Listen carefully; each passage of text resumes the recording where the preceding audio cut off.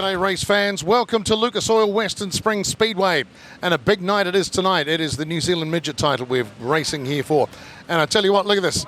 Look at the trophies we've got up for grabs here. And of course, on the tail end of the International Midget Car Series, it means we've got all the internationals here with us tonight, racing to see if they can get the #1 on their tail tank and take it away with them. But of course, all the locals are finally focused on this one, as are the New Zealand Speedway officials.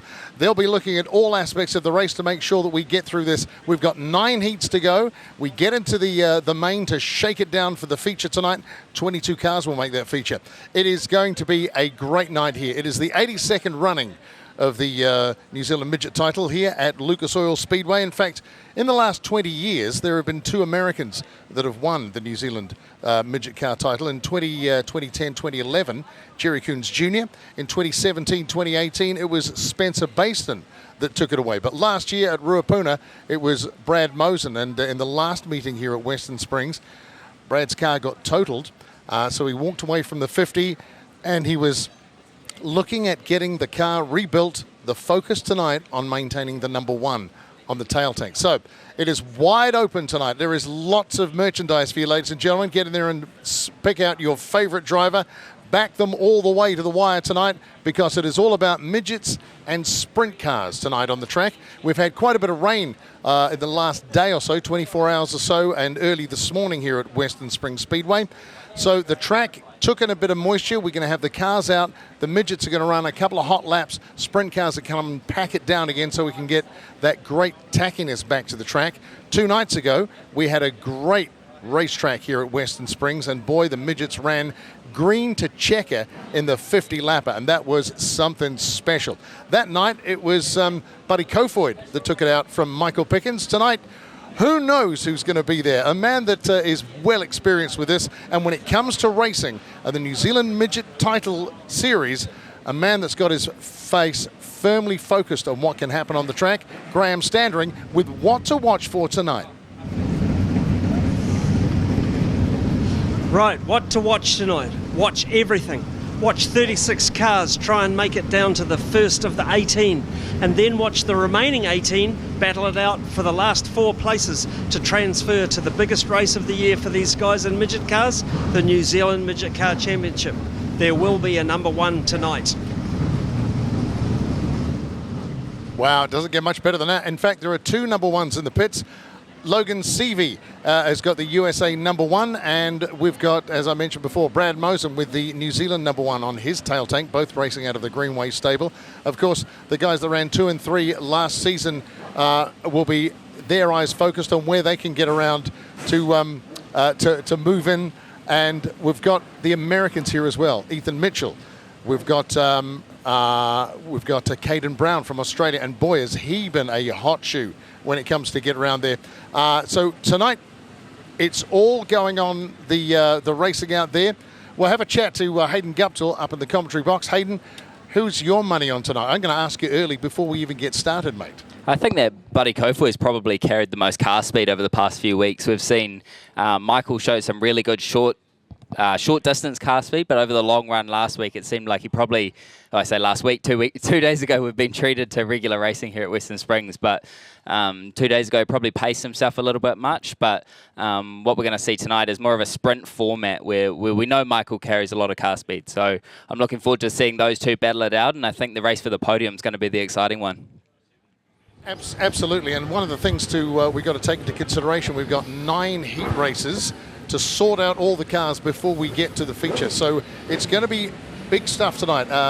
Alistair Wooten, I just put Hayden Guptill on the stand. He said, Buddy Kofoid, I'm going to put you on the stand. We're not even going to get into qualifying. You got to tell me now. Man, I think if he's picking Buddy, I'm going to go Michael Pickens, because in my eyes, he's the only guy that has that raw speed out there tonight, but also can play the long game.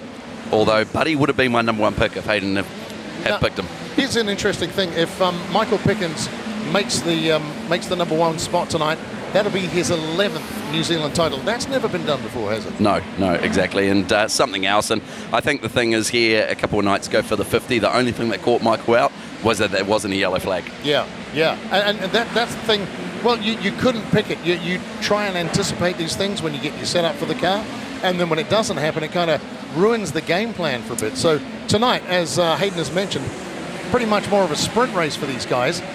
Do you bank on there being a yellow, or do you think it's going to go green to checker? Hey, I think we've got to take a step back, and first and foremost is that you've got to get the points to make the show, first and foremost. So I think that's a really critical thing, and I think a lot of the drivers wandering down the pits before, obviously, wheel pack and hot laps and whatnot, is a lot of the drivers, they're thinking the big show. They're talking the 1, 2, 3 NZ type thing, but there are so many good drivers, and certainly in the city of Sales here at Lucas Oil Western Springs Speedway, what a place to have a New Zealand title first and foremost. And I was talking to John McCullum as well before, maybe in some of the smaller out-of-town tracks which hold New Zealand titles still as well, is that you may not have the level of spectators, the complete spectacle that comes with having a prestigious event like a New Zealand Championship at a place like Lucas Oil Western Springs Speedway. It's something special, and a lot of the drivers are feeling the pressure. And it's great to see the crowd coming in tonight. And if you are joining us on the live stream, nice to have you with us. And wherever you are in the world, settle in for this one, because it is going to be a great race. Look at that crowd settling in there. And the sunshine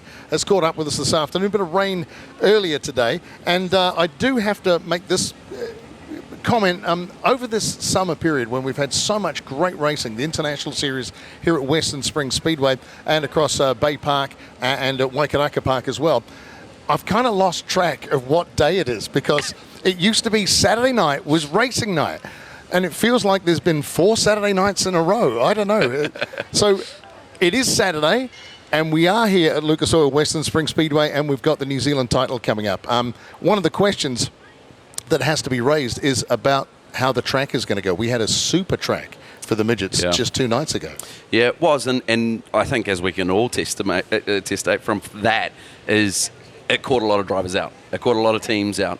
The whole qualifying scenario, the fact that the track was that drivey and so fast early on in the night, that traditionally this place takes rubber, it goes slick, it hasn't had that much drive that early on in the night all season long. Yep. So you can guarantee that a lot of the cars went out there extremely tight for what the conditions were.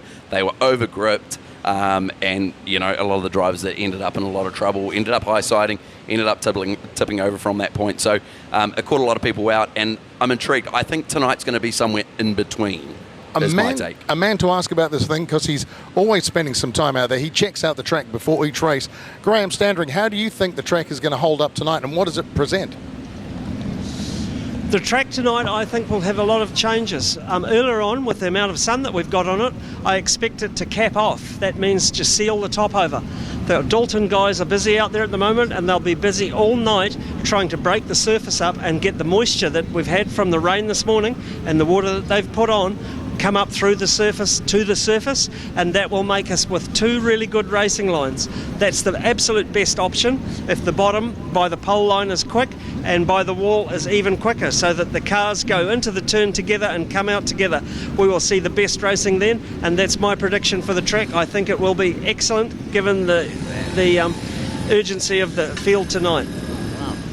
Well, you're absolutely right there, Graham. The urgency of the field. You could cut the tension with a knife. It has been busy through the International Series with everyone focusing on what they're doing. But tonight, it is the New Zealand Midget title. They are our visitors from overseas. They're keen to take it home with them when they leave. But for every single midget driver that's local here, this is the big one. Gary Hughes, over the years, it's the 82nd running of the New Zealand Midget title here at Western Springs Speedway, and over the years we've had some great races. You've got your history books right with you. It's a very prestigious event, as you know. Look, I've dug back to the 50th anniversary in the program collection. Some famous names there. That was Ted Tracy that year, won the New Zealand Midget title here. The 50 years ago? 50th anniversary of the running. So that was actually 78, 79. Right. So that was the year they started the 50-lap midget feature, so Sleepy Trip won that. Ted won the 3rd of his 7 titles, which you recall was a record held for many years until a certain young guy with a 54 came along and beat that record. But look, some famous names. If you go back through the format then, very different. They had 3 heats, 10-lap heats, so no feature, and it was all on the points to determine the champion. So Ted won it. There was a run-off, a tie for second between Barry Butterworth and Keith Watson. I don't think I would have wanted to be in a runoff with Barry Butterworth, so you'll guess who came second there. Behind that, some famous names as well. Paul Rollinson, Graham Hartnell, Steve Millen, brother of Rod, and a famous circuit racer himself, Pat Johnson, Dave Jolly. So very famous names throughout the history of this event, and a lot of people want to get their hands on that trophy. And tonight we've already mentioned the fact that if Michael Pickens picks up the title tonight, that's his 11th title, which is, I mean, he's already one of the greatest of all time at 10. If he picks up an 11th one, crikey, that is just something to aim for. Remarkable. I mean, I haven't seen it in my generation, and we'll see how the Americans go, and we've got an Aussie in the field too. Yeah, and the car's hot lapping at the moment, so let's catch some of the laps as they get out there and sort out the track here at Western Springs.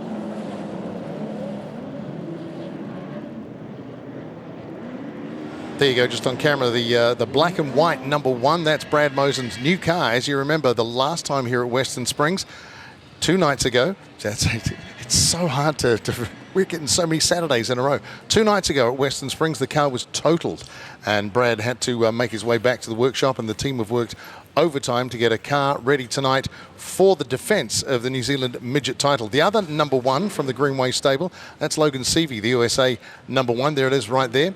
You can tell them apart tonight. Previous to this, they were pretty much with the same colour scheme out there.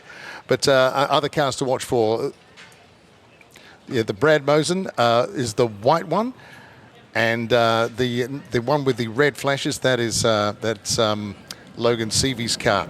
Another driver to watch for, of course, Buddy Kofoid on the number 2. There goes the cars coming out the track, 27A. That one has been a New Zealand champion as well, Hayden Williams. And as they're just rolling out there, they're doing it in 2 heats. Well, it's not heats, 2 chances for the cars to get out there, get a feel of the track as they go racing around. And the thing is, we talk about all the top drivers out there as we get through the heat races. 9 heats tonight, remember, and it's all about the points. That dictates where they start in the feature. So if you're one of the up-and-comers and you've got a good dial in on the track and you get good points through heats, that could see you well going to the feature. And then some of the other drivers are going to have to look at the long game and start to think how they're going to make their way through the field. But it is all about the racers getting out on the track. In fact, there's Buddy Kofoid out there. He's going to be running out on the track with the USA flag behind him. A couple of great, well-prepared cars coming out there. And as I mentioned before, drivers from all over the country wanting to get the number 1 on their tail tank after today. So looking for a great night tonight. Of course, we've got the sprint cars as well, which will do their best to flatten out the track, and some fantastic racing just a couple of nights ago. Also a big one that saw quite a bit of damage done. But the midgets ran green to checker. So the track coming in really, really well, and quite an unusual thing to see. But there's Ethan Mitchell's car. Ethan Mitchell had a little bit of damage that prevented him from entering into the 50 lapper, but has done really well through the International Series. Certainly every time he gets going, that car gets quicker and quicker. So one to watch through the heats tonight, the number 19 with the USA flag on the back, Little Bundy on top. I wonder how we got that name.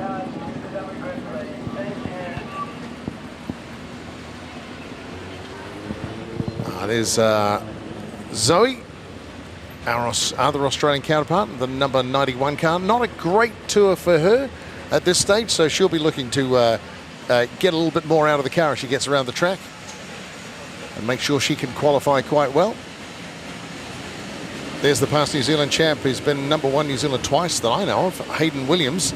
A brilliant driver. And of course, this year has been working in a sprint car as well. So certainly getting his his hands full. Now, he's had quite a lot of success when he was in Australia. So he knows how to deal with traffic when he gets flying on the track at the moment. And there's the number 7. Is that 7M or 7K? It's Travis Buckley. Now that's one to watch for. Can get very, very quick. If he gets an open track in front of him, Travis Buckley certainly can fly on this track. And he's another sprint car driver, loves backing into the corners. If he gets a open track, loves to go high and wide and fast. Here at Western Springs Speedway, the current New Zealand number 2, Brock Maskovich, rolling around. Very, very confident drive. Last title, New Zealand title, picking up the New Zealand number 2 on the tank. So watch for some great work from Brock today as he goes out there. And also watch out for one of the Baker boys. Was always great in TQs and is really starting to show his hand as he's moved up to the midgets.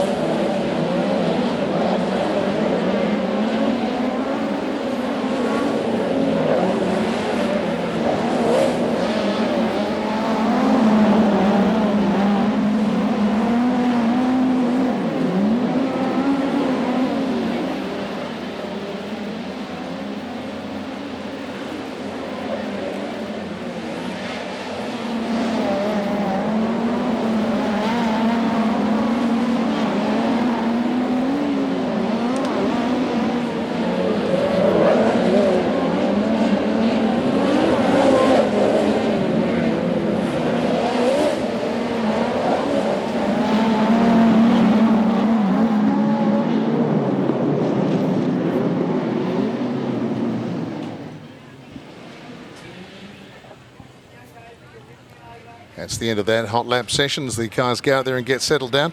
Just looking through our drivers tonight, and the ones you immediately go for. Number 1, Brad Mosen, USA. Number 1, Logan Seavey. We've talked about them. Brock Maskovich, Paddy Kofoid in the USA number 2.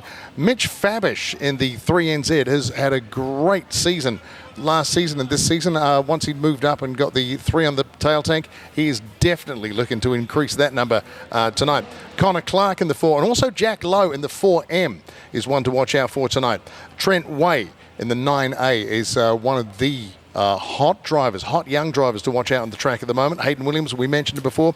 And number 39, Peter Honeybell, who has been a New Zealand Midget title holder here at the Springs before. Been racing TQs as he got his car ready, got the engine rebuilt specifically for tonight's meeting. And of course, Michael Pickens out there, but a lot of great drivers. Ben Morrison, the 97A, is doing phenomenally well this season so far. Has already had a couple of podiums, and his driving has improved so much from his rookie year. He's going to be definitely a contender for the title tonight. I mentioned the sprint cars coming out, and here they are rolling out the track. There you go, number 71. That was the winner 2 nights ago. Jamie Duff got a win in the sprint cars here at Lucas Oil Western Springs Speedway. Pretty happy. It's his first podium at Western Springs. Used to travel up from Christchurch with his car just to race at the Springs, and luckily enough gets a drive with Jamie McDonald's car. And there we go. Zach Sokol running out with that custom paint job. Takes him back to the early days. And Dean Cooper didn't finish the feature the other night, got caught up in the tangle. So the New Zealand number 2 sprint car is going to go out there, and he's had some great drives at the Springs this year. Really good on the track, and tonight he's going to be looking to pick up some places when he gets to the feature as we get the cars and we get them started out there.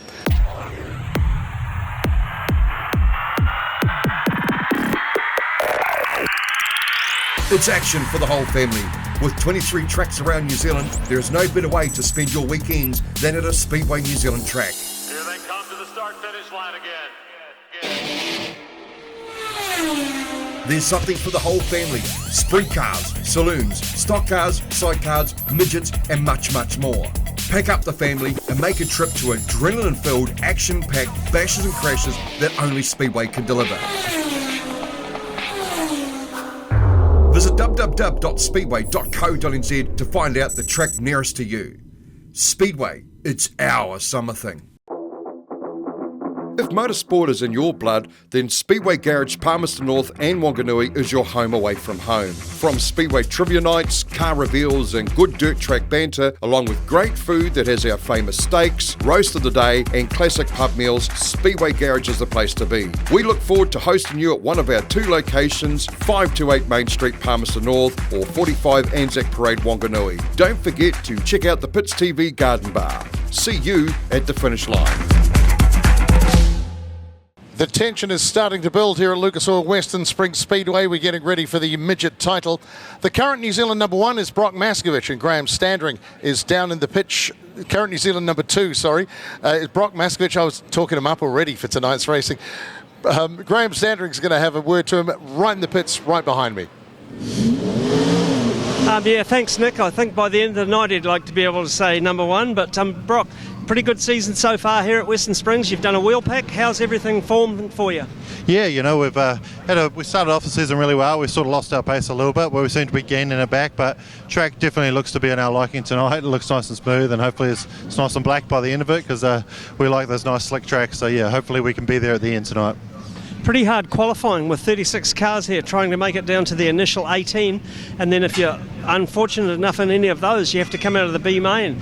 There's 18 cars in that have to come to the top 4 of that, so I'm sure you're going to hope you'll get through in the first sector.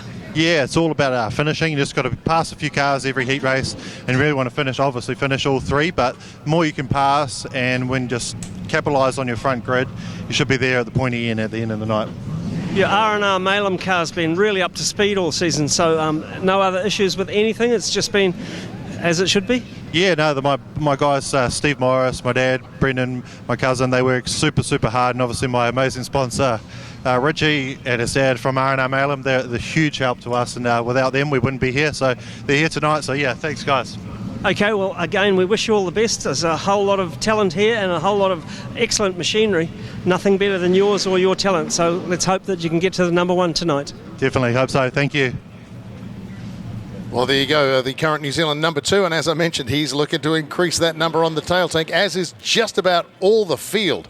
That is going to be great. We've got some interesting guests joining us. In fact, right across the season at Western Springs, they tend to, especially over summer, tends to draw in a lot of people who are visiting the country, some from America, not just to drive, but just to watch it and enjoy the spectacle here at Lucas Oil Western Springs Speedway. And the current 97 United Truck Parts car, Shane Van Gisbergen, spending his summer in New Zealand last year. In fact, the year before was going to run a midget, couldn't quite get to it, decided sprint cars was what the interest was, and has been learning all the time getting out on the track. A major at Bay Park saw them having to totally rebuild that car, did it in 11 hours. From nothing to the car you see on the field, absolute brilliant performance by the United Truck Parts team, and they got back out there, and Shane unfortunately caught up in the tangle just 2 nights ago here at Western Springs Speedway, unable to finish the feature. So tonight he's going to be out on the track looking for the win here in a feature at Western Springs, and certainly got his eyes filled with how to race the car around the track here. So looking for some great stuff here at Western Springs Speedway.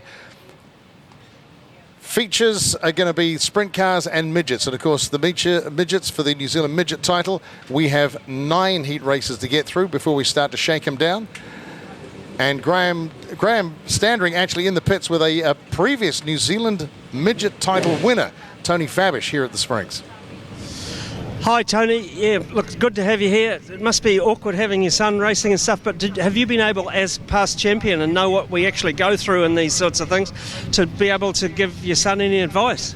Yeah, Graham, thanks. Yeah, it's just, you've just got to use your head and be you know, on your game, and Mitch, he's super excited for it and he's ready to go. He did an awesome job in Christchurch last year with the number 3 on his car, so that's the farm line number 3 car, about to go out in one of the early heat races. So he's set to go. And how are your nerves? I'm all right. I've got over the nerves a bit now. He knows what he's doing, and he's not silly. Well, at least that didn't come down the bloodline. Yeah, I reckon so. Yeah, I mean, we love the sport, and it's just something we all get in and do, you know. It's been a hard few days, but, you know, we're running a bit thin on the ground, but we'll be right. Okay, well, we certainly wish your team and all the best for the championship and hope that he can get a couple of digits left. Yeah, thanks, Graham. That's what we're trying for, but we'll see. Thank you. Thanks. How great to have some of our international drivers taking part in the New Zealand title. It's a rarity because traditionally Chili Bowl was a little bit earlier and a lot of our international drivers tend to sneak off a little bit early for that, but great to have the likes of CV gridding up here for this one, starting on the inside of the second row. So we are looking pretty good here, so we should be set for a start in a lap's time. So we'll get Megan Humphreys to roll around in the Mahindra safety vehicle one more lap, and looking pretty good. The momentum that Corbin Anderson's been building throughout the season's been something as well this season, Hayden. Yeah, completely right, and a big underdog as well. We've got him who's put together several top 5 runs, and it appears like he's just come out of nowhere in those runs as well. But this isn't going to be an easy feat for him, as he's got Logan Seavey tucked in behind and Mitch Fabish in tow as well. So a hell of a front 3 rows here for heat race number 1. That's exactly right, and deep in the pack there, out of group position number 10, a stellar drive from Ben Morgan out of Canterbury as well. So he'll be looking for a great run here once again at Lucas Oil Western Springs.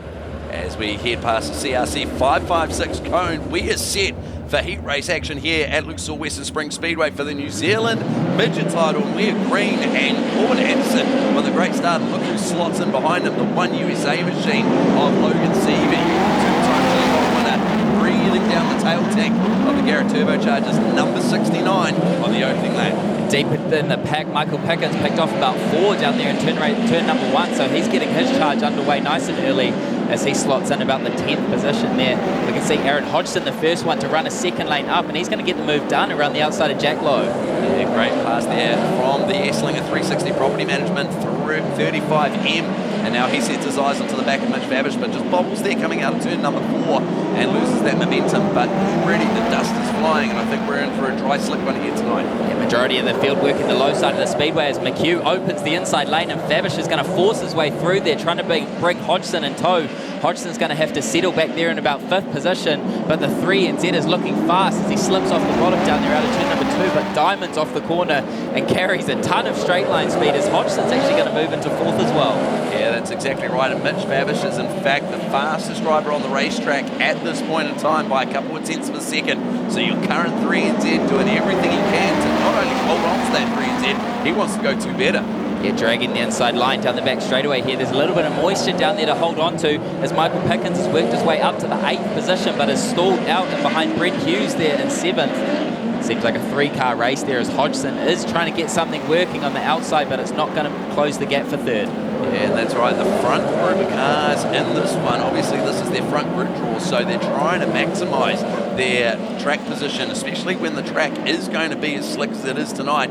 That Pickens, like you say, Aaron Hodgson's doing the same, trying to move up the track, but I just don't think there's anything there yet, Hayden. Not yet, and we've got a ton of company up front as Logan Seavey's got a rear bumper full of Mitch Fabish as he continues to be the fastest driver on track as your race leader Corbin Anderson looks to have things under control in these early stages, but don't look now because Aaron Hodgson's closing the gap. That's it, and we're halfway distance with 6 more laps to go, and Hodgson has come out of absolute nowhere and tries to sneak up the inside of Mitch Fabish, but Fabish back on the gas and sets his eyes forward onto the back of Logan Seavey. But the driver who's driving straight and smart and doing a great job of it is Corbin Anderson, who's still leading this one, and virtually the front 7, 8, 9 cars, 7 cars certainly, are all lapping in the 16.3 lap time bracket, so there is nothing between them, but lurking there on the verge of a 6th place finish here is Michael Pickens, having started out at position number 11. Fabish has closed down his run to be slightly more defensive after he got a wheel fall from Aaron Hodgson down there in turn number 1 and 2. So Hodgson's getting after it in 4th position and looking for more as he once again gets into the rear bumper down there out of turn number 2, letting Fabish know, and that is allowing your front 2 to get away.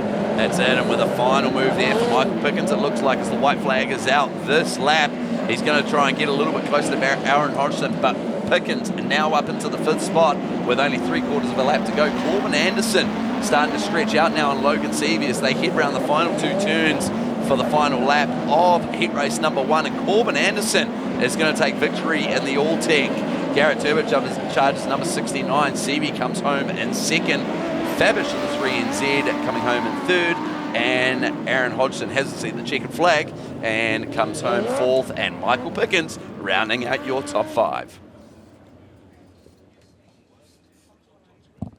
So just locking in those results there. So virtually identical lap times all the way back as far as 7th position. So super tight there, and we're going to see plenty more of that as the night continues. But Corbin Anderson taking the victory to confirm that. CV, Fabish, Hodgson, and Pickens rounds out your top 5.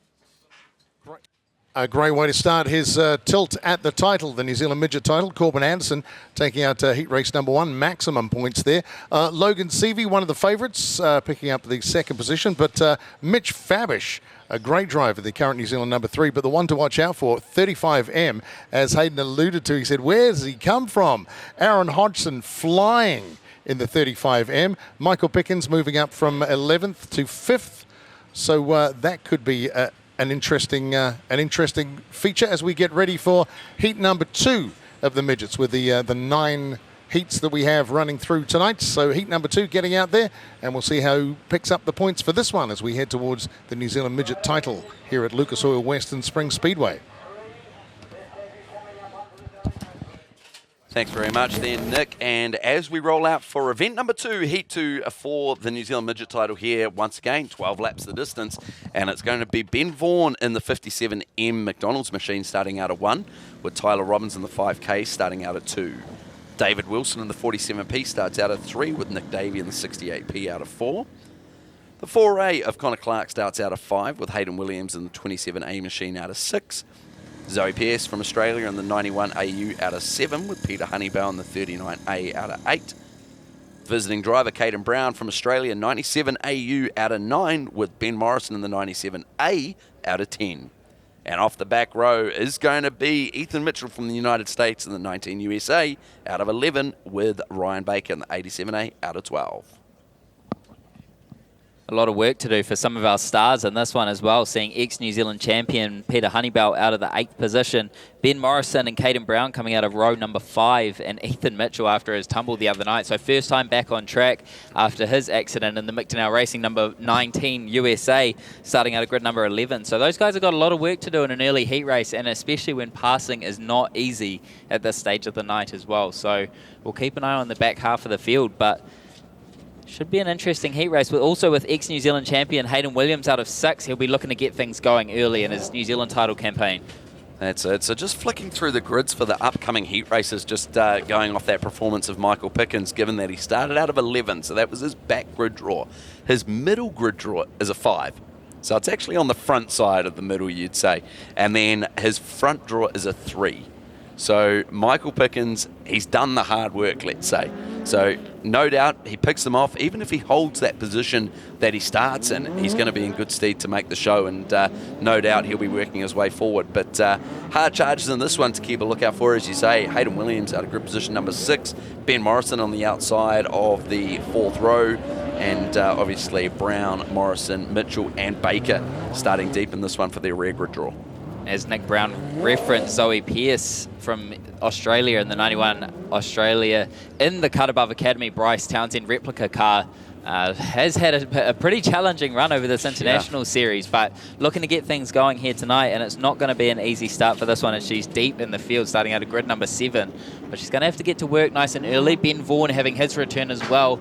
Ben mentioned to me on New Year's Eve that he should be going and buy a lotto ticket, as he had avoided some serious engine damage by what seems like a miracle. So really pleased to see the McDonald's number 57 back on track tonight. That's awesome, and like we were just saying off air a little bit before as well, is that these sorts of track conditions, given how slick it is this early as well, you don't always need the maximum horsepower as well to be able to deliver obviously all that horsepower to the road. You need to be able to use it, so the torque is important, but we've got the chalk down and we are set for 12 laps of distance for heat race number 2.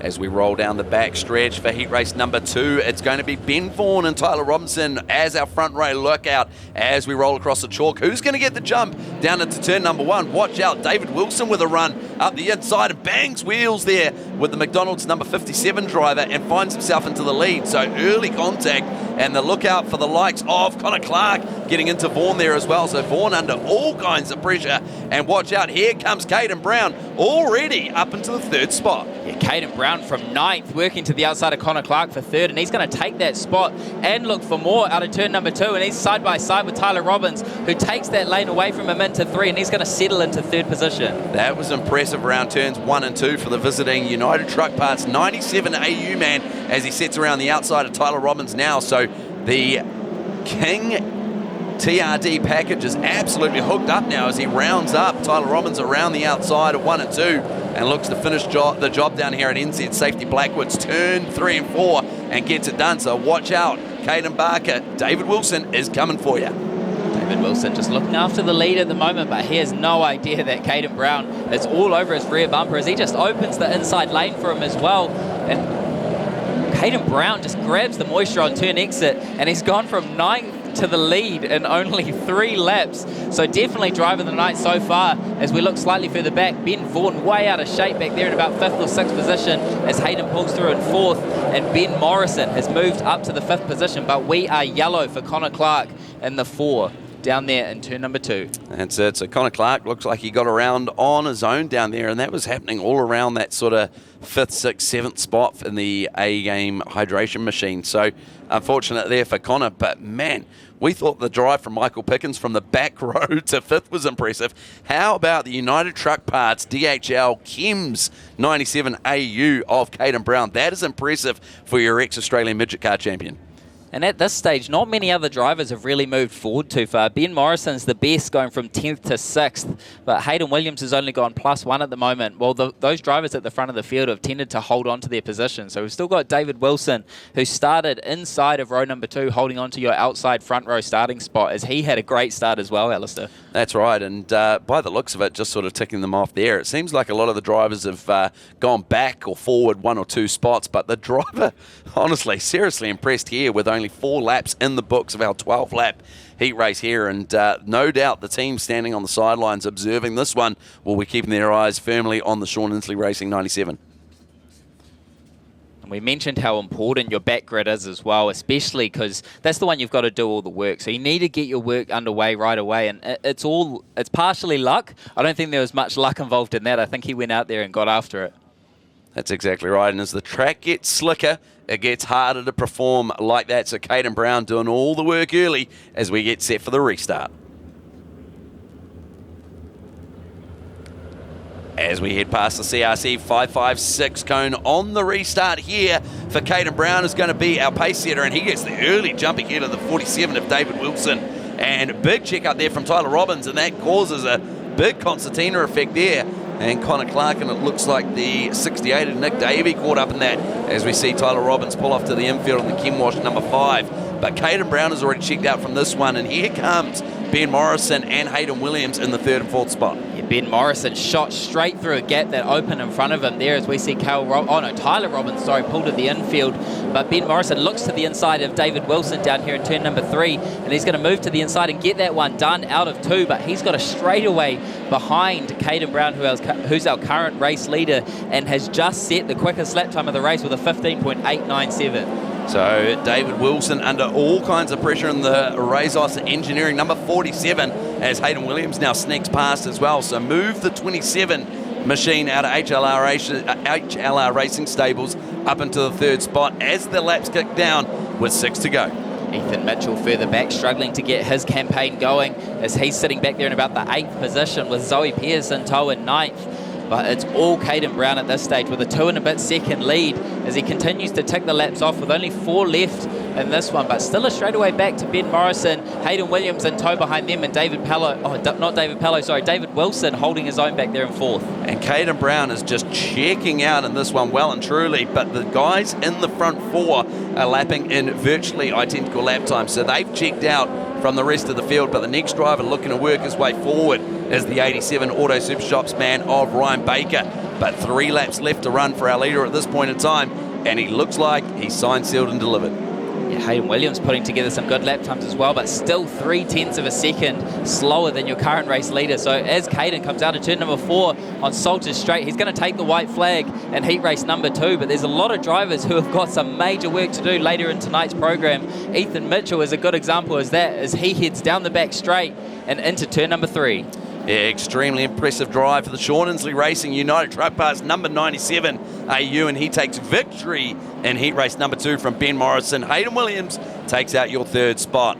Still plenty of action deep in this one to round this one out, with Connor Clark trying to round it off on the final lap, but can't do so.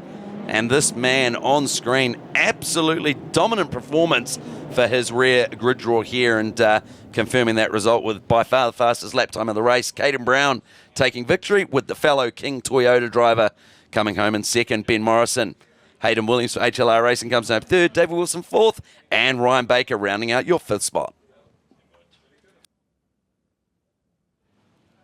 It doesn't matter how hard the job is, we suck it up and get it done. No matter how dirty our hands have to get, we suck it up and get it done. Suck it up, suck it up, suck it up. Out for suck's sake, suck it up, suck it up, suck it up. Out for suck's sake, suck it up. Suck it up and get it done with suckitup.co.nz. Technical Welding Services Hamilton are specialists in the transit concrete mixer industry. From chassis drop-off to a full working concrete mixing, the team will take care of the job from start to finish. Full engineering services and general sheet metal work can also be undertaken. Need a quote? Call 07 847 2031 or visit our website www.techweld.nz. Technical Welding Services Hamilton, we are the experts. Is all to play for tonight. There is a lot of guys out there have been close or thereabouts for the New Zealand number 1, and they want it on their tail tank. But of course, all our visitors are keen to take it away as well. That's a one to watch out for. Number 71, Alec Inslee. His car, he's certainly got hold of his drive in the last end of last season, beginning of this season. Yet to string it together perfectly for a race, but tonight looking forward to maybe taking the 7 off the tank and keeping the number 1 on the back of the Yale car tonight. So watch out for that one as we get ready for heat number 3 of our 9 heats for the New Zealand Midget title here at Lucas Oil Western Springs Speedway. And if you're watching us on the live stream, man, you should be here in the stands. It's the great place to be. But welcome to the coverage at Lucas Oil Western Springs Speedway. Thanks very much, Nick. Jesus, the great place. It's the only place to be, I tell you what, on a Saturday night, let alone for the New Zealand Midget Car title, and we are pumped for it. And both drivers on that last one, the 97AU and the 97A of Ben Morrison, absolutely impressive. Nothing else to say about that. As we get set to get these cars fired up, and there's your brand new race car for Brad Mosen, debuted here for the New Zealand Midget Car title, and a little bit easier to find on the racetrack compared to his teammate Logan Seavey. And Brad Mosen in this one starts out at grid position number 10. But as we roll through the grids, off the front's going to be the 22K of Terence Durrell with Travis Buckley in the 7M out of 2. Starting out of 3 will be the 63M of Jaden Worthington with Alec Inslee in the 71A out of 4. Luke McClymont out of Mount Maunganui starts out of 5 in the 6M with Trent Way in the 9A starting out of 6. Brock Maskovich in the 2NZ starts out of 7 with Shaden Austin in the 8M out of 8. Buddy Cofoyd in the 2USA starts out of 9 with your 1NZ Brad Mosen out of 10. And off the back row, all to himself, out of 11 is going to be the 9K of Cale Robbins.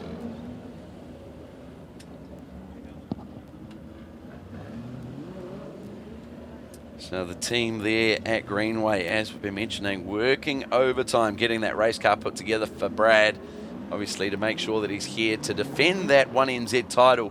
And as always, the Greenway team delivering the goods in a beautiful looking race car there on track. And most importantly, great to see that Brad made it through that AOK, a testament to the safety of these race cars and the features, the full containment seats, the suits, the Hans and hybrids devices, and of course the harnesses, Aidan. Yeah, and I think probably a good testament to Brad's fitness as well. Fitness and strength often plays a major part in being able to hold up in big accidents and especially recover from them. And Brad is one of the fittest drivers in pit lane, running marathons in his off season and steady kilometres throughout the race season as well. So no let up for Brad, and I'm sure he's going to look forward to getting after it here. We've seen Michael Pickens throw down the gauntlet in Heat 1. Caden Brown responded immediately. Now we're going to see what Buddy Coforth and Brad Mosen have got for them. Yeah, and even there, the current 2NZ driver of Brock Maskovich as well. These sorts of conditions tend to be in the favour of Brock as well. The smooth, flat, slick tracks tend to be in his favour. So wait and see. He's probably not had the easiest season so far in that Inferno Armour R&R Malin machine. Those brand new Inferno Armour gloves on there tonight, debuted as well. He's got those resting on the oil tank. And he's feeling cool, calm and collected here as Megan Humphreys pulls off to the infield, and we get set for heat race number 3 for the midget title.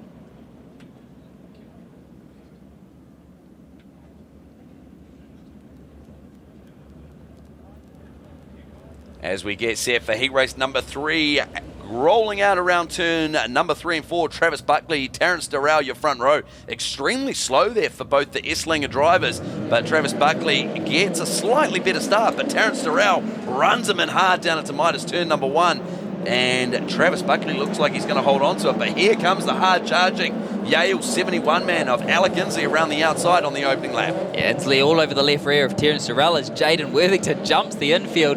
Trent Way side by side with him across the start-finish line, but Worthington's going to hold on to 4th there. And we see Brad Mosen going to work early down on the outside of the racetrack out of turn number 2. They're 3 wide out of there as Buddy Coforth gets to his inside, but Mosen continuing to persist with the outside is going to pick off 2, maybe 3, but he can't get Austin out of 4. Yeah, and Brad had a hell of a run there through Midas turn number 1 initially, but Brock Maskovich just checked up and understeered up the racetrack, and obviously caused other drivers to check up, and Mosen, big up and over down the front stretch, and in for ends that race car in that brand new 1NZ Greenway machine, and that's going to be the end there for Brad in the opening heat race for him.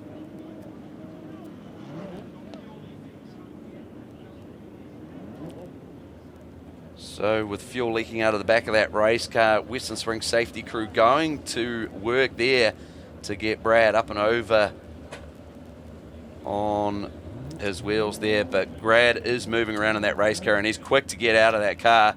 And put your hands together, ladies and gentlemen. Not what we want to see for your current New Zealand champion at this point in stage after what was a heavy tumble here only a couple of nights ago. The officials directing Brad back to the infield there as well. As on screen we see Shaden Austin drive from the bottom of the racetrack up and just takes the lane away from Brad Mosen, and he's going to ride the right rear, and then he is a passenger along for that ride. So that is the second big accident in 2 nights for Brad Mosen. So really unfortunate for him and the Greenway team to start their New Zealand campaign like that.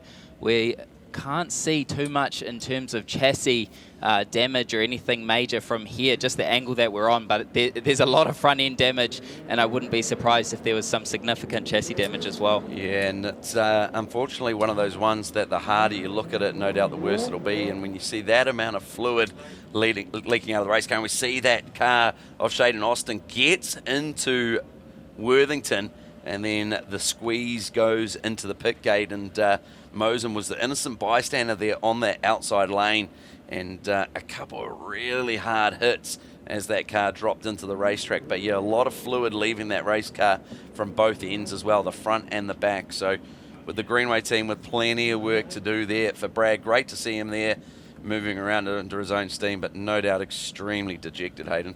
Yeah, we can see Brad down here in turn number 3. As on screen, we've got another replay as we can see Shaden just moving up. Unsure if he thought he was clear there or not, but we also see Worthington check up. So it's this big concertina effect, and unfortunately Brad is the recipient of that right rear from Shaden Austin. So yeah, and I'd say, and Brad trying to get an eye of the big screen as well from that incident as well. So it'd be good if we could have another look at that. But I think certainly from Brad, he's probably looking at Shaden Austin. Shaden Austin's actually got a broken right rear shock, so there's no shock attached on the number 8M as well. So that car's going to be purely held up by the right rear torsion bar only. So Brad, obviously, like I say, trying to get across the track to his team, but Not going to happen here, unfortunately, but yeah, plenty of damage to that race car. But I think purely from where I'm standing, Hayden, I'll call it how I said. It looked like there was obviously a check-up from Worthington. That caused Shaden Austin to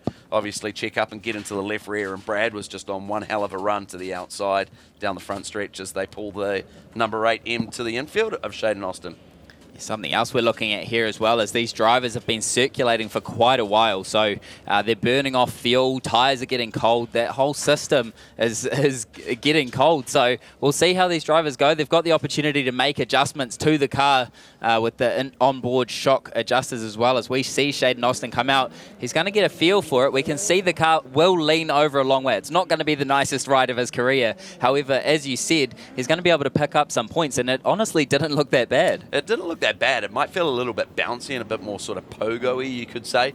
And no doubt, given the track conditions as well, compared to what we had the other night, it's not going to be loaded as hard. But we are set to go green once again here for Heat 3. Travis Buckley, your pace setter off the front row. He heads past the CRC 556 cone, but he's set to go racing. Terence Durrell on the outside of him. And we go racing here with 10 laps remaining in heat race number 3. Trent Way moved up the racetrack and gave that inside line to Brock Maskovich, but Trent's going to cross him over and take that right back down there out of turn number 2 as he slots into the 4th position. Alec Inslee only going +1 in the early stages of this as Kofoid looks to the inside of Worthington out of 4. Yeah, it just seems that there's nothing a lane higher as we see Jaden Worthington being the only driver to try and experiment to move up. But at the end of the day, all of these drivers pinned down on the concrete trying to maximise points and work their way forward. If they just follow the leader, that isn't going to help their position to gain a maximum points heading into the final tonight. Shaden Austin looking to pick up a couple more points there down the back half of the field, but at the moment it's all Alec Inslee over the back of Terence Durrell down here into turn number 3, and on screen we can see the gap for your race leader Travis Buckley starting to grow. That's it. Shaden Austin now actually gets one heck of a run and gets up the inside of Jaden Worthington. So great power down there for Shaden Austin, and he moves up a spot back to his original starting spot in 8th position. Buddy Kofoid has only moved forward about 3 positions here up into the 6th position. It is a few valuable points, but he's going to want to do some more if he's going to respond to the likes of Ben Morrison and Caden Brown. That's exactly right, but Travis Buckley doing one heck of a job out front at this point in time, and some 4 to 5 tenths a lap faster than Terence Durrell and the freight train behind him. And as we say, there's no real way to actually get around any of the fellow drivers. As we say that, Buddy Kofoid goes a lane up to try and work his way on the outside of U2NZ man of Brock Maskovich. Something we all know is Brock's definitely not going to give you an open lane on the outside of the racetrack there, especially on a slick track like this. So he covers both inside and outside. It's going to have to be a great run as we go yellow for Cale Robbins down there in turn number 2. Yeah, and Cale was actually running as the last car in this one in the 10th position. So once again, he should get a restart here, and he'll start off the back of this one, which is where he was running anyway. So probably the driver that didn't want to see this was Travis Buckley, but it does give an opportunity to the likes of Alec Inslee, who will start on the inside of the 2nd row on the restart here. It gives him another shot to try and move up a couple of positions. I think something that's to note about this as well is we've got 3 of the best in New Zealand at running the bottom of the racetrack, with Alec Inslee, Brock Maskovich and Trent Way in this heat race as well. So that makes Buddy Kofoid's job just a little bit harder, but he'll be going to work here at the moment. He did start to get the outside of the racetrack going down there in turn number 1 and 2. But it's going, like as I mentioned, it's going to have to be a great run to get to the outside of Brock. Yeah, that's exactly right. And I think, as you say, Trent Way was a real standout for me. Obviously, track position and timing for the 50 lapper worked in his favour. But credit where credit's due, he held his own in the 50 lapper as well. So great to see the young West Auckland driver of Trent Way in the Langslow Engineering number 9. He'll be restarting here on the outside of the 2nd row as we get to go green next time by.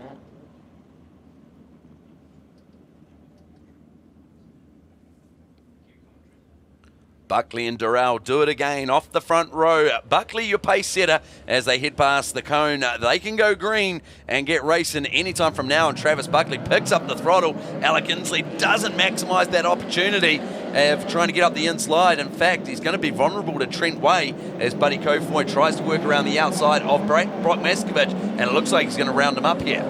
Maskovich, as we mentioned, takes the lane away from him out of 2, just gets such a better run off the bottom, and that's going to stall Buddy Kofoid back there in 6th position. But he's going to persist with the outside of the racetrack. That might be too high, and it allows Luke McClymont to his left rear. McClymont makes a mistake on the bottom of the racetrack, and that's going to give Buddy back that spot. That's it, and Buddy got lucky there that the drivers in front actually checked up, as we see Cale Robbins get all kinds of out of shape down here at 3 and 4, but with only 4 more laps left to run, Travis Buckley checks out once again from your second place to ex-TQ racer Terence Durrell, who's running in 2nd. Terence Durrell collecting some really important points for later on tonight. Inslee is still all over his rear bumper, but with the whole field running that bottom side of the racetrack, there's just nowhere for him to go unless he's going to move off the bottom or find an opportunity.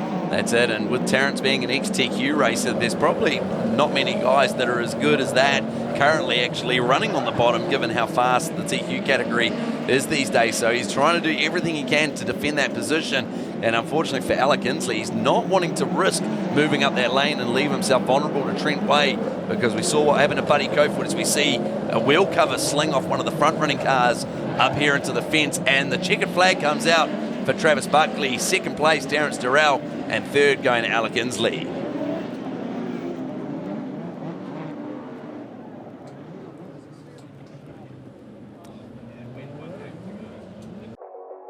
Everyone has accidents, but thankfully, there is always someone there that can help fix your problem. Fraser and the team from Elite Wheels in Christchurch can put your wheels back to the way they should be with state-of-the-art equipment and operators that will have you back motoring in no time. Custom fabrications is their specialty, from wheel manufacturing and whitening to suspension manufacturing and modification. Elite Wheels have you sorted. Elite Wheels is also the preferred repairer for all major insurance companies. Drop down and see the team at Elite Wheels, 240 Annex Road, Christchurch. The right machinery and attention to detail is what it takes to produce precision engineering. At Phantom Engineering, they can do exactly that. Whether it's a race car or trailer build, or even alterations, through to anything you need built for the home, your work, or the farm. Come and chat to our team that will take the hassle away. The right gear, the right knowledge, and the right team. Phantom Engineering, 317 Waihola Highway, Melbourne, New Zealand. If you break it, we can fix it. If you want it, we can build it at Phantom Engineering. Nick Brown, plenty of drivers putting in the hard yards, some drivers not with the best luck, but Brad Mosen, how about that? Absolutely. Like you mentioned, Terence Durrell, a great drive from Terence Durrell, and like you say, well managed under quite a bit of pressure. Alec Inslee coming on strong too as well, and the Inslee name has been on the trophy of the New Zealand #1 in 2007-2008 when Sean Inslee was the New Zealand Midget Champion there. So Alec obviously wanting to live up to the family name with that one. But a brilliant drive from Travis Buckley, very dominant play from the #7 from the Bay of Plenty. So watch out for him to carry on this and really bring it to the feature. However, that is going to be a big one. And it was interesting to see Buddy Kofoid not finding the actual track position he needed to score maximum points out of that. But the thing is, with the competition that we do have here at Western Springs, I would say anything from the first 10 cars when we get to the feature, any one of those could finish, and should there be some yellows, you never know who might be moving up through the field. So while it's good to get the points on the board, the proof of the pudding is going to be what happens at the end of the night for the New Zealand Midget Car title. Got the sprint cars coming out at the moment and getting ready for their first heat, and a chance to see some of the cars that didn't quite make it through to the feature over the last couple of nights ago. There was a major in the sprint car races. Got some T-shirts going out in the it looks like the Shark Ute, the Shark 6 BYD. That is a hybrid ute, and at a very good price. You can actually do yourself a favour by looking it up and finding out all the information about that. It is a massively impressive motor vehicle that's getting its run around the track here at Lucas Oil Western Springs Speedway. And there you go, the kids going around, and there goes the T-shirt up over the top. Much better throwing there from their kicking the other night. The drivers were kicking some footballs over the fence. Couldn't quite make it up over the fence there. I've got something for the kids a little bit later on as well after this next race coming up, which is going to be the sprint cars. And as Brad Mosen's car is just coming into the pits, there's the New Zealand #1. Whole heap of people ready to work on it. It took a big crack 2 nights ago. Brand new chassis. Take a look at that wheel hanging off at the front there. That Wow. That looks kind of scary, but you're about to see magic done in the pits at Lucas Oil Western Springs Speedway. The way these guys work on cars and get them prepped is something amazing.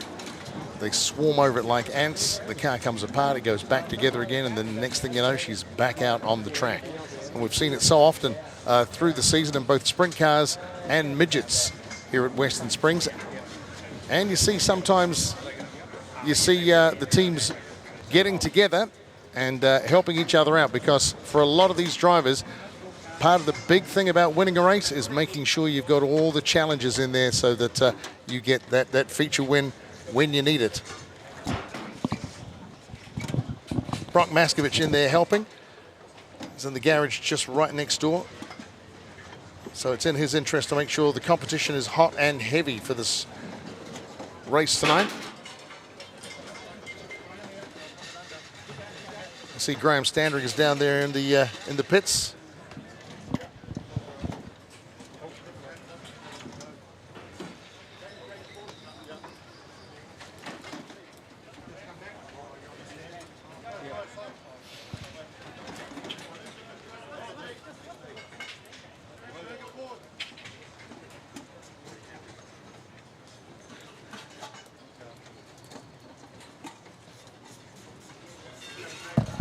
So just as we see the images from the Greenway Youngman Richardson 1NZ team, we're just trying to assess with obviously the chat that Nick was having there. You and I, Hayden, were just obviously talking off air, just trying to assess the damage there. Obviously, it doesn't actually look like it snapped the shock, obviously, in the torsion arms there and whatnot as well, but it doesn't actually look like it's snapped the beam. But Graham Standring, have you got us down there?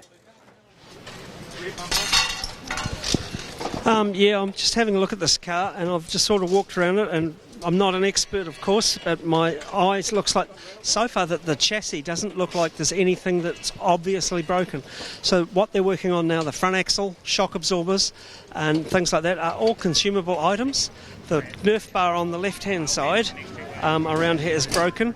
So at the moment, there's every chance that Brad may be out there again, I would say. They're going to be working pretty hard on it.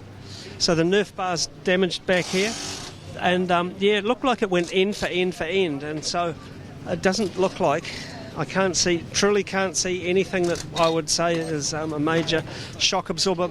Mounting positions are all in place, the chassis rails look like they're all in place, the down tubes are all good. So yeah, there's a pretty good chance that Brad might have another crack at this.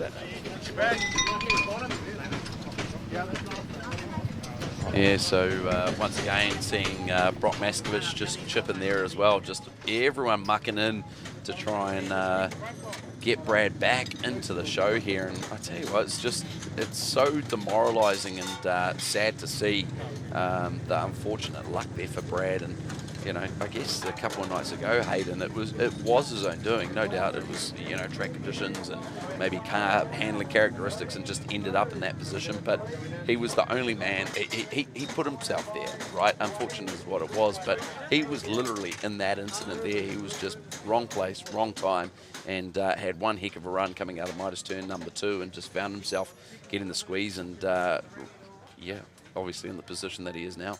Yeah, and the only advantage that we've really got out of this is that was his back grid. If all of his grids from now on are going to be at least mid-pack and forward, so he can still collect some really good points, provided that they can get the car back on track and he can get a few decent heat. If he can get a couple wins, or if he can get a win and maybe a podium in the next 2 heat races, he can still bag some really good points. So we need to see what comes of it, and they've got a lot of work to do for now, but the Greenway Racing team are probably the best in the business for doing this.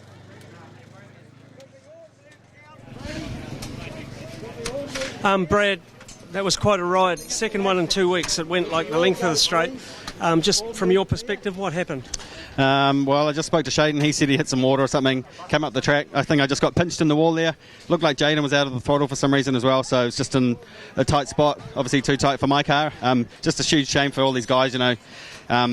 We've been building this car for the last 2 days, pretty much full time, and, you know, 2 laps into the race we've junked it, so it's just a massive shame, but we've got the best team in the pits here, so we'll get it fixed and we'll carry on. absolutely fantastic to see the likes of Brock and other Logan helping with the repair of the car. From what I can see, and I'm not an expert, I say, but certainly it went from end to end to end. So the shock mounts, the chassis, and all the important stuff looks in pretty good nick. It just looks like they're consumable. So with a bit of luck, we hope that you'll be out there. Yeah, we've fixed worse looking cars, so yeah, well, no, we should be fine. I think just want to say thanks to everyone that's helped us all week. Not just right now.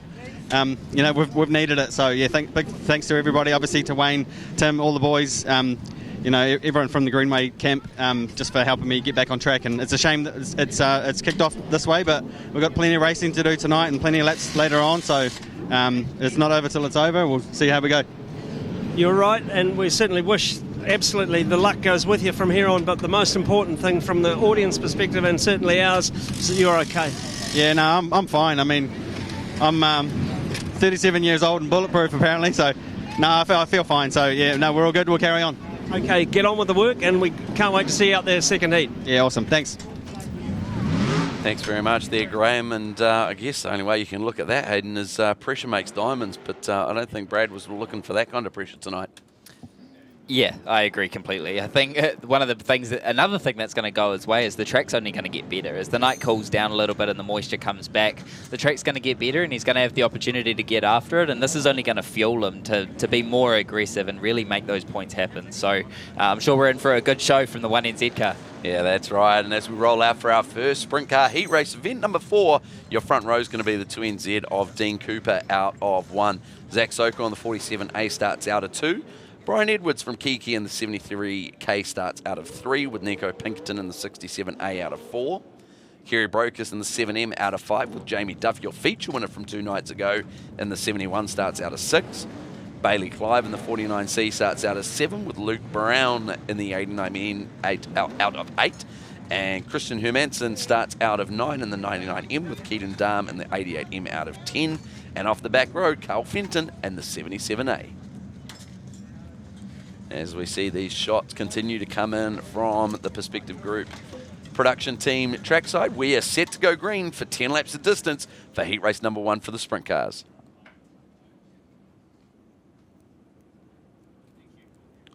As we roll around Luxor Western Springs Speedway, heat race number 1 for the sprint cars, Zach Sokol, Dean Cooper, your front row. We head across the chalk, and it's a bad start from Zachary Sokol, and unfortunately he misses the jump there, and that gives it to Dean Cooper. And luckily for Sokol, they call the yellow, and we'll go back to full original grids here on the restart. Yeah, unfortunate for Dean Cooper, as I thought Zach probably almost put himself out of that start, sitting so high on the racetrack. So they've just put water on the racetrack, so he's trying to get a good run off the top side, and obviously Dean just got a much better start. So we'll re-rack them, see how we go. I think Bailey Clive's probably not impressed that we went yellow there, as he split about 3 of them down there in turn number 1 and 2. So now they've got on top of their issues. Bailey's keen to get after it.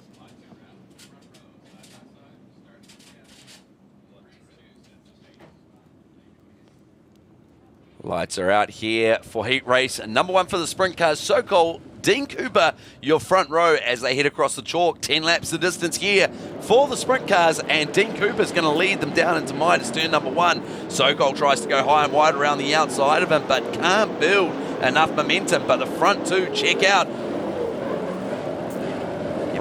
Brian Edwards running in that 3rd spot as well, the Kiki driver, with that uniquely positioned wing position on the top of that car, as we see Christian Hermansen working his way forward, getting up the inside of Kerry Brocus. He now moves up into the 5th spot. So great to see the HLR racing driver back here at Luxor Western Springs Speedway. We're going to go yellow down here in turn number 3, as we've got 2 cars stuffed in the fence. Keaton Dahm and Carl Fenton just got tangled in a way that they turned immediately right and dragged along the wall there into turn number 3. So we're going to have to reset this one and go again. Both those cars, which don't look like they have too much damage from our angle, but they did make heavy contact with the wall, in particular Keaton Dahm with the front end. So hopefully nothing wrong with that one.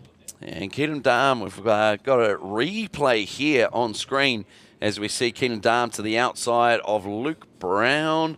And yeah, so probably the innocent party was actually Carl Fenton, as Keaton was having his own moment there and unfortunately came across the nose there in the latter stages of that incident. So definitely a racing incident, but been really impressed. Keaton Dahm's had a couple of really good nights racing. He picked up a feature win only a handful of nights ago down at Bay Park, and obviously had a good run here at Lucas Oil Western Spring Speedway only a couple of nights ago as well. So once again, those images coming in of the Greenway team down there frantically working on that race car. Brad Mosen down there just bolting a new right front shock absorber onto that race car. So already in that short amount of time that we had when that car came off the trailer, the new front beams in there, new shock absorbers being bolted on. Brad's attaching the adjustment cables there along with, hard to see there, what's he adjusting there? I think that's the transponder. Transponder, clipping that onto the chassis.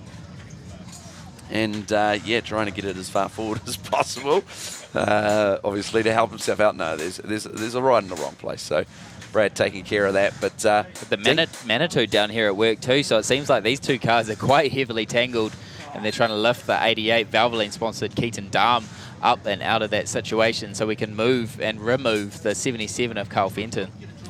That's it, and I tell you what, there's a Manitou's a great piece of machinery, but it's never something you like seeing come across the race car to recover your car as it's in a peculiar position as well. And I tell you, the man that can vouch for that over recent days is Jonathan Allard, and how sad that race car was looking as the Manitou carried that across to the infield a couple of nights ago. And great that Jonathan's A-OK, but I tell you what, that race car is not the same case.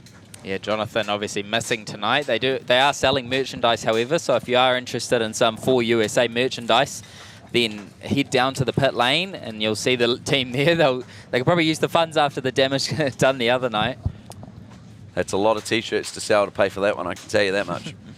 I remember with the Manitou, we had a big midget pile-up down there in turn number 1 and 2, and they lifted Travis Buckley up in the car, and they lifted him probably 6 or 8 feet up off the ground to untangle him, as they were all tangled so bad. So it is a blessing to have that piece of machinery here at the racetrack, and obviously an example of it is seeing Carl Fenton roll away here. They are continuing to go to work down here on the Keaton Dam car, so we'll keep you updated on that one. Yeah, and they're actually under the left-hand side front headers. Just obviously making sure there's nothing tangled down there. And I think that might be your father on the ground, is it there, hey? Yeah, given how slowly he got up, it's definitely my father, yeah. So not a league player. No, definitely not anymore. It looks like a Nerf bar, actually. So that's the Keaton Dam Nerf bar was jammed so far under the car that they had to lift it up with the Manitou to get it out. So it does look like Keaton's going to be heading back to the infield there, as you're not able to continue without those Nerf bars, as we saw an example of just the other night. And Graham Standring, you're down in the pits with some of the action. Okay, it's all action, and certainly at the Brad Mosen tent. But while you're just waiting around for something to do, we've got an auction on here at the moment. We've got the parts from Shane Van Gisbergen's car. We've got the sides off his wings, and both sides off the front wings. Now you can come down, place a bid, and at the end of the night, they've all been signed by Shane, and so there's your chance for some history. Don't expect it'll happen again. They won't want to crash just so they can give you some wing sides. So here it is. Here's your one chance. Get down here. Get your money out, place that, and have a piece of history. There you have it, and nicely spoken there, Graham, as we see Keaton coming across the infield there, and no doubt dejected, obviously, how his first heat race played out here tonight. A little bit different to what it was a couple of nights ago, but we'll be back to that, identical front row of Dean Cooper, the 2NZ, and Zach Sokol off the front row here, and no doubt Zach will be looking for a little bit better of a start here, although he's not the pace setter on the start here on the restart. Christian Hermanson's picked up a couple spots early, and he did look good as he worked past Kerry Brocus down there in turn number 1 and 2, but he's going to have to give that spot back as our lap wasn't completed. So Hermo with a bit of work to do, but he's got some car speed, as it actually looks like they're going to give him the 6th position here, as he was 6th on timing on our screen as well. So Christian Hermanson going +3 at the early stages of heat race number 1 for the sprint cars, as that's going to get skinny over there. I was going to say, I think there's someone in that discussion or one-way radio comms that disagreed with that. It might have just been Kerry Brocus. Looks like we're all sorted as the lights are out in sprint car heat race number 1. Dean Cooper is going to continue to hold the pace as he heads down the back straightaway to your CRC 556 starting cone. Dean Cooper, your pace setter on the restart here. Zach Sokol too is outside. We're set to go green for 8 laps remaining here in heat race number 1 for the sprint cars, and Dean Cooper with an absolute ripper. But watch out, here comes the move from Zach Sokol right up on the tail tank of him as he applies plenty of heat to the 2NZ. Yeah, commitment to the middle of the racetrack down here in turn number 3 as well. Up into the water, but it's not going to be enough out of the turn 4 as Dean Cooper's going to get away. And we've got a side-by-side race for third as well, as Brian Edwards, the first to make the outside of the racetrack work down there in turn number 1 and 2. Looked really good in turn 1, but struggled significantly off the corner in turn 2. Yeah, and Sokol's just got to compromise a little bit down here at 3 and 4 and follow Dean Cooper, but down on that high line, down at 1 and 2, he's definitely got more pace. So let's wait and see if this prevails as we think. But yeah, Brian Edwards doing a great job, hanging on to that third spot, running high and wide, and tucked in behind him the feature winner from a couple of nights ago, the Haikoki 71 of Jamie Duff running in 4th. Hermanson back there in 5th, committing to the bottom side of the racetrack as our battle for the lead continues on. And it seems like Zach Sokol is chewing into your race lead as we head down the back straightaway. Only 1 car length the difference. Sweeps to the outside of the racetrack, and he's going to pull to the rear bumper down the back straight. Now this is a hell of a run for the youngster out of QMU, doing a great job in that half 50-50 retro livery there from his father, Ozzy Sokol's livery from 2006, and he's got a run here on Dean Cooper, but Cooper with a slight better run out of turn 2, but he's trying to keep that wing speed up as he's as close as you want to get down at 3 and 4 on entry. Yeah, sliding up into the moisture as well, not running it the whole way around. However, he does make contact with the rear bumper down there in turn number 1 and 2, and that's going to stint his run and his momentum a little bit as we see Dean Cooper start to work to the outside of the racetrack and take the lane away from Zach Sokol with only 3 to go. Yeah, and I tell you what, he has moved up that lane at 3 and 4, but Zach Sokol is still going to be equally as fast on the bottom, so let's wait and see. Can he get a run up the inside of Dean Cooper at 3 and 4 here? But Zach Sokol shadows that line, but I think we're going to be in for a pearly here on the last lap as Dean Cooper leads him down into turn 1 for the final time. Yeah, Zach Sokol out of turn number 2 just made a slight mistake last time by, and that allowed Cooper to get away, and it looks like it's going to be enough to get the heat race victory here in sprint car heat race number 1, as Zach Sokol's not going to die wondering and gives it a go in turn number 3. However, is going to have to settle for second as Dean Cooper takes heat race victory in sprint car heat race number 1, followed by Zach Sokol, Brian Edwards in 3rd, Jamie Duff 4th, and Christian Hermanson from 9th to 5th. A great drive back there for the HLR driver. There it is. So your 2NZ driver confirmed with victory there with the fastest lap of the race of a 14.565. Zach Sokol coming home 2nd, Brian Edwards 3rd, Jamie Duff 4th, and Christian Hermanson coming home 5th. Great drive from Dean Cooper there in the number 2, which was one of the cars that didn't get to finish the feature just a couple of nights ago here at Western Springs. And as the guys were talking through the commentary, they said that Jonathan Allard has set up a merchandise store by the gate, and they've actually given me a bunch of flags. So kids, if you'd like to get a Jonathan Allard flag and wave it around for your favourite driver as they race around the track tonight, I got 5 of them. So the first 5 under 8s around the back of the pits here. Come up and see me in the tower. I can get those off for you. And don't forget, if you're a big fan and a chance to get some real history here at Lucas Oil Western Spring Speedway, those panels, the sail panels from Shane Van Gisbergen's car that was wrecked at Bay Park, for up in a silent auction. So no one needs to know how much money that you spent on it, but you could be the one taking away a little piece of history. They are signed by Shane, and they will definitely be a piece. Look at the big bend in that second one. Crikey, that was a big hit at Bay Park, and the car's got completely rebuilt. So a chance to pick up some real history, and there could be history made here tonight at Lucas Oil Western Spring Speedway with the midgets. We're going for the number 1 back on the tail tank, and if it goes to Michael Pickens, that will be 11 titles that he's got. But a man that is a hot shoe and certainly laid down a brilliant heat race from Australia, Caden Brown, is with Graham Standring in the pits. Caden, that was a very impressive heat race. Your car's obviously hooked up and going pretty well. You're going to be starting off the next time, so far so good. Yeah, exactly right. Got a bit lucky at the start of that heat there. Kind of just all opened up for me, and had the car to go forward as well. So I think we got to 3rd in that first lap, and we could kind of move around in the top up in 1 and 2 to get past the other 2 cars. So really happy to come from the back to the front in that first one. It takes a bit of pressure off now. We're starting 5th in our next 2 heats, so hopefully we can move forward a couple of spots and give us a good starting position for the A main. You've just had a look at the track, so what's your tactic from here on? Much the same? It'll be a tiny bit different. I think obviously those spring cars work the top end a tiny bit. I think this first midget heat would tell us if it's too far around and it's too clean in the bottom, or if we can get up there. So I'll let my crew guys watch the heat and just give me a bit of feedback. And I know we'll have a good car underneath us, so go out there, feel it out. We've got 12 laps to get to the front, so we'll see how it goes. Okay, well, good luck in the 97 United Truck Parts car. Ladies and gentlemen, Caden Brown. Awesome, thank you. Hessel's Poultry Farm is a family-run business situated in the heart of the Horowhenua that produce over 800,000 eggs a week to your community. With 60 years experience, this fourth-generation business know how to look after their customers. They truly are locals looking after locals all over New Zealand. Head into your local supermarket and make sure you ask for New Day free-range eggs or morning harvest eggs. Hessel's Poultry Farm supply fresh, quality eggs to your local community. They are the pride of Foxton.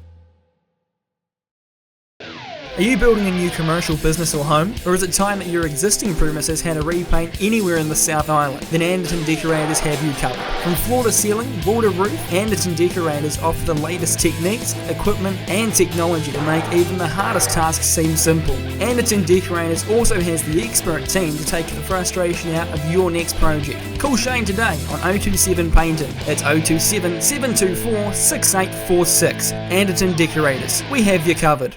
Off the front row for heat race and number 4 for the midgets, it's going to be Ryan Baker in the 87A for HLR out of 1. Ben Morgan in the 45C starts out of 2. Mitch Fabish in the 3NZ starts out of 3 with Mark Willens in the 24V out of 4. Nick Davey in the 68P starts out of 5 with Logan Seavey in the 1USA out of 6. Ethan Mitchell in the 19USA starts out of 7 with David Pallow in the 7K out of 8. David Wilson, the 47P, starts out of 9, and Connor Clark in the 4A starts out of 10. And off the back row for heat race number 4 is the 27A of Hayden Williams out of 11, and Corbin Anderson in the 69A out of 12.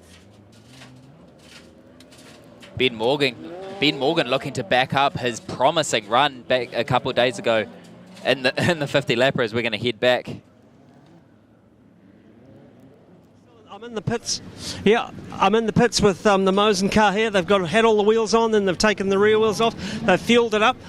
Tim Clark is working feverish around here in the CSI shock department, got all them up to speed. So I would say that they're pretty close to making the next heat race.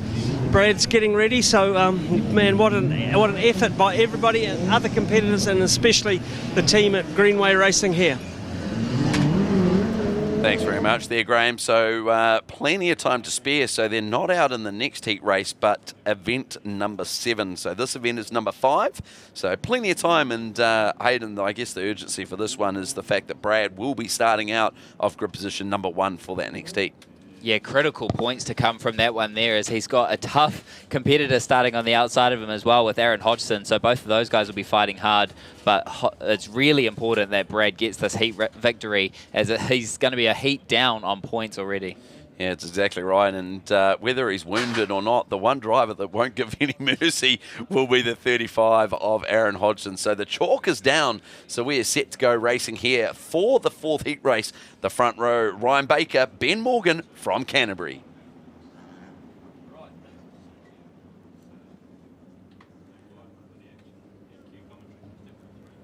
We get set for 12 laps the distance. Off the front row, it's going to be Baker and Morgan. Morgan on the outside, your pace setter out of Canterbury. Can he get the jump? Baker with that initial start.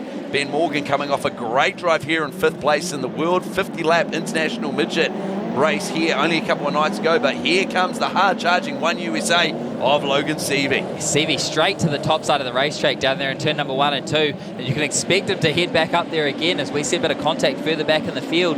As on screen we see Seavey goes to the top around the outside of Nick Davey. He's going to get that one done and look to close the gap on the 3NZ of Mitch Fabish. Yeah, that's exactly right. So he must have had some insight from his team there, having watched that sprint car race, because 3 and 4 you want to be on the bottom, and up the top at Midas turn number 1 and 2, and that's exactly what he's going to do, and aim to round up your current 3NZ of Mitch Fabish. Fabish moves up to cover the line down the straightaway, which just holds up the momentum a little bit.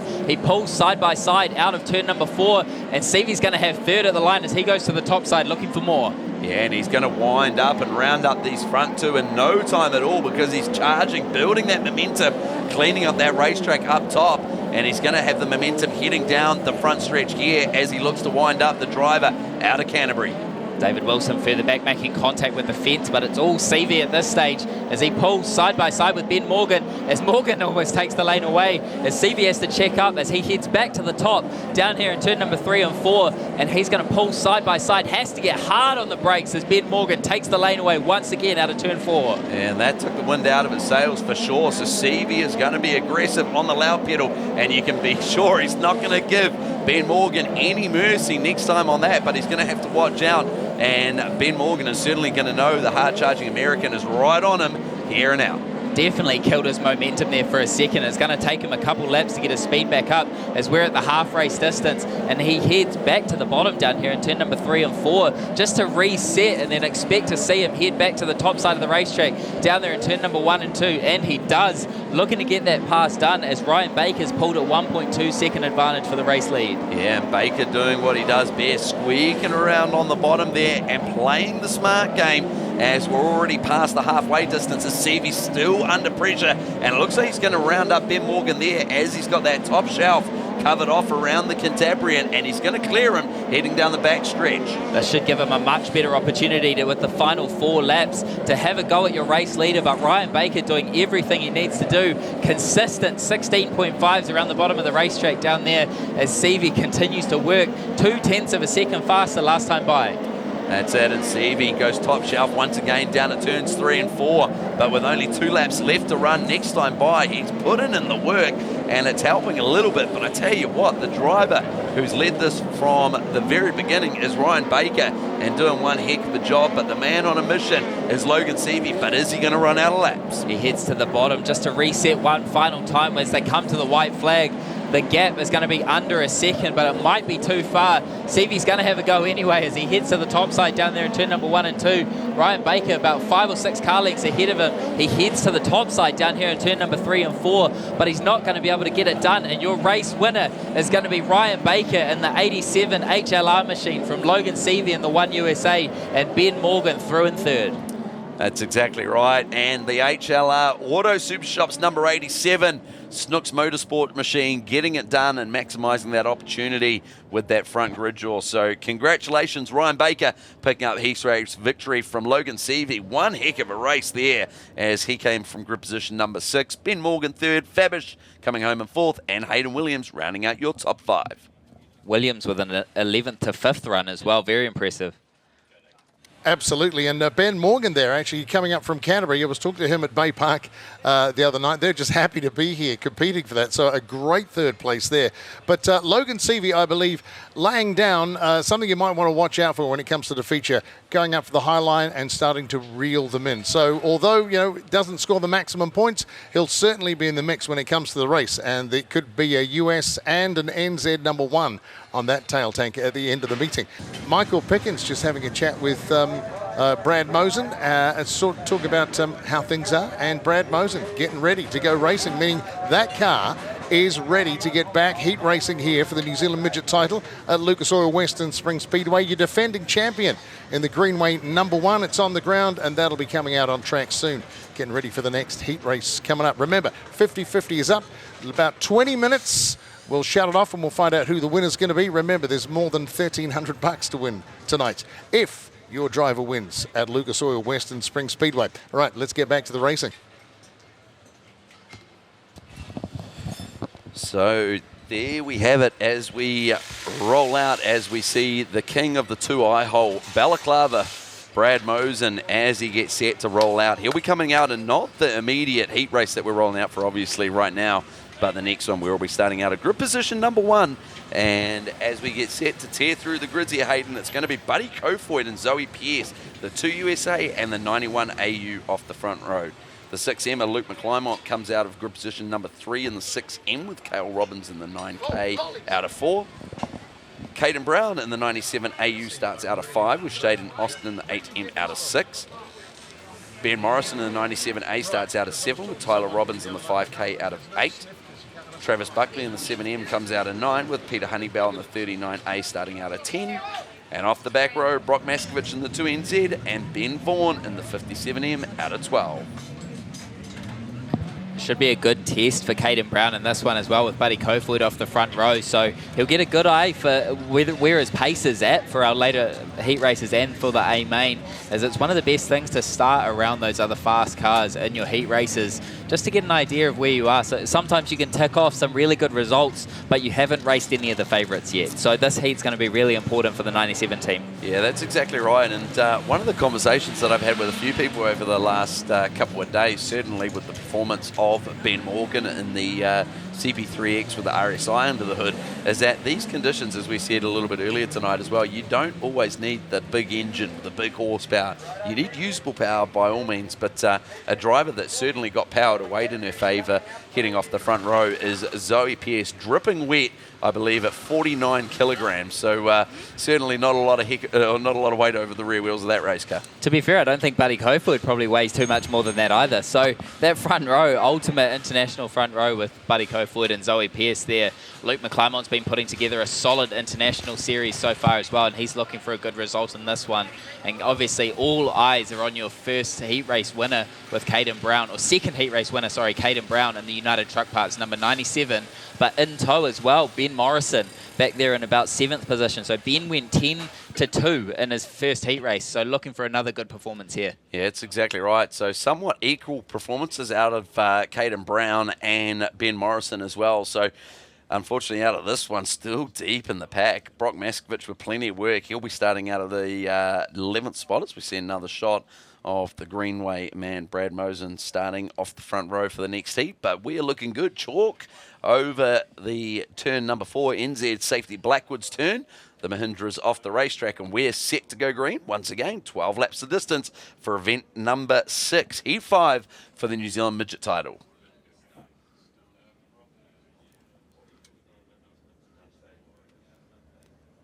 As we get set to go green, the Langslow Engineering 2 USA up against the cut above 91 AU of Zoe Pearce. They're slow to get going across the chalk, and Buddy Cofoid gets the jump. Luke McClymont with a hell of a start, slipping into second. And here comes the hard-charging heat race winner from earlier tonight of Caden Brown. Yeah, Caden Brown +2 in the first corner and looking for more down here in turn number 3 and 4.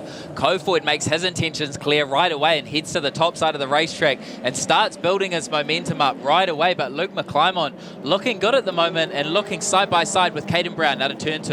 Caden Brown not afraid to run up by the wall, and he gets a heck of a run out of 1 and 2. Gives the squeeze to the 6M driver of Luke McClymont. And here comes the slider from the Australian, trying to get up the inside of Buddy Cofoid. Can't get it done, and they're going to slot in one by one into turn number 3. Yeah, Cofoid commits back to the bottom, so he wasn't happy with the top side of the racetrack down here in turn number 3 and 4, but he looks happy down there in turn number 1 and 2 as Caden Brown follows him up there. Cofoid just gets over the cushion down midway through the corner, gets off very good, however, and maintains his lead. I wouldn't put it past Caden Brown to throw a move on your American champion. Here, he is extremely fast, and he throws down to that bottom lane, but doesn't drift up the racetrack. Certainly up by the wall is the place you want to be down at 1 and 2, and already the front 2 have checked out from Luke McClymont. Ben Morrison up to 5th, starting 7th at the moment as he works to the back bumper of Zoe Pearce and makes a little bit of contact down here in turn number 3 as Pearce just gets away out of the corner, but someone who has moved a long way at the moment is Brock Maskovich from 11th to 6th in only 4 laps.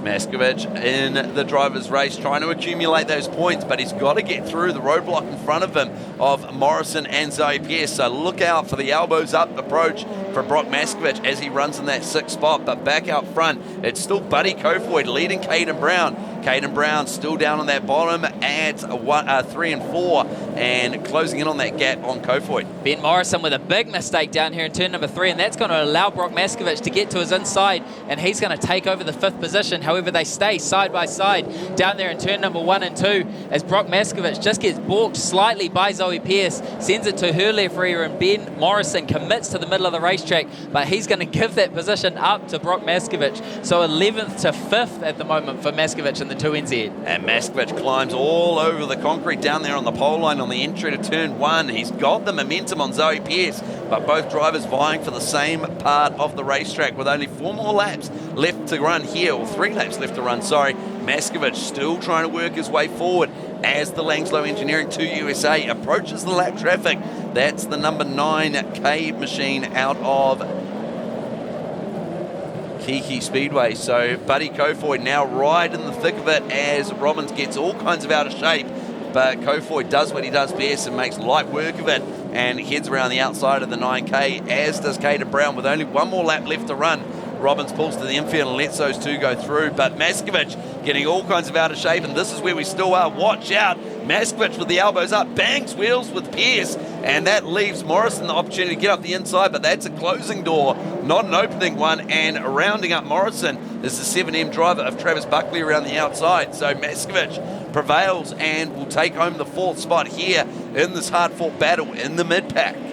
Ben Morrison giving up a couple late there as well, so that's going to be really tough as Kofoid celebrates his win. So that was exactly what Caden Brown was looking for there. His pace was good, but just not quite enough for the 2 USA of Buddy Kofoid. So a little bit of work to do for that team. I tell you what, Caden Brown is going to be sitting pretty on points come the next heat, I can tell you that much. But the results on screen, Kofoid taking the win with a 16.0.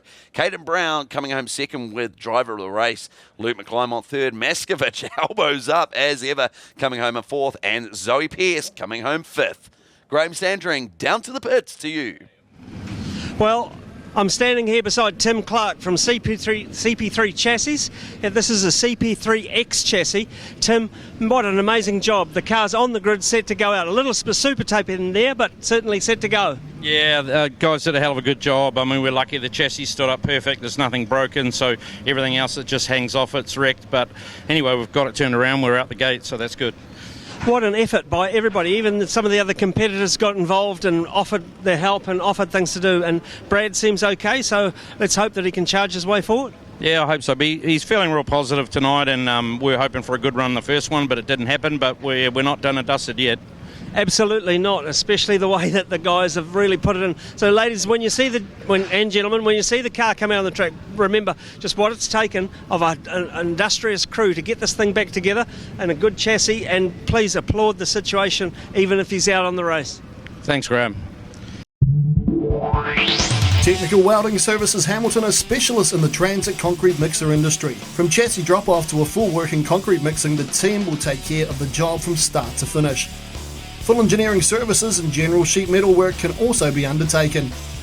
Need a quote? Call 07 847 2031 or visit our website www.techweld.nz. Technical Welding Services Hamilton, we are the experts. The St. Nicholas is a familiar sight around Bluff as she steams out to capture Can-Do Fishing's famous Bluff Kinner. Once caught, the kinner is brought back to the purpose-built factory in Bluff where it is processed, packed and shipped fresh to you. But that's not all that Can-Do Fishing can do for you. Try some of their green-boned fish or delicious power products and you will soon see why seafood from the Bluff is world famous. So head to your local fish market or supermarket and ask for Can-Do Fishing Kinner, fish or power. Can-Do Fishing, there's nothing we can't do for you. The current New Zealand #1, Brad Mosen, coming out of the Greenway car. Huge round of applause. You saw the prang that saw the car just about busted to bits. And there it is, back out in the track, going to get ready to defend his title. This is going to be a great one. Ladies and gentlemen, we're back and we're racing at Lucas Oil Western Springs Speedway. The Greenway team doing what they do best, turning out beautifully presented race cars, and the absolute teamwork, Hayden, that goes into getting these race cars out on the track. And this is a classic case of it. And Brad Mosen looking to maximise that opportunity of bringing home top points here as he'll be starting out at 1. Yeah, and we mentioned how important this heat race is as well, and they'll be set up nicely here, but it's not going to be easy with Aaron Hodgson starting outside of him and Michael Pickens back there in 5th. So it'll be a true test and no more pressure than this one. Yeah, and I guess the driver that had a fair first heat race and will be having his backward draw here for this one with plenty of work to do out of 11 of Alec Inslee, the Blaster Master in the 71 A machine. He'll be starting out there in 11. But this man on screen, I tell you what, the only part that I can see missing from there is that left-hand side piece of carbon there. So obviously a bit of damage there, but that's back to the old school. Yeah, looking good as well. We get to see the elbows out from Mo, so I'm sure he'll be getting after it. That's it. So rolling through the grids here, 1NZ of Brad Mosen starts out at 1 with Aaron Hodgson in the 35M out of 2. Jack Lowe in the C-Mount Racing 4M starts out at 3 with Brent Hughes in the 99B out of 4. Michael Pickens in the 54A starts out of 5, with Mark Willens starting out of 6 in the 24. Terence Durrell in the 22K starts out of 7, with Ben Hughes in the 74V out of 8. Jaden Worthington in the 63M starts out of 9, with Trent Way in the 9A out of 10. And off the back row, as we say, is going to be the 71A of Alec Inslee.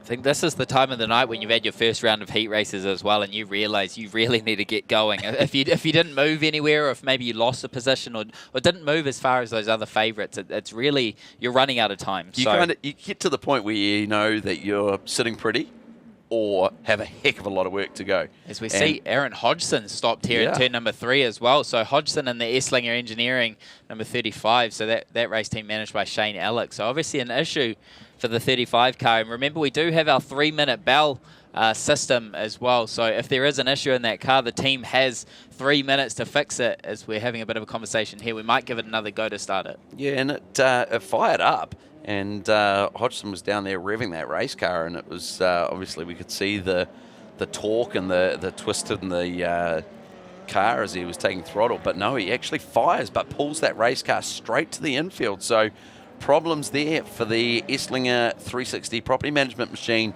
as you say, run out of the Alec Racing stables there. So not good. So that's going to be a vacant outside front row. So Brad Mosen will have that all to himself, and Hodgson throws the steering wheel down in his lap, and he ain't happy. Seems like one of the only ones left to give a bit of pressure to Mosen here might be either Jack Lowe out of grid number 3 or Michael Pickens out of grid number 5, as some of your other heavy hitters like Trent Way and Alec Inslee are a long way back in this heat race. Yeah, that's exactly it. So perfect opportunity for Mo to do what he does best and capitalise on that opportunity. There was no doubt about it. Good, bad, crash or no crash, that Mo was going to be the hot contender for this one. But let's give the guy some luck, some well-deserved luck over the last couple of days. The guy's had a rough run. So chalk is being sprayed across that racetrack to get this thing set for 12 laps to distance. The Mahindra pulls to the infield, and we are set to go green with Brad Mosen in the Greenway. Youngman Richardson, 1NZ, all to himself.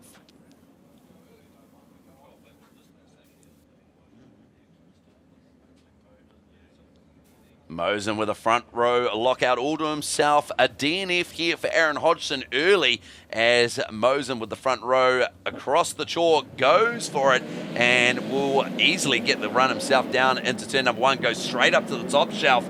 But watch out, Michael Pickens already trying to get up the inside of Jack Lowe in the mid-pack. So plenty of elbows up racing from the CRC 54. Brent Hughes with a great start from outside of the second row, gets it, locks himself into second as Pickens looks to his inside. McHugh looks to his outside, and they split him down there in turn number 3. But McHugh looks to the top side of the racetrack, but Michael Pickens going to go from 4th to 2nd here and start his hunt as he gets moved by Morgan McHugh, who's actually the one who makes heavy contact at the back with Trent Way, and that's going to affect Trent Way massively. That's it, and Morgan McHugh was doing a great job there, battling at the front in the top 3, and I guess the only positive that came out of him is that he managed to get a bump start there from Trent Way and actually get a little bit of momentum and get that car running. But Michael Pickens on a charge and on the back of your current 1NZ man of Brad Mosen. So Mosen now takes note of Pickens, and Pickens now with the run up the inside, and Mo just not looking 110%. Yeah, Mosen just a little bit hesitant down there in turn number 1 and 2, and that allowed Michael to diamond off the corner and get away from him as Michael commits back to the bottom down there in turn number 1 and 2. Mosen in tow and a big gap back, but look who's coming round the outside of the racetrack, and it's Alec Inslee from the back of the grid up to 4th and looking for 3rd, and he's going to take 3rd down here in turn number 3. Alec Inslee with the drive of the night so far.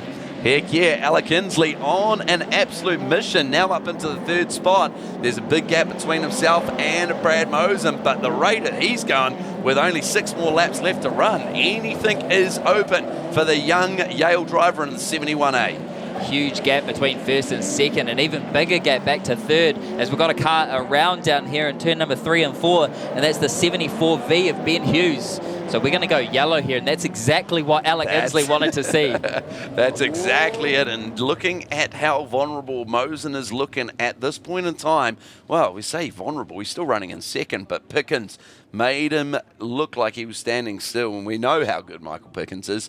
And Alec Inslee, this is a great opportunity. It'll be back to 2 wide restart here, and Alec Inslee is going to be in the box seat with that inside line down into minus turn number 1 on the restart. Lap times last time by. Michael Pickens, quick time with a 16.305 last time by. Fastest lap of the race, slightly earlier in the race, however, with a 16.223. And then a half a second gap back to Brad Mosen and Alec Inslee, both putting together equal 16.8. So a good race for third, or second, I think we're going to see here off the restart. But Michael Pickens looking like he's in a league of his own. Yeah, it's exactly right. And Mo's an extremely smart driver, and he'll know if he's a little bit vulnerable or not. So he won't be wanting to do anything silly as well. And as we see the car on screen, your father down there, Brian Guptill, doing wonders, but they can't get that race car out of gear. It's locked in gear, so they're going to have to put it on the hook and lift up the rear wheels and drag that car to the infield. But Brad won't be wanting to do anything silly here. If he knows he is a little bit vulnerable, as we say, Hayden, he'll be wanting to maximise those points and just bring home and do everything he can to make sure he makes the big show. Something interesting as well is Brad's been committing to the bottom down there in turn number 1 and 2, while we saw Alec Inslee running that slightly higher lane as well. So if they're running different lanes on the racetrack, that's going to open up passing opportunities for Alec Inslee. So I think we're going to see a great race for second here off the restart. But double file restarts, they always shake things up here at Western Springs. Yeah, that's exactly right. And it's inevitable that Mosen will be through very, very likely into the midget semi-main, which is going to be event number 13. So this one currently event 7, so the team will have plenty of time to get that race car obviously tuned up and dialed up for that. But the priority is making the show. But at this stage, the man in the box seat is Alec Inslee, who restarts this one out of grid position number 3, having worked up from grid position number 11. Trent Way, after some early contact in the heat race as well, was looking forward to a yellow. As actually last time by, he was on pace with your second and third place running cars. So Trent Way in the 9A looking for a good run here. Michael Pickens, Brad Mosen on the restart here. Pickens goes early. Alec Inslee not able to capitalise on the restart there, and the front two gap him just a little amount. But can Alec get up the inside here as Mosen goes top shelf and looks to build that run and chase in on Michael Pickens? Mosen, one of the few cars to commit to the top side the whole way around, and it's going to hurt him out of turn number 4 as Alec Inslee locks in an 11th per second run as Mosen goes backwards, just slightly off the restart. The top looking decent down there in turn 1 and 2, but not quite in 3 and 4. That's it, and Mosen just leaving that door open enough for the youngster out of West Auckland, and the Yale number 71 gaps Mosen now, but Michael Pickens has absolutely gapped the field here, so the next driver on a charge is the man running in 5th position, Jack Lowe out of Seamount Racing, hard up behind the number 99 of Brent Hughes, looking to move forward. Trent Way with a torrent restart as well, as he's gone back to last, racing side by side with Morgan McHugh further back. But on screen we see Jack Lowe running the top side of the racetrack, working on Brent Hughes, but he's not going to be able to get that one done. Falls back in line down here in turn number 3 with Jaden Worthington in tow. Yeah, and that's the ex-Luke McClymont race car from last season as well. So great race car under him, and working that top shelf right up close to the wall, trying to slingshot around the outside of Hughes as they go 3 wide. And now the 63 of Little J, Jaden Worthington, getting down there and making the move stick as they all get all kinds of out of shape through the rut coming into turn number 3. And Jack Lowe loses, in fact, 3 spots out of that. So as we get set for the checkered flag for Michael Pickens on screen in the CRC 54, he'll take victory from his teammate Alec Inslee in the Yale number 71, and Brad Mosen in the Greenway 1NZ coming home in 3rd.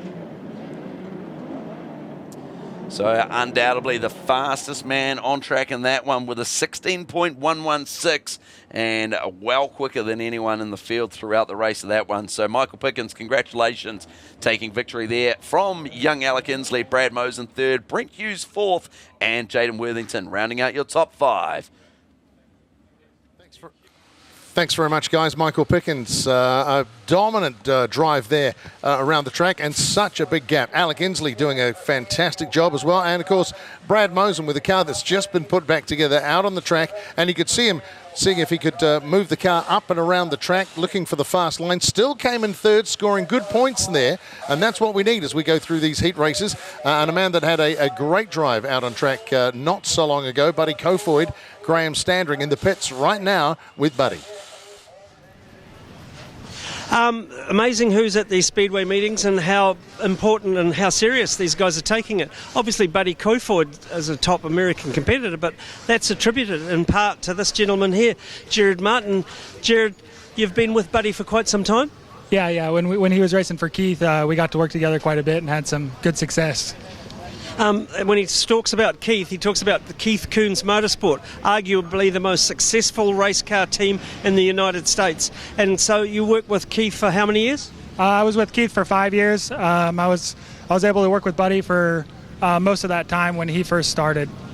He's developed a lot since then, certainly not in height, but he's certainly quite the composed race car driver now. And since you've left Keith, what are you doing now? I've done a couple different things. I've done a little stint in IndyCar, a little stint in stock car racing. So, but this is what's the most exciting. This is what gets it going. So, how excited about you being here in New Zealand and first time? Yeah, I love it. Really, it's really awesome that Jason, Linda, and Trent and the whole Wade Motorsport team brought me down, and I can't really say enough about them. They've taken great care of me and Buddy. The equipment is unmatched, so they make it easy. They run a great team. They have a great program.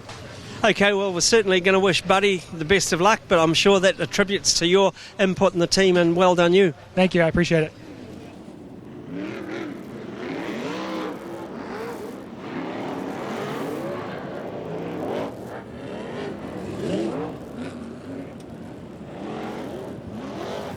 Definitely some drivers to keep your eye on in this one as well. Jamie Duff, feature winner from a couple of nights ago, out of grid number 7, looking to make the top side work in this one is Jamie in the ex-Jamie McDonald Haikoki number 71, rolling there out of turn number 2. So Jamie with a little bit of work to do, so look to see Jamie heading to the top side of the racetrack or moving around a little bit, try and make some passes, and slightly further back as well. We talked about him previously, Chris Kernahan out of grid number 10.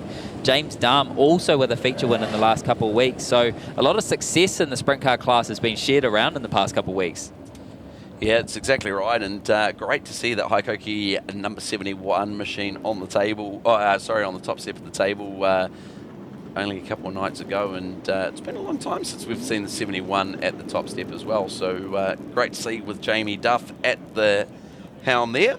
And his first podium here at Lucas Oil Western Springs Speedway in all these years as well, so well deserved there. Jamie's a ripper bloke as we see that Zach Sokol, number 47, gritting up off the back row out of 11. And plenty of work to do there. So SVG, can he get the jump on Carl Fenton? We're about to find out, but Fenton on a mission here, and that ex Michael Pickens, number 77. Drivers just continuing to pack the top side of the racetrack as we're going to get them gridded up here as the orders come from Bryce Kenyon up here in the tower in turn number 3. Shane Van Gisbergen heading to the outside of your front row, outside of Carl Fenton in the 77A. Keaton Dahm inside row number 2, and Richie Battersby out of row number 3. Oh, outside of row number 2, my apologies. So we're going to go lights out probably this time by as the drivers need to get themselves set real quick here. As the Mahindra pace truck pulls to the infield out of turn number 2, and we're looking green for heat race number 2.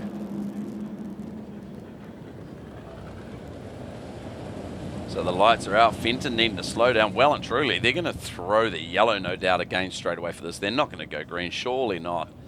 No, so Fenton obviously not up to speed with what was happening there.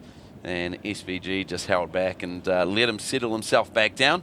And we'll kill a little bit of time here, but what's 20 seconds between friends? Try this one again out of turn number 2.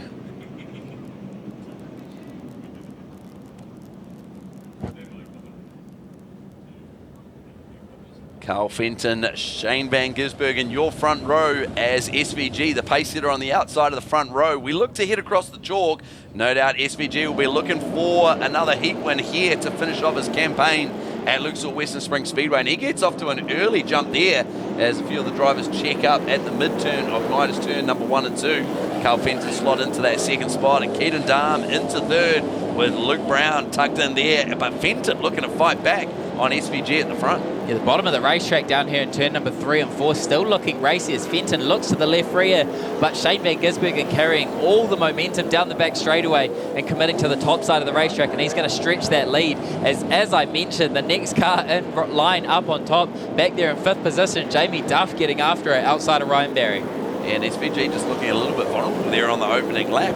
Fenton was all over him, but SVG starting to check out now and run into a league of his own. So Carl Fenton slotted into that second spot, and then it's Keaton Dunn with all kinds of good pressure from your ex-modified 1NZ of Luke Brown, and Top Shelf coming around them up high and wide in 5th position is going to be your feature winner from a couple of nights ago, the Haikoki number 71 of Jamie Duff. Full commitment at the moment out of Shane Van Gisbergen as your race leader with quick time 14.644, almost a second faster than your next fastest car. So really getting the momentum and the car speed up as Keaton Dunn finally makes his way to the top side of the racetrack, looking for third outside of Luke Brown, who's going to take that lane from him down the front straightaway, but he heads to the top side down there in turn number 1 and 2, and they're going to be side by side as Luke Brown holds on to third.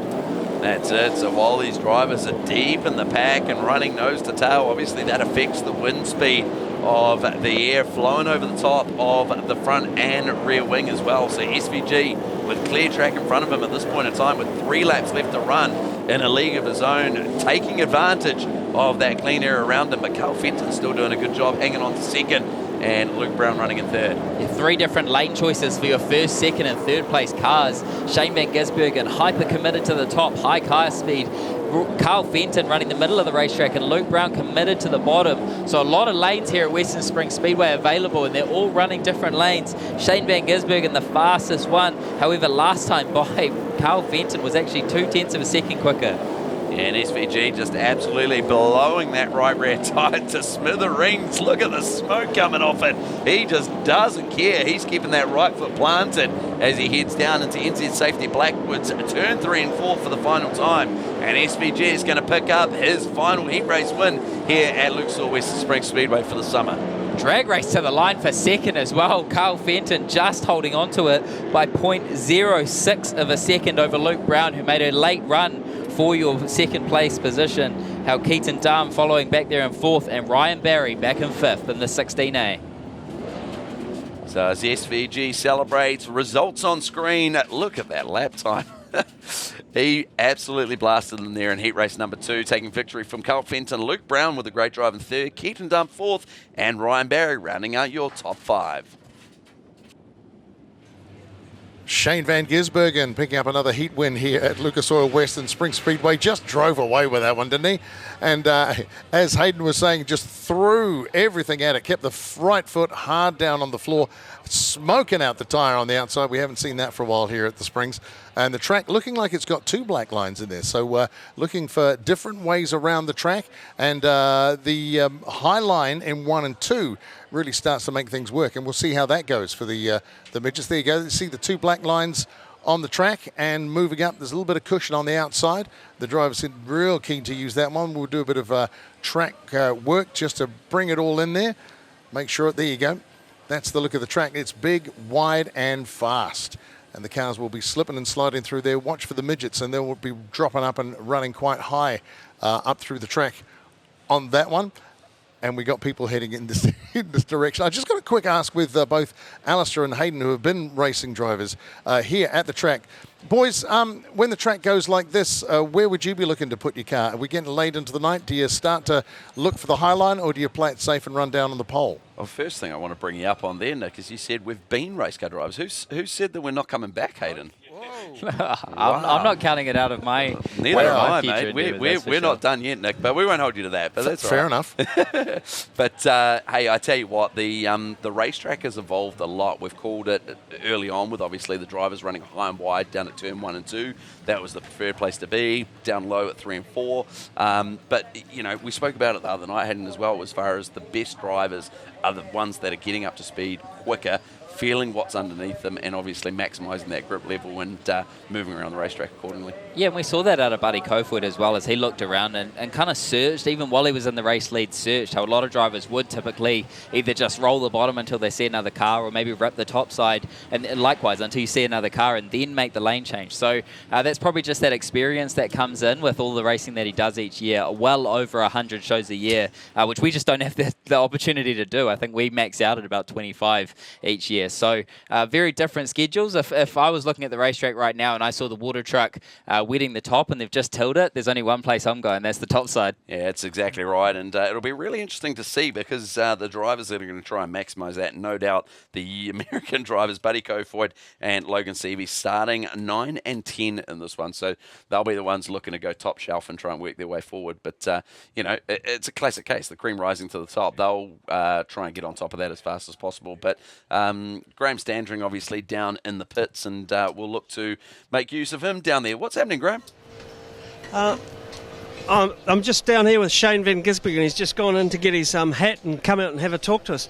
Shane, that was pretty good. The first couple of laps were a bit scratchy though, but you settled into it. Yeah, thank you. Just getting the feel, first race of the night, but yeah, it was awesome. We just got a little problem with the motor. It's got like a random sound that sounds like we got traction control, but we don't. It's wheel spinning a lot, but yeah, what an awesome way to start, and yeah, hopefully we can keep going with this United Truck Parts sprint car. How's the adjustment between the JJ and J&J chassis and this one, the Maxim chassis? Is there much different you've felt as a driver?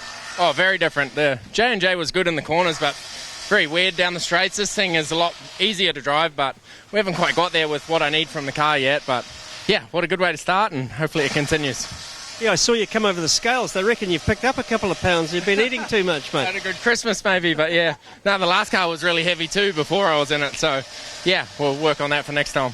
Okay, and don't forget, all this merchandise down here is for sale, and also a couple of wings and stuff that are up for auction. So come and put your money up and get some bit of memorabilia. Like I said before, you don't want to have to wreck another set for another auction, do you? No, we don't want to sell any more broken bits, but yeah, hopefully we keep it together and see how we go in the future. Perfect, good luck. Thank you.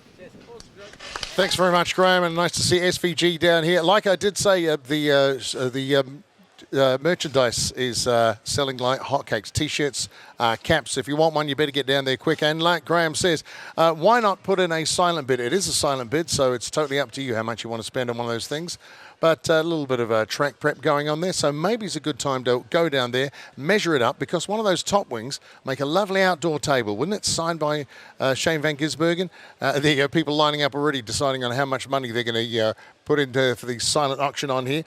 Shane Van Gisbergen, great to see him down here jumping into a sprint car and getting racing around the track, and clearly loving every moment of it. Interesting to say it sounds like traction control. The traction control these drivers have is the right foot. Basically, you put it down until the traction breaks, and then you lift the throttle, and that's how you get control of it. It's all by the driver feel when it goes around these cars. Thundering through, and you can go and have a look in the pits here at Lucas Oil Western Spring Speedway. Do be kind and considerate to the drivers and the crew as they prep the cars, and remember, you've got to have closed shoes, no smoking, no alcohol in the pits when you come down here, and it's one of the only places in the Speedway place that you can actually do that. Get up close and personal with the drivers, maybe even get a couple of autographs that you can carry on with a little bit later on. Yeah, we had a situation down here where all the cars rode on the track except Buddy Cofoid's. Jared, what was the story there? What did you change? Why the necessitation to change? We just thought maybe we had an issue with a tire or a bleeder, so better to get it taken care of right here before we make it out there and something goes wrong. It's pretty high pressure, isn't it? Yeah, there's a lot going on. So 3 heat formats really pushing us all, but that's what it's about. So. Thank you and good luck. Rightio, we have a very special guest in the studio right now. Just come direct from trackside. Saw Shane Van Gisbergen running around in the sprint car, winning the heat. But sitting right next to me right now is, I guess you could call him Shane Van Gisbergen's boss. This is, ladies and gentlemen, Justin Marks from Trackhouse Racing, NASCAR team. Great to have you here in New Zealand. Good to be here. That's how he's been introducing me to everybody, as his boss. His boss, so I'll take right. it, yeah. Okay, the first question is, I mean, we love Shane. We've watched him drive through, he started quarter midgets here at Western Springs, unbelievable, and graduated through the supercars in Australia. What was it that attracted your attention to Shane for the Trackhouse racing? Well, I think in America, when you look at NASCAR and you look at the type of cars that we race and how tight the competition is, when you look around the world, where is the talent that is the most suited to come in and like mix things up and do the things the way the NASCAR guys do? And really, for so long it's been the supercars in Australia. And a good friend of mine said, man, I went to him. We have this Project 91 program. We bring these international drivers into NASCAR. And I went to a friend of mine and said, I watched Scott McLaughlin. I watched SVG. I watched a bunch of these guys, and we were talking about it. And NASCAR announced that they're coming to this street course in Chicago, and I thought it was an incredible opportunity to make a special moment happen in NASCAR. And so I called Shane. I said, I don't have this deal quite done yet. I'm not quite ready, but just be ready, because if we get sponsored, we get the program together, I need you to come to Chicago because I think you can win that race. And goodness, he did. All right, and that was a brave effort too. Look, we just got the racing here. You're impressed with the dirt track racing? You're familiar with the way these guys run? Yeah, I mean, I had a World of Outlaws team for 4 years in America. Kyle Larson and I did, and so we won 38 World of Outlaws races together, and I fell in love with the sport. Never raced one of these cars. Didn't grow up at the dirt track or anything like that. But I mean, owning that team, owning Trackhouse, our MotoGP motorcycle team, everything, all these amazing races around the world. But when you come to the dirt tracks, it's just about the best racing there is in the world. And I'm really, really excited to be here tonight, and excited to see these guys race. Great to have you here. And I'm sure if we talk about it, it's going to be a long season. Stay here for a little bit longer. Sure. And maybe we can get you a drive in one of the cars out there. Oh, well, let me tell you something.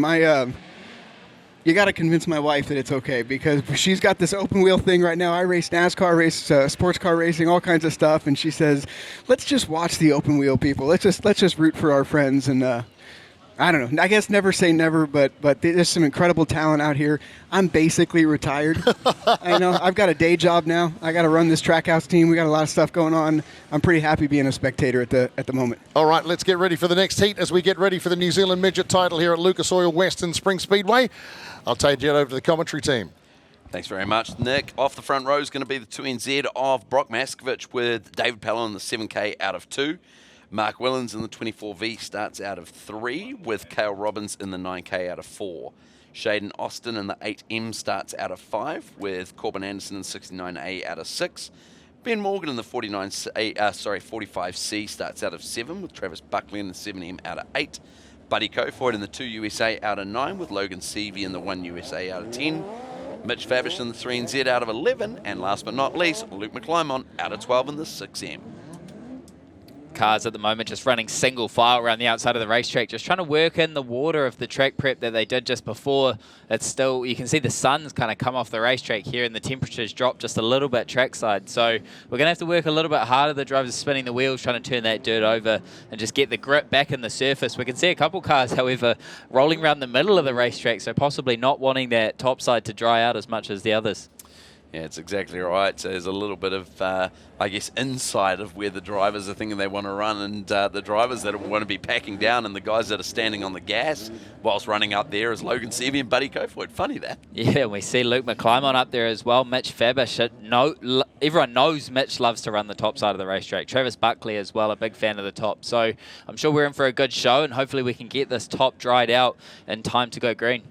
That's it, and Maskovich will be looking to come home with the highest points in this one. Optimum performance or starting position is that of group position number 1, and Buddy Kofoid's just jumped out to the front to try and clear that throttle, so he's wanting to get this thing started as well. So he's, what's going on there? He seems to think he's off the front potentially. I think he's just trying to gesture to people to actually spin the wheels. It's a lot of guys are just giving them those little bursts of wheel spin, but I think they really need a high RPM and turn the dirt over. So possibly bringing a bit of experience here, and he knows how far back he is in this heat race. He needs full racetrack to actually work his way forwards. That's exactly right. That's exactly how that played out. So he'll be starting out at grid position number 9, and the driver's slotting into position, looking pretty good. So we're set to go racing 12 laps the distance, and this will be our block of last 3 heat races for the New Zealand Midget title before we get into the semi-main sprint car feature and a midget feature, of course, for 30 laps the distance. So plenty of action yet to come. The lights are on here at Lucas Oil Western Springs Speedway, and still plenty of heat to come later on here tonight as we get set to go green for 12. Brock Maskovich in the R&R Milan, number 2 NZ, up against David Pello in the Beaverbilt, number 7K, head across the chalk, and Maskovich with a great start there, and no doubt about it, he's going to lead them down into minus turn number 1 and 2, but the start was so good that it was too good. As a couple of drivers check up there, Morgan and Buddy Kofoid, so those drivers will come off the throttle, reset, regroup, and go again. And this is going to really play into the hands of those drivers at the back of the racetrack too, because those guys need more time. They need more opportunities to dry that top side out. So the more muck around we have, the better the racetrack's going to be. That's exactly right. And Kofoid just getting into the left rear there of Ben Morgan in front of him there off the inside of the 4th row, and Ben Morgan with a hand outside of the cockpit giving him the, what was that about? As the lights are out and we get set to tackle this one. There is the Graham Hill Roofing driver, 45C out of Canterbury, Ben Morgan.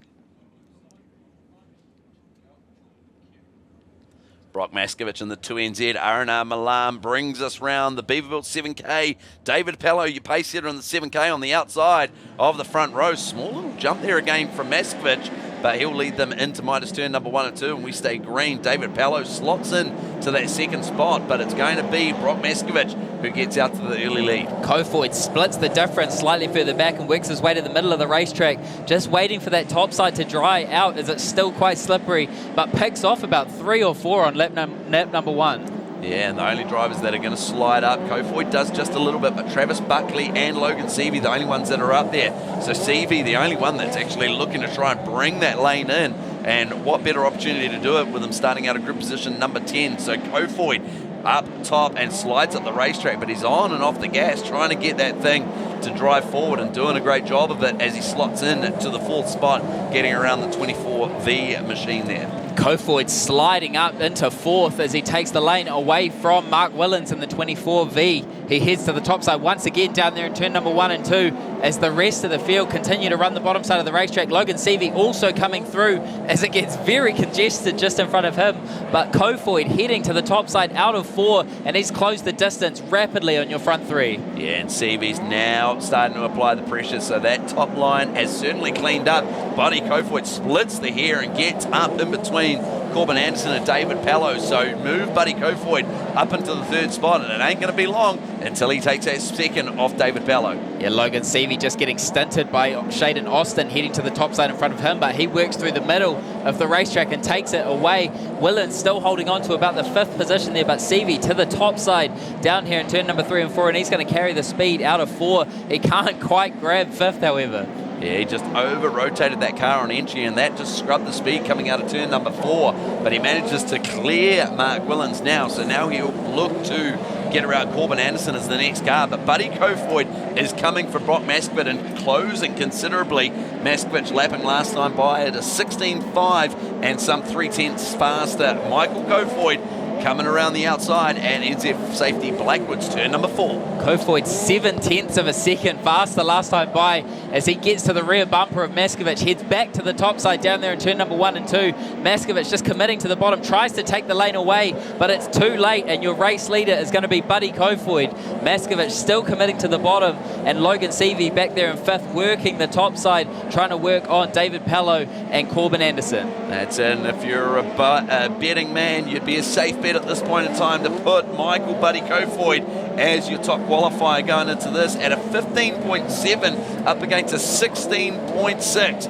Almost a full second faster than anyone out on track at this point in time. Maskovich has made his way back up to the top side as Seavey continues his fight for 3rd place as he's going to go around 2 of them down there out of turn number 2 and take the 3rd position. But it looks like your front 2 way too far in the distance as we head to 1 lap to go. Yeah, and Seavey's managed to get up into that 3rd spot. Maskovich just goes top shelf.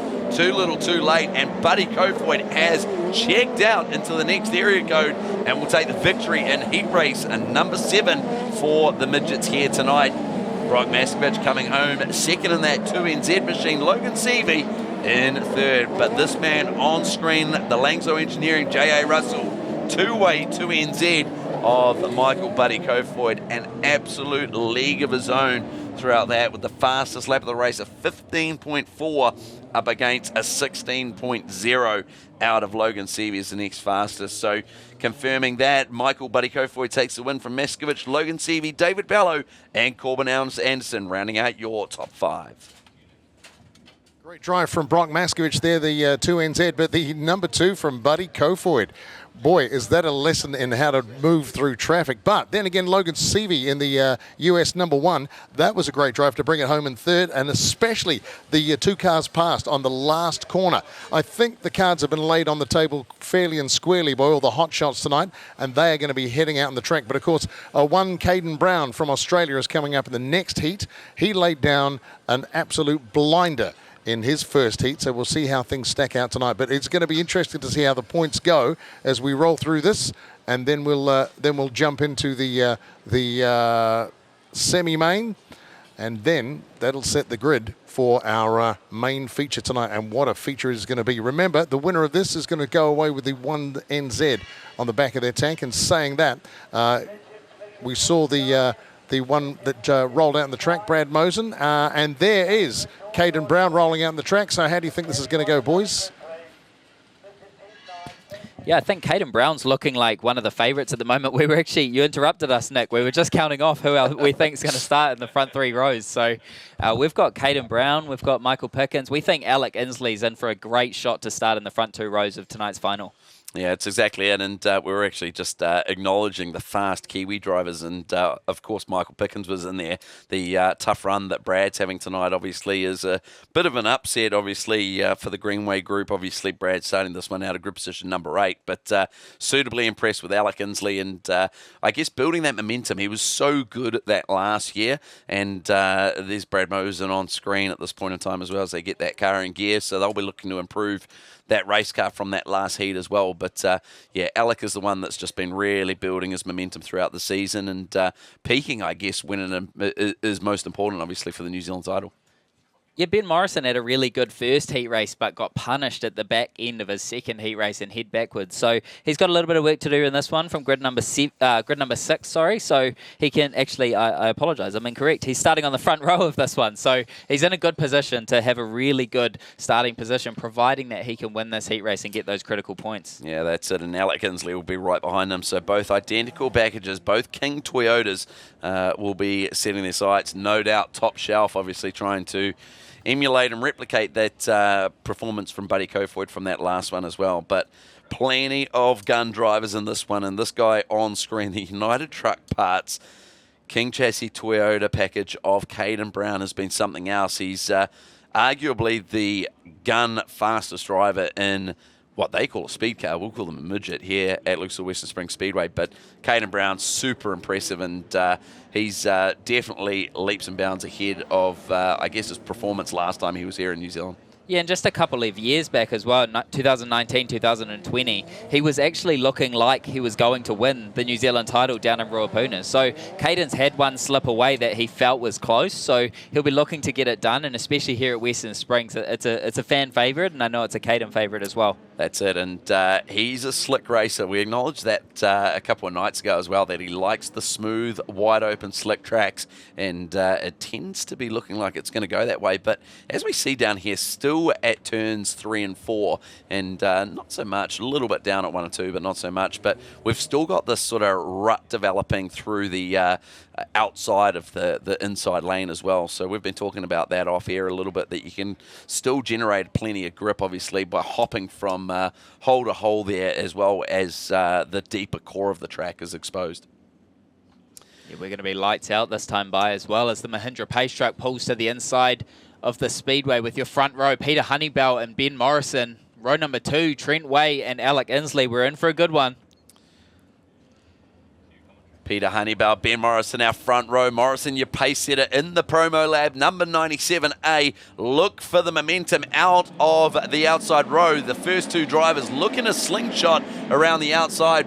Ben Morrison pulls to the inside, but watch out for Mosen. He's already gone top shelf and picked up a couple of spots early, and Morrison tries to get down the inside of Peter Honeybell on the opening lap. Can he get it done? Certainly in with a shot, and he's going to beat him to the post on the opening lap. Trent Way pulling through, Caden Brown and Brad Mosen, all those drivers up on the top side as Ben Morrison takes the lane away from Peter Honeybell. Honeybell looks to the inside down into turn number 3. Slide job for the race lead as Ben Morrison tries to cross over. We're 3 wide out of turn number 4. It doesn't get much better than that, but they, as you say, Hayden, they were 3 wide, but all whilst they were battling coming out of turn number 4. Caden Brown and Ben Mosen are hard charging around the outside and taking that opportunity of those drivers battling in front, and already Caden Brown slips up to 3rd and Mosen into 5th. Yeah, Inslee's going to get hurt by committing to the bottom down here in turn number 3 and 4. Caden Brown slides across his nose and takes 2nd. Inslee looking back to his inside, but he's going to still commit to the bottom and hits the right as Caden Brown closes the distance on your race leader, Peter Honeybell. There's no doubt about it. If Caden Brown can bring this home in the top 3, he's going to be your highest point scorer for the New Zealand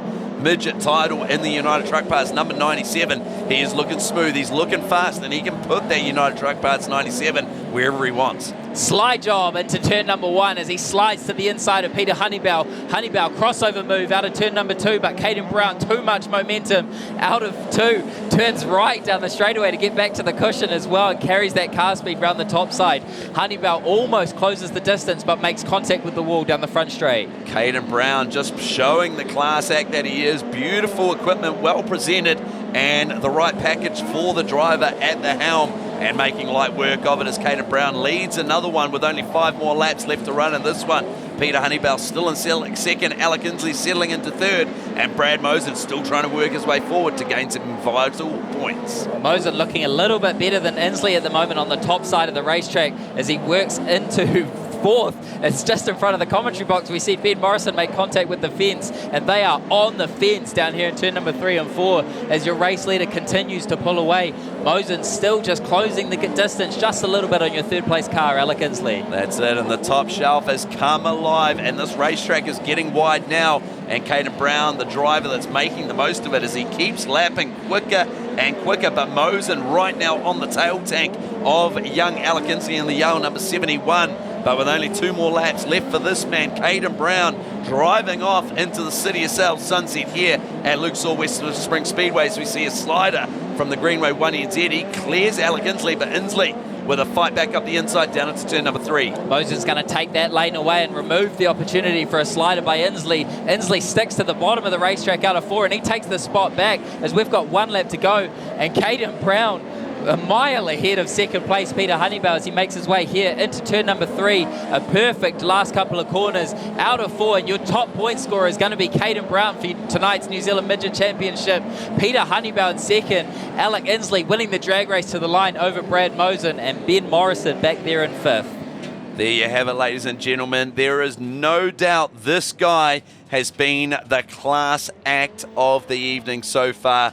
He is an Australian, not quite a Kiwi, but he is a jet, there's no doubt about it. Caden Brown takes a victory. Look at that time, 0.6 of a second faster of the fastest lap of Peter Honeybell there. Alec Inslee coming home 3rd, Brad Mosen salvaging 4th, and Ben Morrison coming home 5th.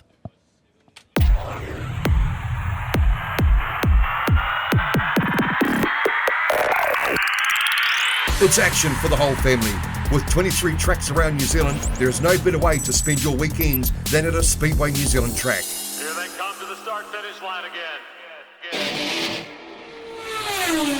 There's something for the whole family. Sprint cars, saloons, stock cars, sidecars, midgets, and much, much more. Pack up the family and make a trip to adrenaline-filled, action-packed bashes and crashes that only Speedway can deliver. Visit www.speedway.co.nz to find out the track nearest to you. Speedway, it's our summer thing. Brake suspension and tyres. Just letting you know that at Mag & Turbo we fit new brake discs and pads plus brand new springs and shocks all on site at our purpose-built shop. We only sell leading brands such as Brembo and Bendix brakes, Munro and Bilstein shocks, and Dobie Sport and Cobra springs. Plus, don't forget we have the biggest range of tyres to fit family cars, sports cars, and four-wheel drives. So for the very best deals and advice on new brakes, suspension and tyres, get down to the number 1 Mag and Turbo Tyre and Service Centre.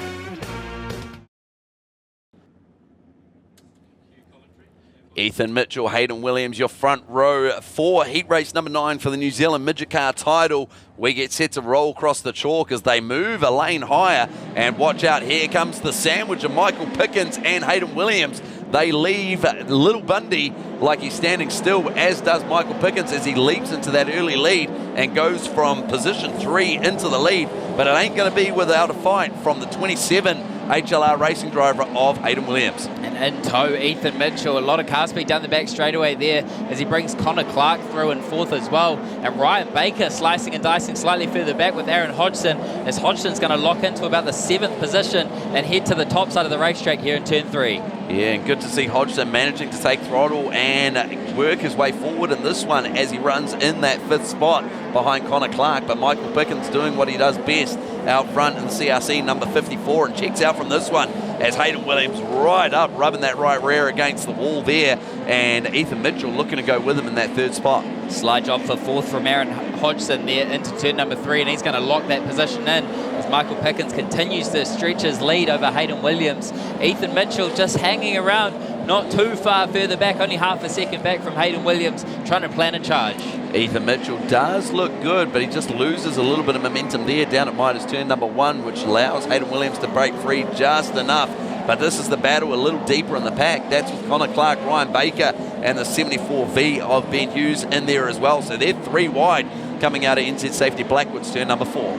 Crossover there by Connor Clark's going to allow him to hold on to about 5th or 6th as Ryan Baker uses him up down there in turn number 2, but Connor Clark in the A-Game Hydration 4 drives right around the outside of him out of turn number 2, and he's going to hold on to the 5th position. And that was a big squeeze there, but Michael Pickens checked out from this one. He's almost going to get into the lap traffic come the end of this one, and that's the 68 that's deep in this one, and Nick Davies. So Pickens in a league of his own as we hear the screaming number 35 of Aaron Hodgson tear by as he looks to hunt down Ethan Mitchell, as we've got one around down at turn number 3, the 99 down here as well. So that's Ben Hughes in the 99V, so not ideal for the likes of Michael Pickens, but I tell you who's going to take advantage of that, and that's Aaron Hodgson. Yeah, Hodgson with a good run over the past few laps as well. Lap timing slightly better than your 3rd place car of Ethan Mitchell, but a little slower than your front 2 of Michael Pickens and Hayden Williams. We could see an aggressive move from Michael Pickens off the start as he slid up the inside of both Ethan Mitchell and Hayden Williams and took their lane away there and took the race lead right away out of turn number 2. It's exactly right. So this is thrown wide open. A good opportunity for Hayden Williams, and obviously getting another bite at the cherry at Michael Pickens. But Pickens looking like he's in a league of his own at the moment. And Hayden Williams, albeit not the standard engine package that he'd be running for HLR Racing, given the engine troubles that they had earlier in the season. So with a second tier engine for him under the hood compared to his normal program, he's done a good job. That last lap, he was only a 10th off Michael Pickens. Yeah, and Hayden gives really good feedback. And I was in his race team for a long time, and he gives great feedback and allows the car to develop underneath him. And so they're working in the right direction. And with a new package, it is always difficult as you take one step forward and it feels like 2 steps back. So we'll see what happens off this restart here as we are looking good out of turn number 2. The yellow lights are still on, however. So we're going to circulate for another time by. In comparison to Caden Brown, how do you think Michael Pickens looks at the moment? I've just been super impressed with Caden Brown. There's no doubt about it. But he could put that race car anywhere he wanted on the racetrack, and it just looks super flat and super stable. Not that Michael's doesn't. It just made Caden's just look a whole lot cleaner, I guess, is how I'd put it. But hey, you can't take anything away from Michael. He's on screen at the moment in that CRC 54, and he's doing a great job.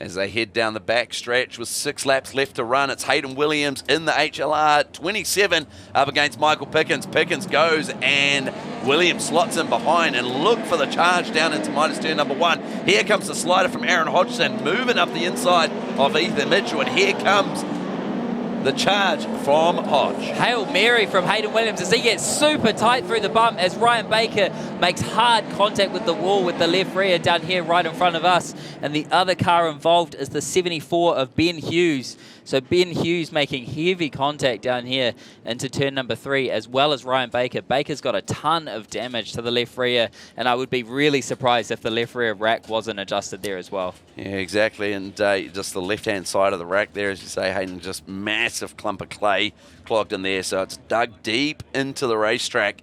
Obviously, heavy damage there as we've got a replay coming to you. So look deep in the pack here. Here he is going to the outside, around the outside of Hughes, hits the right rear. So just misjudged there, hard into the wall, and extremely lucky he didn't go up and over and pirouetted around on that right rear and back on its fours. So yeah, heavy contact, I guess, with the wall directly, first and foremost. Yeah, and often when it makes contact, with the left rear like that, it pushes the whole torsion rack forward and makes significant chassis damage. So hopefully the 87 of Ryan Baker isn't too damaged and we can get him back out on track later tonight. Yeah, that's exactly right. And I tell you what, his teammate, that Hail Mary down here for the Auto Super Shops GT Radial number 27 of Hayden Williams, what a heck of a move that was up the inside.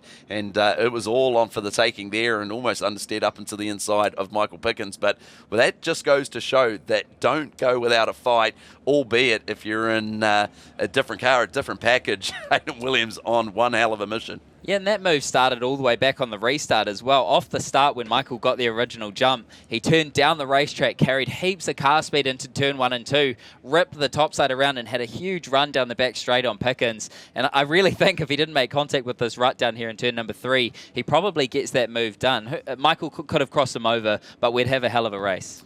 That's exactly right. So the lights are still on, so we're going to stay yellow for another lap. And watch out for the ever-charging Aaron Hodgson starting on the outside of the second row as well. He's on a mission with a lap time, albeit the same as Hayden Williams. He's got the pace to get himself into the top 3 and make up some valuable points. Obviously, with a DNF under his belt, he'll be having to join the likes of Brad Mosen in the semi-main.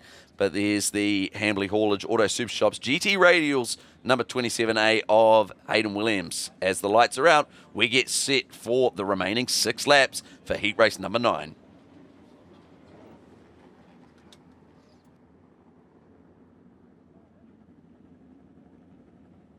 Six laps remaining in heat race number 9. Michael Pickens, the pace setter, off the inside of the front row. Hayden Williams on the outside of him. Watch out for the slingshot out of the outside of the second row of Aaron Hodgson. All drivers going to the inside, but a little bit lower does Hodgson and gets the run up the inside of Ethan Mitchell. And here he comes as he gets a run on Hayden Williams down into turn number 3 and slides up the racetrack. And here comes Aaron Hodgson. The battle continues, however, with Hayden Williams looking to the inside with a slide job of his own, more of a drive job, left hand down into turn number 1, gets tight on the cushion. Hodgson crosses him over to the inside, takes the top away from him, but Hayden slides up, makes contact with that right, and that's going to allow Hodgson to get away for second. That's it, and Hodgson just looking a whole lot smoother, and while those two are duking it out, it's allowed the 54-man Michael Pickens to jump into that early lead on the restart. But Williams, as we say, not going out without a fight. And great to see 2 of New Zealand's fastest open-wheel midget drivers going at it and giving themselves plenty of racing room. Yeah, Williams still looking dangerous back there in 3rd position as he slides up and behind the 35 of Hodgson. Just as I say that, he shoves the nose and gets tight out of turn number 2, which allows Hodgson to get by. And listen to that Esslinger scream as it comes past the commentary box. That's exactly it. With 3 laps left to run for Michael Pickens, it looks like he's going to get it in the bag, but Hodgson looking pretty there in second place and breaking away from Hayden Williams as Ethan Mitchell clips the wall coming out of Midas turn number 3 as Aaron Hodgson runs right up against the wall and sacrifices that second spot almost to Hayden Williams. But 1 more lap left to run for Michael Pickens. This man sitting pretty at this point in time and looking to come home looking good in this final heat race for himself, and he's going to take victory here for the New Zealand Midget Car title, heat race number 9. Aaron Hodgson coming home with a hard-fought second place, having started a little bit deeper in the pack here, out of grid position number 9, and not without its battle there with Hayden Williams and almost taking himself out down here at turn number 3 and 4 and salvaging that second spot. But nothing to take away from this man. Michael Pickens taking victory there. Aaron Hodgson second, Hayden Williams third, Ethan Mitchell hanging on to fourth, and Morgan McHugh coming home fifth.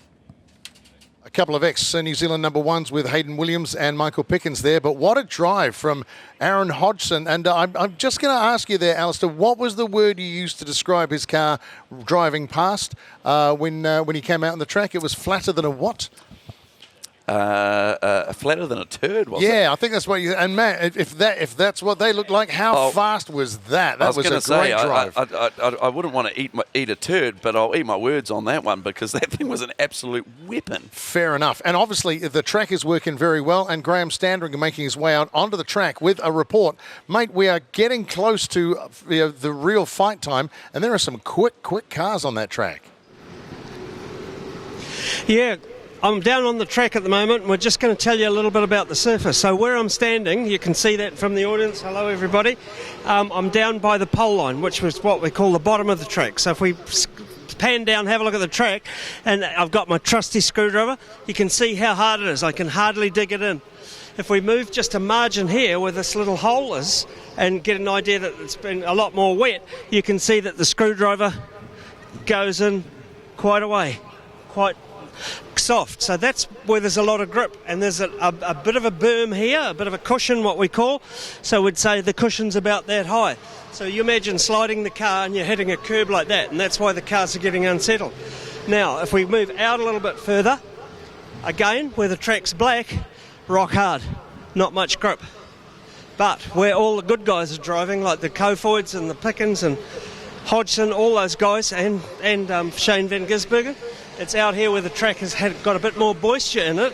And again, if you have a look when my screwdriver goes in, it's much more soft and it's easier to move the surface. So the grip is out here. Although the distance is further, it makes it up for the grip that they get as opposed to the wheel spin that they get at the bottom of the track. That's it for the track report, guys.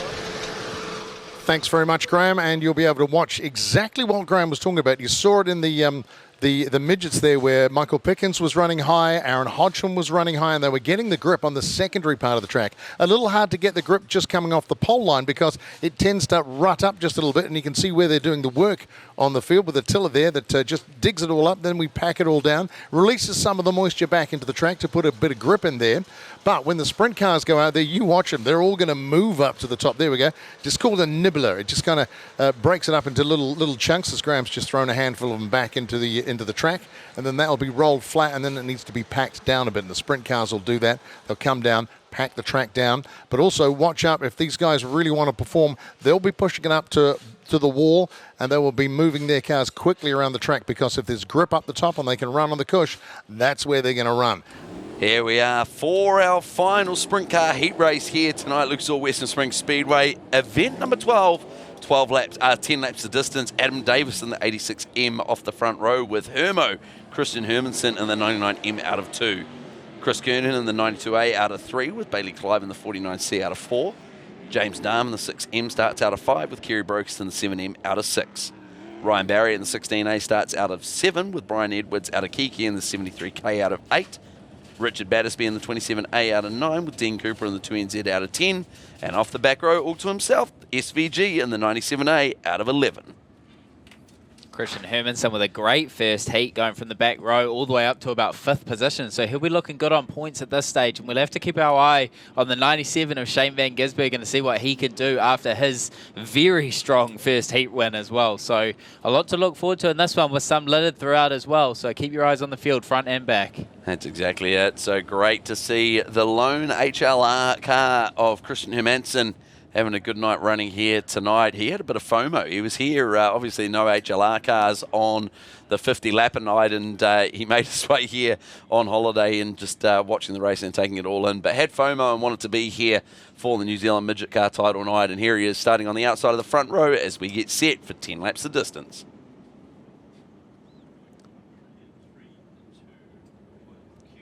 Adam Davis off the front row with Christian Hermanson in the Auto Super Shops number 99M. The outside of the front row, the pace setter Hermo gets on the throttle, and the drag race down into Midas turn number 1 as a few drivers, Kerry Brokers and the likes, getting in and squeezing up to the wall there, Brian Edwards as well, but it's going to be Christian Hermansen that gets off to the early lead. So we'll wait to see if Hermo can check out and not be under any pressure. But Adam Davis doing a good job to hang on with him on the opening lap. Yeah, Davis looking good on the bottom side of the racetrack down here in turn 3 and 4. Hermo looking very strong out of turn 2 though, but I don't think the race is over as Adam Davis continues to fight back as he just misses the grip on entry to 3, and he's going to lose about 4 car lengths to Hermo. And Chris Hermansen just trying to get under Mr. Angry of James Darm as Clive gets into the wall, and we've got an up and over down at Midas turn number 2. And that's our South Island driver that's visiting up here at the moment. Bailey Clive in the 49C gets into the wall. He's had a hell of a run up here at Luxor Western Springs Speedway, and some really bad mechanical problems, just absolute gremlins that he's been trying to work his way through, Hayden. Yeah, that sucks. I know how much Bailey's been working as we see the car on the left-hand side of our screen. As he just sails it into the top side with just a touch too much confidence, jumps up over the cushion, and we can see him on his left side as the camera skips to him as well and just tips over. Nothing too hard there, but definitely enough to do a fair chunk of damage. Yeah, that's it. And both front shock absorbers blown out of that race car, and sitting a little bit sad in the front end there, as well as 2 damaged wings. One obviously no longer on the race car, as well as Bailey climbs out of that race car. Put your hands together, ladies and gentlemen. The South Island driver walking to the infield. A-OK, and great to see so as well. Auto Super Shops number 99M has control of your race start. Remember, down here in turn number 3 and 4, in between the 2 CRC 556 race cans, those will be our starting zone. Keep an eye on your outside front row leader, Christian Hermansen.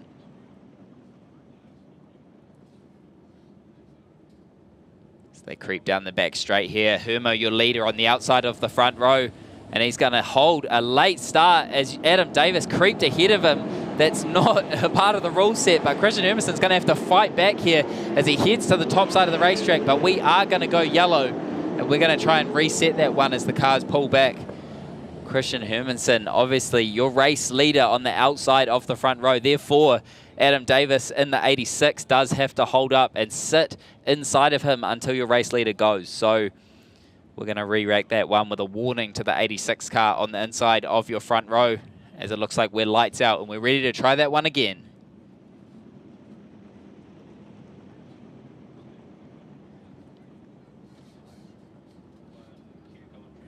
We head down the back straight here. Christian Hermansen, your race leader. We're going to try that one again. He delays the start once again. Midway through turn number 3 and 4, gets a great jump. James Darm also an excellent jump. Heads to the inside. Slide job for the race lead, but Christian Hermansen is going to have to get on the brakes, and you've got a new race leader out of turn number 2. And here comes the fight back for Christian Hermansen. Gets up the inside and slides him. And Hermo's going to have to get to work around the outside, but he closes that door just enough down to Midas turn number 1 and 2. But Chris Kernahan in the fight of his life with Adam Davis and rounds him up for the 3rd spot. Hermo continues to cover the bottom side of the racetrack down here in turn number 3. That's going to allow Chris Kernahan to the inside of James Darm. Hermo continues to cover the inside down there into turn number 1 as second. The battle for second rages on almost side by side out of turn number 2. Kernahan commits to the bottom once again down there in turn number 3 and 4. Gets to the left rear of Hermansen. Hermansen takes the lane away. Chris Kernahan in the fight for the lead for the 3rd heat race here tonight at Luxor Western Springs Speedway, and he's in hot to trot in the J.A. Russell number 92, and he's in for a shot here, and Hermo just protects him coming out of turn number 4 that time by. Protecting the race lead, doing the right thing from Christian Hermansen as your race leader. Chris Kernahan, if he's going to want to get that move done, he's going to have to move off the bottom side of the racetrack as Hermansen runs a nice line out of 4, grabs the moisture on exit, and he's going to stretch that race lead. And with only 3 more laps, make it 4 more laps. No, 3 laps left to run here for Hermansen. He's doing a good job to hold on to that lead. But as you say, Hayden, Chris Kernahan's just going to have to work some magic and try and move a lane higher, or either settle for that 2nd spot, because Hermo is starting to check out and just refine his laps around Luxor Western Springs Speedway. But last time by, Chris Kernahan was still faster on outright lap pace. Shane Van Gisbergen worked his way up to the 6th position. He's going to need to get another car here to be top qualifier, tied with Christian Hermansen. with a first and a fifth position, provided that the order stays how it is. We only have one lap to go in this one as we head into turn number 3 and out of turn number 4. Christian Hermanson and the 99M is going to be your race winner. Chris Kernahan from further back in second in the 92. James Darman third after a strong battle for second. In fourth position is going to be Kerry Brokus in the 7M and Adam Davis holding on for fifth. So there you have it, confirming those results. It's Hermanson, Kernahan, James Darm third, Kerry Brokus fourth, and Adam Davis rounding out your top 5. Wow, what an exciting race that was here at Lucas Oil Speedway, Western Springs. The lights are on and the track is looking fast and furious out there. Now, coming up next, we've got the Midget Semi-Main. Now, this will sort out the last 4 cars to join the feature. So, of all these cars here, they are racing for it. So, the first across the line, 1, 2, 3, 4 will take places 19, 20, 21 and 22 on the grid. I'll run through the grids for the feature just before we get on the race, but boy, that is one close race that we've got coming up, and someone's going to get the number 1 on the back. Now, if you're enjoying yourself here tonight, if you're watching it on the live stream and thinking, man, I should have been there, you can actually enjoy it watching on Sky Sport. In fact, we've got the entire International Midget Series, which kicked off on Boxing Day, coming up fairly soon, and we will have a special one on tonight's race so you can relive all the excitement here at Lucas Oil Western Spring Speedway. Check your guides for details for Sky when it's going to be running, and you will be able to see it and tell your friends that you were there that night of excitement. And it's 106.1, I believe, is the FM frequency. If you want to catch the commentary, 106.7. Sorry, it looks like a 1 in my writing. So 106.7 FM. If you're listening, it's the race control frequency, and you can catch up with the commentary as we get ready to race. And it is the Midget Semi-Main coming out. So it's ride or die time for some of these guys. So it is going to be all on out there on the track. Then we're going to settle down, find out who is going to play for the money, or the $50 or the $1,900 when we go for the 50-50. That'll be coming up in the sprint car feature. And then the big one tonight, who gets to change the number on the back of the tail tank? Boy, that is going to be an exciting race at the New Zealand Midget Championship here at Lucas Oil Western Spring Speedway. Thanks very much there, Nick. And the last chance to qualify for the for the New Zealand Midget Car title here at Lucas Oil Western Spring Speedway. The top 4 spots from this one, from the finishing order, will transfer onto the back of the New Zealand Midget Car title. So to run through our grids, out of grid position number 1 is going to be the 99V of Brent Hughes. On the outside of him is going to be the 24A of Morgan McHugh. 63M of Jathan Worthington starts out of 3, with the 7K of David Pallow out of 4.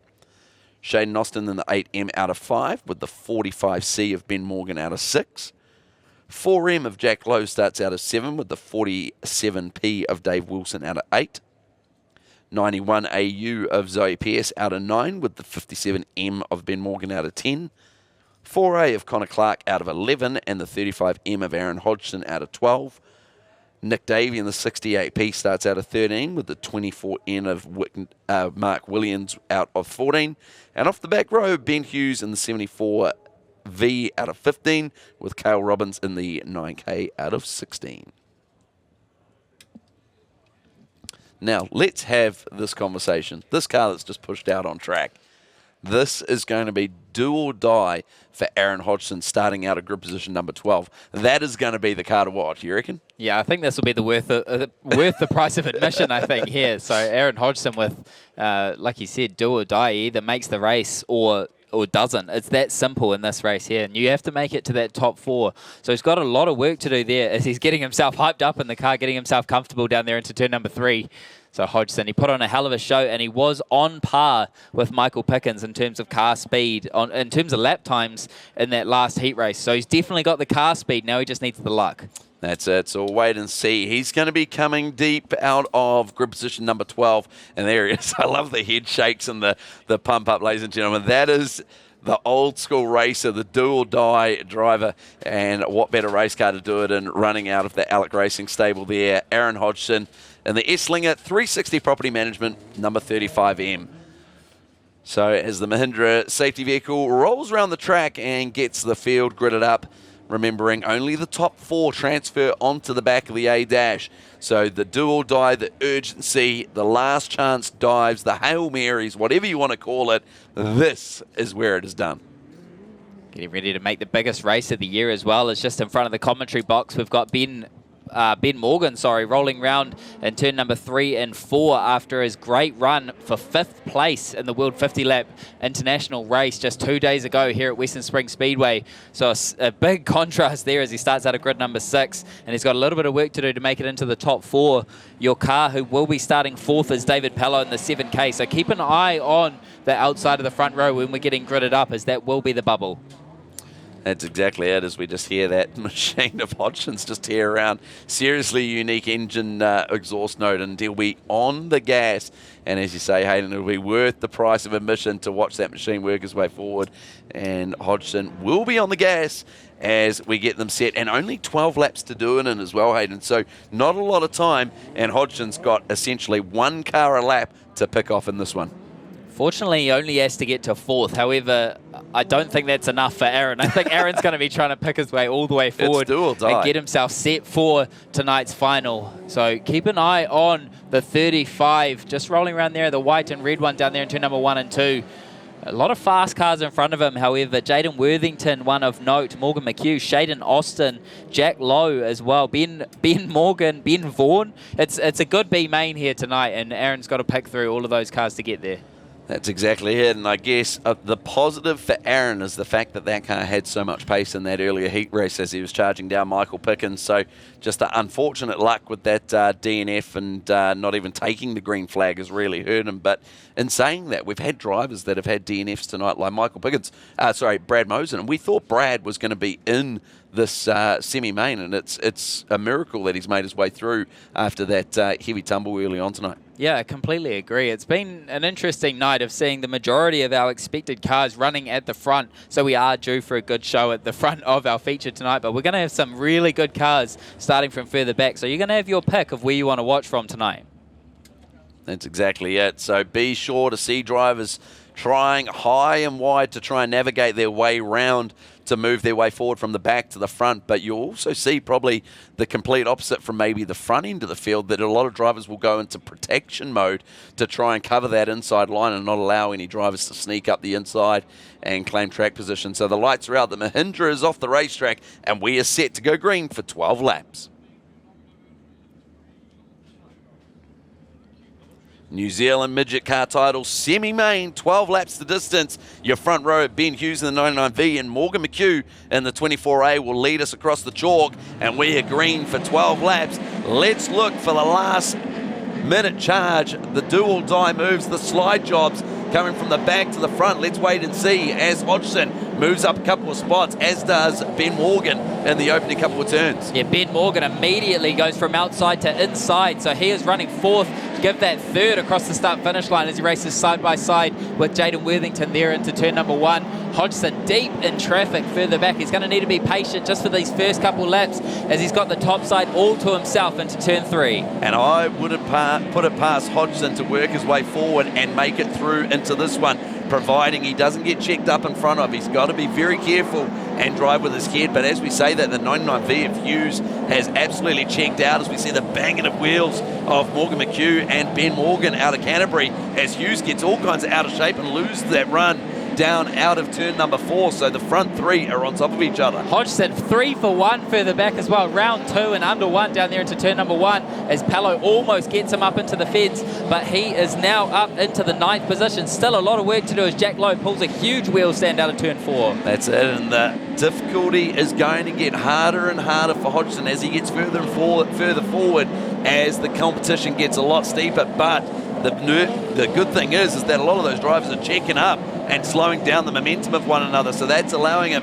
to stay in the thick of this as he rounds up Connor Clark. Heads to the bottom into 1, which is just going to hurt his momentum a little bit as he tries to put Jaden Worthington down a spot, as he does as well. Heads back to the top side down there into turn number 3, wide open into turn number 3, and he's nearing on 6th place. He is in 6th down into turn 1. That's it, so only a couple more spots left to get Hodgson into the show. That's the car on screen. The 35 is charging down Jack Lowe. So remembering a lot of those cars in front of him are trying to conserve and just run a tight line down on the bottom to ensure they make the show. 5 laps to go in this one. Hodgson's time is running out. However, a huge mistake in front of him is going to bring him a little bit closer to the bubble as Hughes slips up the racetrack and takes his momentum away. He heads to the top side down into turn number 3 and 4 as Connor Clark's looking to get in on that party as well. Yeah, and that just slowed down the run from Hodgson as he rounds up Jack Lowe and goes top shelf and rounds him up there as well. So he's going to get 2 for 1 here if he gets a tight run down into turn number 3 and rounds up Hughes. So here it is, Aaron Hodgson from outside. The transfer is now the 4th car in this one and takes the 4th plate off of Hughes. 3 laps to go here. He's going to be looking for a little bit of insurance on the 8 of Shaden Austin, but that front 4 are driving away from your cars in 5th and beyond as your current race leader, Morgan McHugh, ticks off another lap, and we're inside 2 to go. So as the gasser, Aaron Hodgson, tries to work his way through, we've got Zoe Pearson, the wall down here at turn number 3 and come to a stop. So that will close the field, and that is exactly what the drivers a little deeper in this one are looking for. So Aaron Hodgson, with only 2 more laps left to run, gets a second bite at the cherry. The last thing you wanted to see if you were those cars around the bubble was a yellow flag there. They had pulled a decent lead over top of your 5th place car. It was over a second of an advantage. So there is definitely enough time for some chaos to ensue here, as I believe we have 2 laps to go. So still 2 complete circuits of Western Springs Speedway left in this one. Do you think Morgan McHugh and Ben Morgan know what's coming from the 35 behind them? No, I don't. But I think when they hear the race order over the radio, I think you know to be scared. When you hear the 35 on the order, you know he's coming. If you don't hear the 35, you'll sure as hell hear that engine roaring behind you as he comes wide open past you. And the best part is as well, he's going to have the top side of the racetrack to himself off the restart, as he's going to be starting outside of row 2 as him and Shaden Austin, unless Shaden's being relegated for some reason here, he's going to have to head to the inside, and that will give the 35 the outside of the racetrack. Yeah, so we'll wait and see how this one unfolds here as they get the number 91 of Zoe Pierce pushed off, and we get set to get back into formation, and we should be looking good to go green next time by, providing the number 91 gets fired up, which isn't looking good for Zoe Pierce at this point. No, it's not, and she hasn't taken throttle down there in turn number 1 as well, so it does look like her New Zealand campaign is going to come to an end down there in Midas turn number 1 and 2. So we can see Hodgson just getting himself psyched up, having a little bit of a sight lap down here in turn number 3. I think we all know that Aaron's not done yet. No, and I wouldn't put it past him when those 2 cars in front try to jostle down into the bottom of turn number 1 and 2, that 35 is going to be on the floor and running wide open down at Midas turn 1 and 2. So we keep our eyes on him. We're definitely fans of Hodgson, the 35, there's no doubt about that, but the front 2 doing a great job, and we get set for green-white checkered. Morgan McHugh, Ben Morgan lead us round turn number 3 and 4 as we get set to go green for the final couple of laps here in the midget semi-main for the New Zealand title. And here it is, the attack from the driver in 4th, Aaron Hodgson. He gets tight, and that's going to move him almost out of the transfer, and he gets back into that 4th spot and looks to build that run as he'll come down and take the white flag next time by. Huge mistake by Connor Clark's going to put him out of this one as Hodgson splits them down there into turn number 1, slides up in front of Shaden Austin and in behind Ben Morgan. That's going to give him some insurance there in 3rd. Austin's not had enough though. He slides to Hodgson's inside, and we've got a drag race down to the line. We've got 1 lap to go. And what a slingshot from Aaron Hodgson. He was almost going to drive over the top of Ben Morgan in the number 45, and he gets to run around the outside, and he's going to get them around here and get 2 for the price of 1 heading down the back stretch. Hodgson looking for the race lead almost from 3rd, as there's almost a 3-wide race to the line as Morgan McHugh's going to take your semi-main. 2nd place is going to be Ben Morgan in the 45C, with Aaron Hodgson with an outstanding drive from the back of the B all the way up, and Brent Hughes is going to be, no, we are missing a car in our timing loop. Shaden Austin is going to be your 4th car going through to the semi-main tonight. Results are on screen. So just to recap that, our official 4 cars going through: Morgan McHugh in the 24A, Ben Morgan in the 45C is going to be in 2nd, Aaron Hodgson with an outstanding drive from the back to 3rd, Shaden Austin in 4th, and Brent Hughes narrowly missing out in 5th. The right machinery and attention to detail is what it takes to produce precision engineering. At Phantom Engineering, they can do exactly that. Whether it's a race car or trailer build, or even alterations, through to anything you need built for the home, your work, or the farm. Come and chat to our team that will take the hassle away. The right gear, the right knowledge, and the right team. Phantom Engineering, 317 Waihola Highway, Melbourne, New Zealand. If you break it, we can fix it. If you want it, we can build it at Phantom Engineering. It doesn't matter how hard the job is, we suck it up and get it done. No matter how dirty our hands have to get, we suck it up and get it done. Suck it up, suck it up, suck it up. Out for suck's sake, suck it up, suck it up, suck it up. Out for suck's sake, suck it up. Suck it up and get it done with suckitup.co.nz.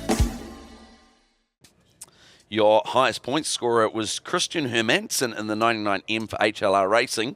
He's opted to start on the outside of the front row here. So out of grid position number 1 will be the 97 of SVG. Your highest point scorer, the 99M of Hermansen, starts out of 2. 2NZ of Dean Cooper starts out of 3, with the 47A of Zach Sokol out of 4. 89A of Luke Brown starts out of 5, with the 71A of Jamie Duff out of 6. 77A starts out of 7, that's Carl Fenton, with the 92A of Chris Kernahan out of 8. 6M of James Darm starts out of grid position number 9, with Brian Edwards in the 73K out of 10. 7M of Kerry Broker starts out of 11, with the 16A of Ryan Barry out of 12. 67A starts out of 13, with the 86M of Avram Davis out of 14. 27A of Richie Battersby starts out of 15, with the 88M of Keenan Darm out of 16. And last but not least, Bailey Clive in the 49C starts out of 17. So the lights are still on as we look to get another lap under our belt here in formation. And it's a good-looking grid, albeit not a huge field here with only 16 cars gridding up for this one. Obviously no 49C of Bailey Clive here, given the tight turnaround between that final heat and obviously the feature here. But next time by, we'll be looking good to go green and 20 laps the distance, as we say. So the Mahindra safety truck, we're going to go 4 wide salute. So there you have it, ladies and gentlemen, 4 wide salute to you, the fans and the crowd.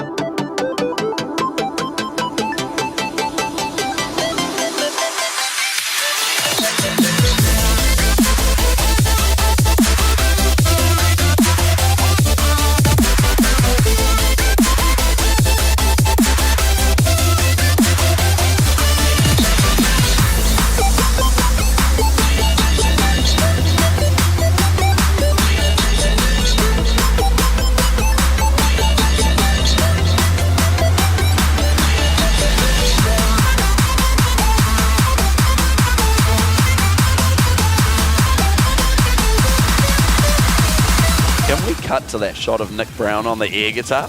That was fantastic. That's we're gonna have to wait. Can we play that again? I don't know. The Mahindra safety vehicle pulls to the infield, and we're set to go green for the sprint car feature here. 20 laps of distance at Lucas Oil Western Springs Speedway.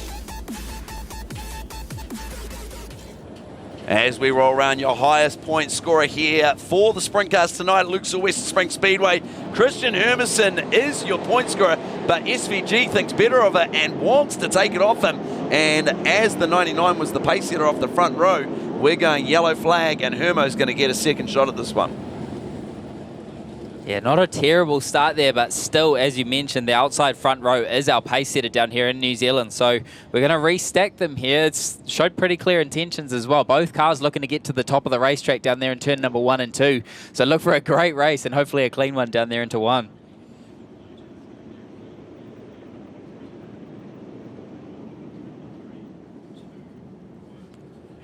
The lights are out. Christian Hermansen, your highest point scorer in the 99M for Auto Super Shops, running around the outside of SVG. Who's going to get the jump into 1? Great start there for the 97 of SVG. He's going to take the lead away from Christian Hermansen, and Dean Cooper now up the inside putting him up into the second spot. Yeah, bottom strong out of turn number 2 as well as Dean Cooper shot to second. And the lead out of turn number 4 committing to the low side of the racetrack. Both cars moved up and just left that lane open for him, and we've got a new leader.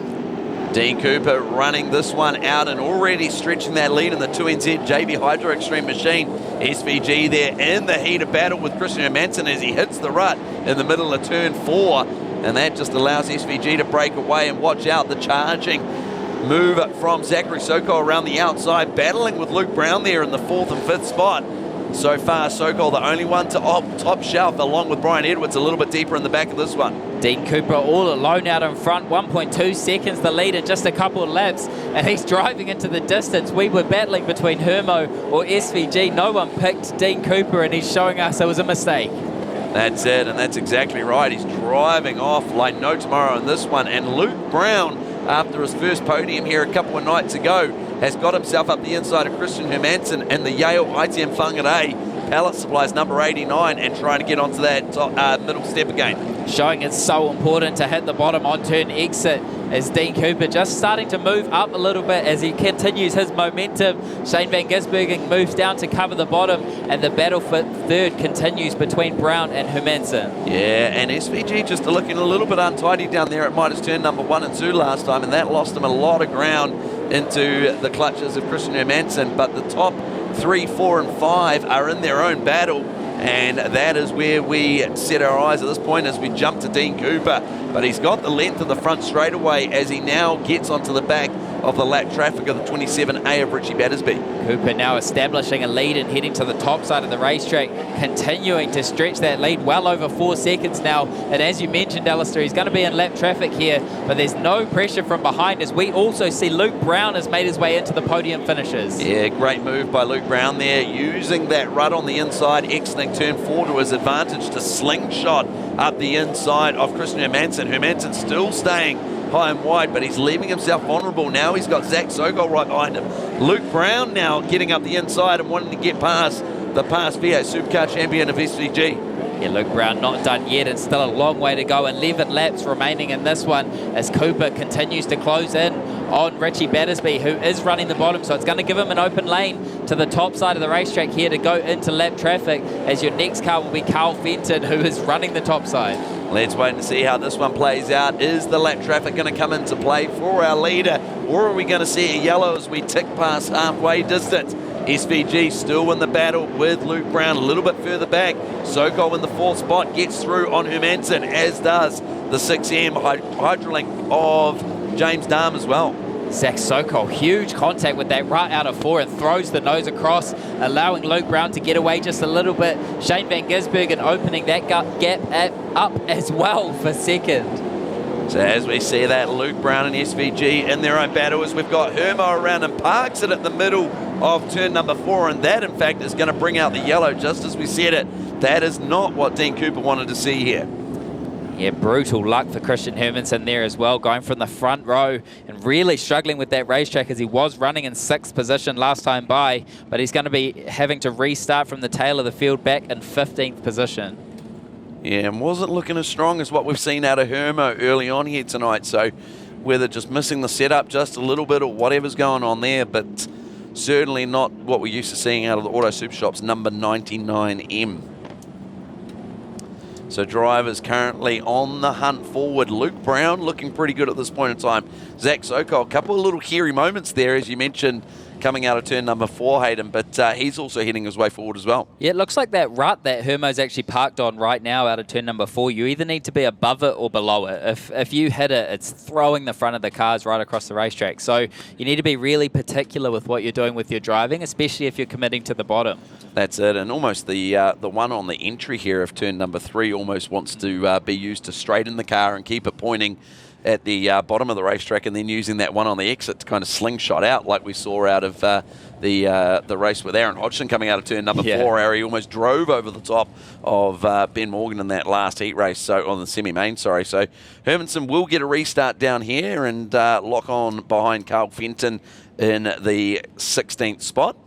But it's back to the 2NZ and the SVG number 97 as the front row. Who is going to opt for that top shelf down into turn number 1 Interesting to see Dean Cooper choose the outside of the racetrack here on the restart, as well as we saw Jonathan Allard lose the restart out just a couple of weeks ago. So we'll see what Cooper's strategy is here and if he can turn down across the face of SVG down into the turn 1. But last time by, Shane Van Gisbergen was faster, albeit Dean Cooper was in lap traffic. So it should be on for a good race here. Yeah, and I wouldn't be surprised to see the Fairview Ronnie RPC Logistics number 47 follow Dean Cooper top shelf down into Midas turn number 1 on the restart here. So the lights are out, and that is my pick here on the restart. Zach Sokol on the charge around the outside on the restart here, heading into 1.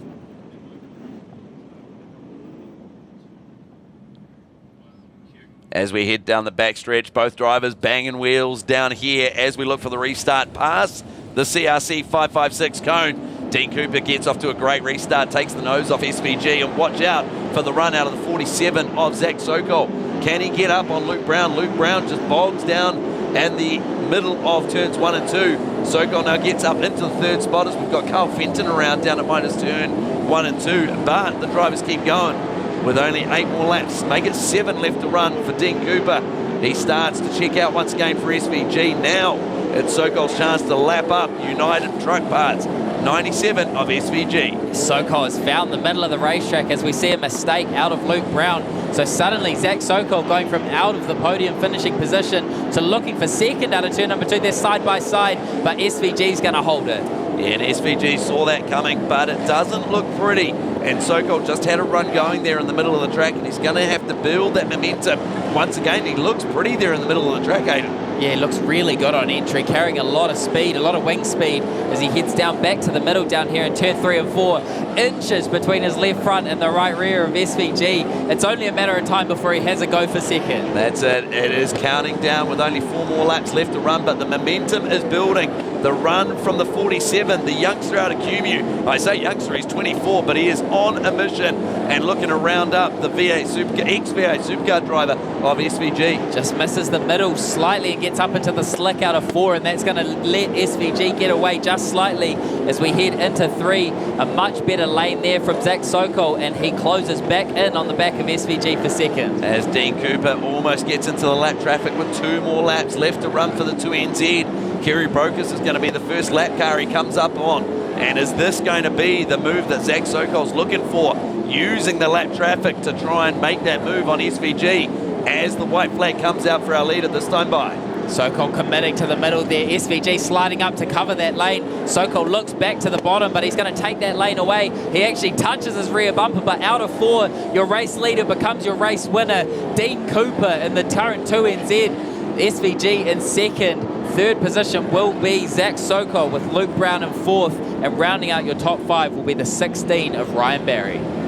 What a heck of a race, but this guy, none of us picked him for the win, but rightly so, the 2NZ gets it done and confirm those results. The fastest man by half a second in the feature there, fastest lap, Dean Cooper.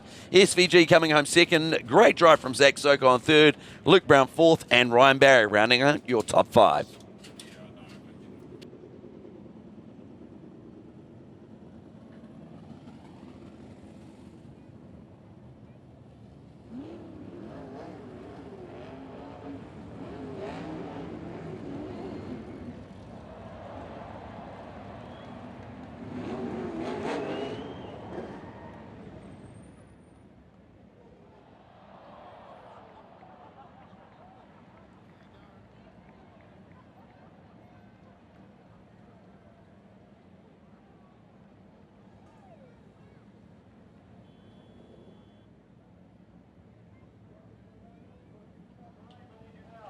Well, just when we thought, what a great one, what a great win by Dean Cooper.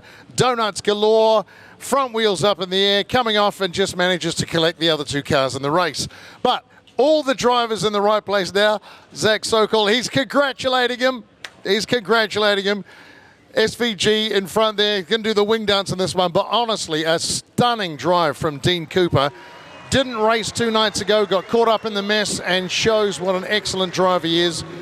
The last couple of seasons he has been great, and we've seen him on the podium a couple of times. He's a great young man, and Graham Standring will get his feelings on how he feels about making it to victory lane tonight.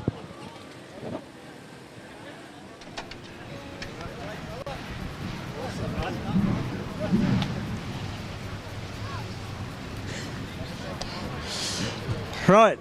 Not only was that a spectacular race where you drove away from Shane and did a pretty good job in the high groove and the low groove, you wowed everybody with the donuts and then managed to cap it off by cleaning up your car. Well, I think Soko was just getting a bit fast there, so I got to keep him grounded, but no, we got stuck in gear there. It must have been from the donuts. We knocked the gear shifter off or something, but no, it was a bloody good race. Awesome track. Top held up good and bottom was there as well, so it was awesome. Yeah, Shane put up a pretty good run with you there, but you just had, especially in the high groove. Yeah, well, it's a long way round out there, but Shane did a good job. I was watching the big screen there, and I saw a front wing every now and then. I was like, oh, got to keep it going up there, so it's good. And anybody to thank with your car how good it's been going? Oh, of course, Dad. He's been up here. We've been up here for a week and a bit now, so that's always good fun. JB's Hydro Extreme, Lucas Oils, Chemical Guys, O'Connor Warren Insurance, and HRD. No shocks like them. Okay, ladies and gentlemen, your winner of the sprint car feature and the donut competition tonight, Dean Cooper. Thank you very much.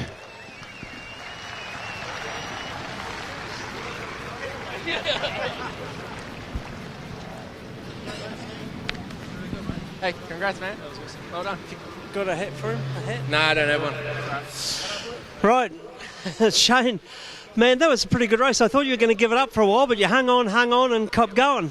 Yeah, it was awesome. I just couldn't quite get going at the start, and then halfway through, and then after the yellow, felt really good, but yeah, just couldn't quite get there. So congrats to Dean and his team. But yeah, I've had a blast this summer. It's been really cool out here, and to drive for Brian and Annette, United Truck Parts, and everyone who's helped us. It's been awesome. And then to race at this place, it might be the last time here, and to do it in front of such cool fans and seeing everyone down in the pits, it's been awesome. So yeah, really enjoyed myself.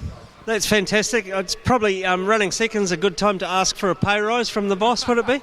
No, second sucks. We wanted to win, but it was still, yeah, getting better, and I felt much more comfortable in the car this time. So, yeah, look forward to next year, and hopefully we keep getting better. As an observation from the infield, I noticed that you're not soaring on the steering wheel quite so much and appeared much more smooth, except for the hole coming out of turn 2. But other than that, you're doing a really great job, and hey, it has been so good to have you here. Don't forget, if you want to buy a side wing off the last car and bits and pieces, the auction's over there in the pits. Come and see Shane. He's more than happy to get you organised, but it's been great to have you here. Thanks, Shane. And Shane, second in the sprint car feature, that's not too shabby. Thanks a lot. Thanks everyone for coming out, and hope the midget feature's good. Cheers. Thank you. Cheers.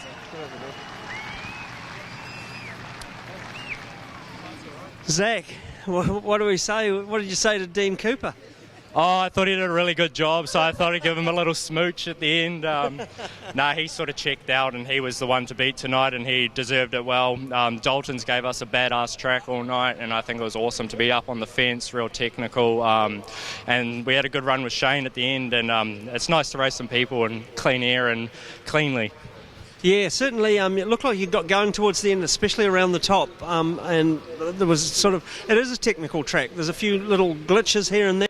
You managed to navigate your way through those, but running the top was suited you and your car?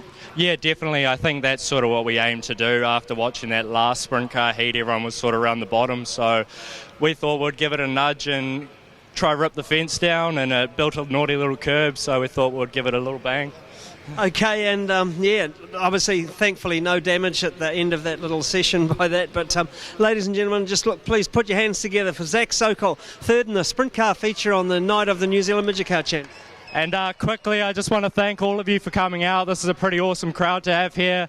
And of course, I'd like to thank my sponsors, Fairview Rodney, RPC Logistics, PG Hydraulics, Avondale Pack and Send, Sokol Design, Jamie Sokol Real Estate, Barfoot and Thompson, Kermu, Waimalka and Helensville, SPH Shots, anyone that I missed, my mum and dad, all the boys for coming out tonight, appreciate that. There they are. The missus and my sister and the rest of our family for helping us out. It's awesome to have a family event and everyone come and support us.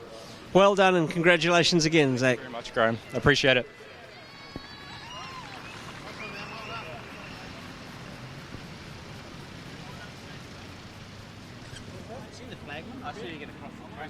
There he is, Dean Cooper. Oh, wheels up, over she goes. And what a way to finish. We'll have the presentation up here on the podium at the end of tonight after we've done the New Zealand Midget Championships. I just love the way Zach Sokol says, runs through the entire family and then just says, the missus. Mate, that better be a big bunch of flowers tomorrow. That's all I'm saying. The drivers are making their way around to the top. We will be presenting the drivers in the grids as they come down for the New Zealand Midget title. They're coming around both sides of the charts. Maybe as they go past, take some photos. If the gate unlocked to the bottom as they make their way down, we'll bring the cars out on the track. All right, ladies and gentlemen, thank you so much for that. Let's get ready for the 82nd running of the New Zealand Midget title. 36 cars started out, 22 have made the feature. And on row 11, in grid 22, 8M Shaden Austin. In grid 21, 35M Aaron Hodgson. Grid 20, 45C Ben Morgan. Grid 19, 24A Morgan McHugh. In row 9, grid 18, 7M, Travis Buckley. Grid 17, 97A, Ryan Baker. On the 8th row, grid 16, 19 USA, Ethan Mitchell. Grid 15, 1NZ defending champion, Brad Mosen. In row 7, grid 14, 22K, Terence Durrell. Grid 13, 6M, Luke McLemont. Row 6, grid 12, 9A, Trent Way. Grid 11, 39, Peter Honeybell. Grid 10, 3 New Zealand, Mitch Fabish. Grid 10, 97A, Ben Morrison. In grid 8, 69A, Corbin Anderson. Grid 7, 2NZ, Brock Maskovich. Grid 6, 27A, Hayden Williams. Grid 5, 71A, Alec Inslee. In grid number 4, 2 USA, Buddy Kofoid. In grid 3, 1 USA, Logan Seavey. And on the front row, in grid number 2, 54A, Michael Pickens. And in grid number 1, 97 Australia, Caden Brown.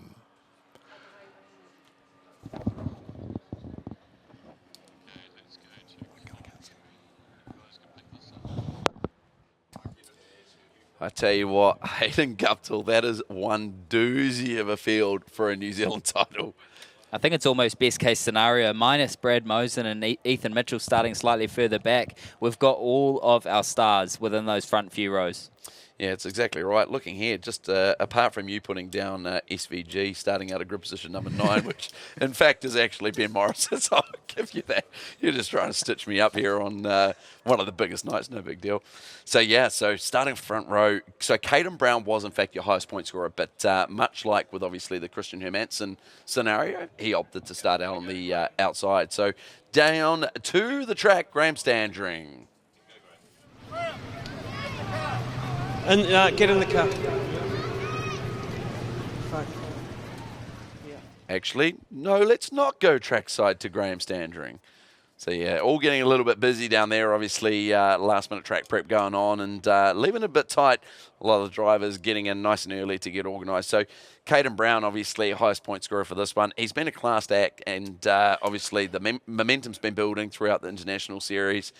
He's peaking at the right time. That car's look sensational all international season long. Yeah, and he looks so calm as well, walking down there across the infield in turn number 3 and 4. Caden's been putting together some really good late runs and features so far along. So speaking of cool, calm and collected, how about Seavey? Yeah, Seavey's swinging his arms around. I think he's feeling good. So he's got both of these guys great starting positions as well. As long as you're within those front kind of 2 or 3 rows, you're in the race. So would you? I didn't put my money on the 78A.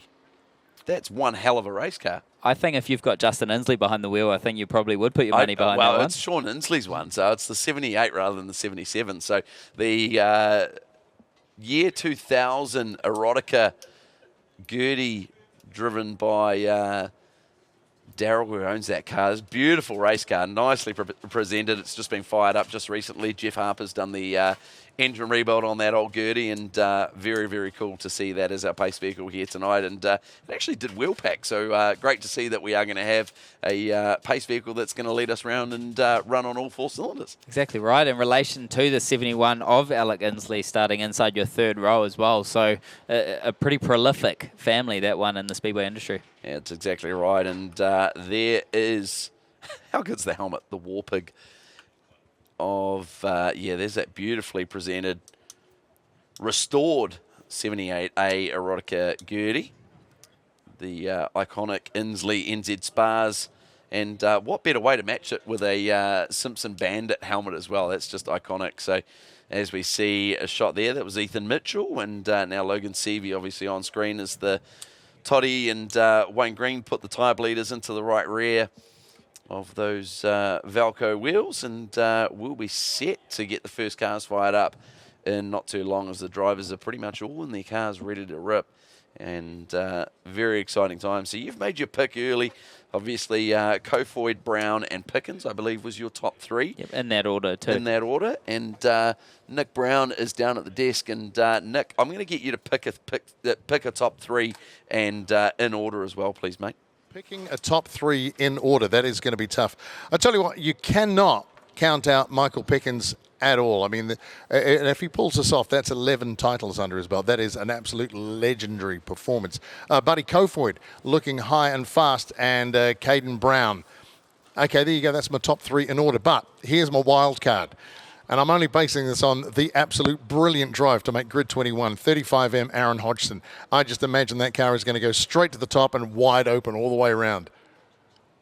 Sorry, come again, Nick. What was your top 3, mate? Top 3. Okay, Michael Pickens, Buddy Kofoid, and Caden Brown.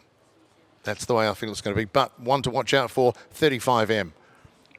There you go, and I'm not too sure if he's got us on the hotline down trackside. Graham Standring, you're obviously down there seeing the drivers getting prepared and in their gear. Have you got a top 3 for this one, for the New Zealand title?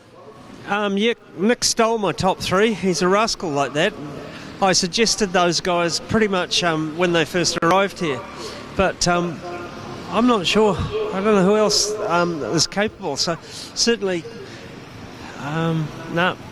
Yeah, Logan Seavey. Logan has a habit of sort of running below the radar and then just being in the right place on the last lap. So could be him. So let's see. Or let's say the Yale car, the young Alec Inslee here, who's on screen at the moment, and Ben Morrison, 2 young guys. It's maybe the changing of the guard. They're there. But don't count out Brad Mosen. If we get a few yellows and that, Brad will be on it. He wants that number 1. He wants to retain that. Awesome, there you have it. So the Greenway 1NZ on screen at the moment. So I'm currently trying to work my way through here, but I'm going Caden Brown for the victory with Buddy Kofoid in second, and I'm going to go Seavey for third. So we'll take that as the pick, as the Pickens team, Hayden Warrington, Steve Warrington and Justin Inslee down there getting the bleeders in. They're actually got a electric pump down there and actually adding some air to that left rear, Hayden. Yeah, I think they'll probably just have that air in there just for the start of the race and then let the tyre kind of do the work alongside those bleeders as the race goes on. So, I mean, it's also technical these days with race cars. You've got so much adjustment, and I know Michael has an excess of it as well. I've got kind of a crazy statistic as well. Michael Pickens has 10 New Zealand national titles. He's only finished outside of first or on the podium 1 other time. So he's never had a 2NZ, and he's only finished third 1 time. So 10 victories, 1 third, and then all others offside. And remind me, when he ran third, I don't think he ran 3NZ as his number on his tail tank. He ran it for the majority of the season. Did he? Did, yeah. Okay. He finished off the podium 1 time, and then he went and won the Australian title anyway. And so he just ran 1 AU. So he got around the system there. So Michael Pickens, I think, that probably suggests how great he is, and 2, that it's all on the win. And so I'm sure we're in for a great show here. That's exactly it. As we see that iconic Erotica number 78A, which was driven by Sean Inslee. I tried to get down and see Darryl a little bit earlier and get some statistics on the car, but nonetheless, it's beautifully presented, and I think we need to have a throwback to a pre-2000s midget category. Yeah, I'd love to see if people could find a way to make those scoops light. I think they're some of the best looking midgets that we ever had. Absolutely. Bring back the John Godfrey Stealth. So we're looking down here, and MP's number 54 has not fired. So let's wait and see what happened there. Whether it was anything major. No, it's taken fire, and we are good for the CRC number 54. So interesting to see that Nick Brown is the only one that's, so a very similar chosen order, I guess, for us for our international visiting drivers to obviously be on the podium as well. Pickens being the only Kiwi that's featured in our top 3 picks, and I think I'm the only one that's got CV in there, so this will be very interesting. Obviously tyre wear not so critical as far as blowouts or anything like that, but certainly 30 laps is still a fair old time around Lucas Oil Western Springs Speedway, but ain't no 50 lapper, that's for sure. Yeah, and I think we learned at the 50 lapper as well, as long as you're in the moisture, which they'd prepared a good top side of the racetrack there, as long as you're in the moisture, your tyres don't actually wear as aggressively as they did, for example, on the 26th of December. Yeah. So I think with the amount of track work that they've done around the top side here and those big grips, those big grippy patches that you can see, the tyres won't be so much of an issue here. So it will be interesting to know the compounds that drivers have gone, as we can go kind of softer tyre over harder tyre, and where people go. I think the majority will be very similar.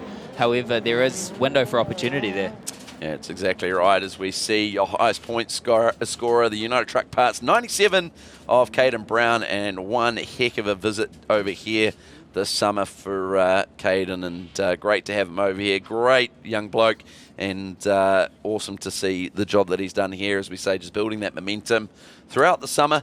And 30 laps is going to be what he's going to be having to work through here to try and bring home the top step of the New Zealand title. And will be interesting to see when he goes home as well on Monday, whether he ends up running the 1NZ on that car over in Australia as well. That'll be really interesting to see. So he'll be running this coming weekend in Sydney as well, so over at Eastern Creek. So busy schedule for Caden Brown. And we just see Ryan Baker come down to a standstill on the front stretch as well. So the Auto Super Shop's number 87 coming to a halt. So we'll keep an eye on the 3-minute bell as well. And if we remember, Ryan Baker made some heavy contact with the wall down here in turn number 3 as well. So it does look like he's pointing under the hood. So we've got some people ready at the gate with high visors. So they're going to come on, and it looks like we are going to activate the 3-minute bell in just a second here. So the crew have 3 minutes once they get out the gate and onto the car. And that timer will start as soon as you see that light going. Yeah, so some of the HLR team looking to try and get out the gate. 3-minute bell has started, as we see the blue light flashing there in front of the Speedway New Zealand team. Shane Snooks running across the track along with Bruce James to see what the state of the nation is there. So reaching in behind his helmet there. So is that a belt issue? Is it a comms issue on the one-way radio? I was much more, yeah, they're looking, it looks like they're looking for tools perhaps. Tape. We're wanting tape. We're wanting tape. Almost as though the headrest has come loose or something strange like that. I've got to tell you, that was the last place I expected them to go to, was next to the headrest. So let's wait and see if we can zoom in a little bit further in. It's on the outside of the seat, it looks like. But you might be right. It could be the headrest padding falling off. Or is it the arm guard? Or is it the arm guard? No, they're trying to get into the arm guard to get to the headrest. So he's wrapped a roll around the headrest at the moment, and it looks like they're going in for a second roll. So maybe perhaps in that crash earlier it knocked it loose, and Ryan didn't notice until he's been in here. So we see Ben Smith there as well at work, and Brian Guptill loitering in the environment as well. Yeah, so the right-hand side headrest has fallen down, confirming that as they're working on it. And it's so important in these cars as well, so that you have that head support. So the cars just generate so much grip and throw the weight to the right-hand side of the car that you need that head support. Yeah, and a lot of drivers opting to actually build up that padding and virtually wedge their head into the right-hand side of the seat so they can kind of fall over and relax into it, so they're not having to actually support their head as well, which is not too uncommon, along with a lot of drivers using custom seat inserts and the likes as well to just keep themselves firmly in place in the seat, safety being paramount, and also making sure that they have ultimate feel in the car. So all panels back on that race car, and the 3-minute light is still on, so well within time as the team look to get Baker pushed back off once again. John McCullum, the promoter of Lucas Oil Western Springs Speedway, down there as well. The manager. Bruce Robinson, the promoter here at Lucas Oil Western Springs Speedway, as we look for the cars to be circulating past before we get Baker pushed off here. So I imagine that he'll get fired up and all will be A-OK as he does. And plenty of tape around that headrest, Hayden. I tell you what, though, he does have a flat left rear. Flat left rear. So he's been how about it? Looks like he's been sitting there. He may have taken throttle, and then as he's taken throttle, we have bleeder systems these days, and some of the bleeders actually activate as they turn. And so as the car needs to do a certain amount of revolutions to activate the bleeder, and it may have activated the bleeder and bled a bunch of air out and then not produced anymore. So that is savage, isn't it? So now he's got... well, this is one of those situations we talked about a couple of weeks ago. So hopefully the best for Ryan Baker here as we go 4 wide into 3.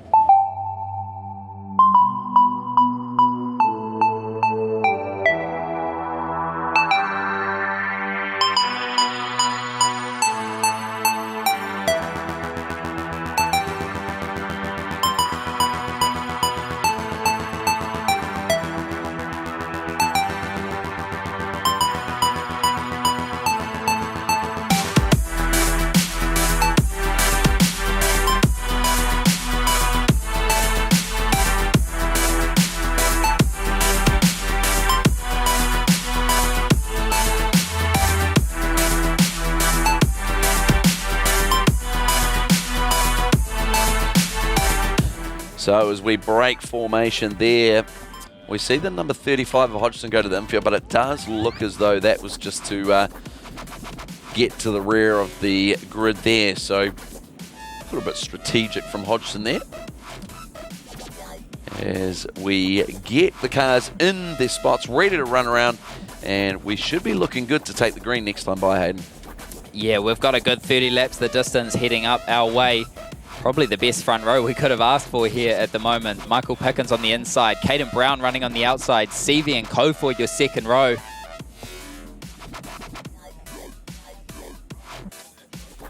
So the lights will be out this time by as the Mahindra safety vehicle pulls to the infield. We are set for 30 laps for the New Zealand Midget Car title.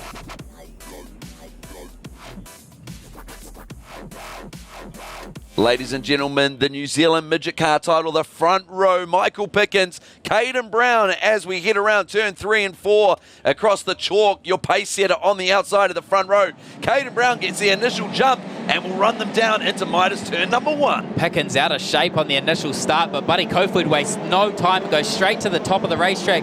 Down there in turn number 1 and 2, slide job for your race lead, and Buddy Cofoyd will lead out of turn number 4. Caden Brown can't cross him over. And a whole lot of cars getting out of shape down the front stretch as we see a mud cover fly through the air down into the pole line and up into Midas turn number 1. But Buddy Cofoyd getting off to an early ripper of a start, but Caden Brown not mucking around and trying to slow that run of momentum as they're 3 wide heading down the front stretch. Cofoyd splits the difference out of turn number 4 as they're side by side, only inches between them. Cofoyd maintains the race lead. Pickens heads to the bottom of the racetrack back in third. Seavey just waiting back and forth as Pickens wheel stands off the bottom out of 3. Caden Brown knows he can't let Buddy Cofoyd break away like he did in the 50 lapper, so Pickens now sets after it. But Caden Brown, his teammate, fights back. But look who's lurking in the back of the Greenway Total Access 1NZ of Logan Seavey wants a piece on Michael Pickens. And as these guys continue to battle, it's allowing Cofoyd to get away.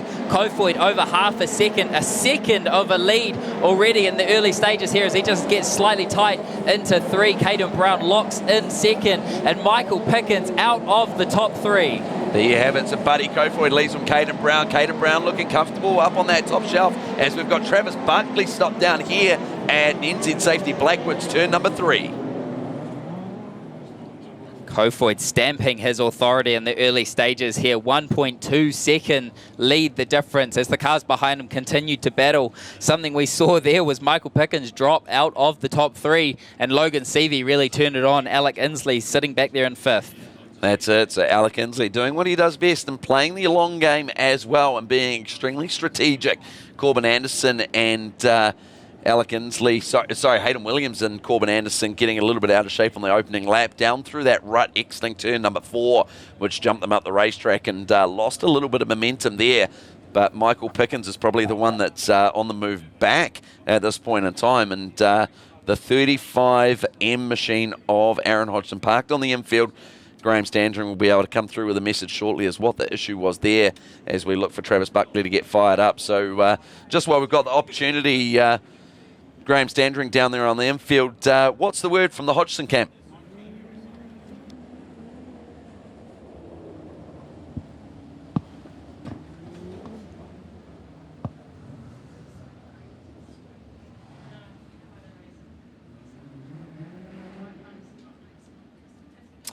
Yeah, so as we get Travis Buckley fired up, he'll be rear field and lights are out. So we'll get through to Graham Standring shortly to find out what the insight there is with Aaron Hodgson. But with only 5 laps completed, 25 left to run for the New Zealand Midget title.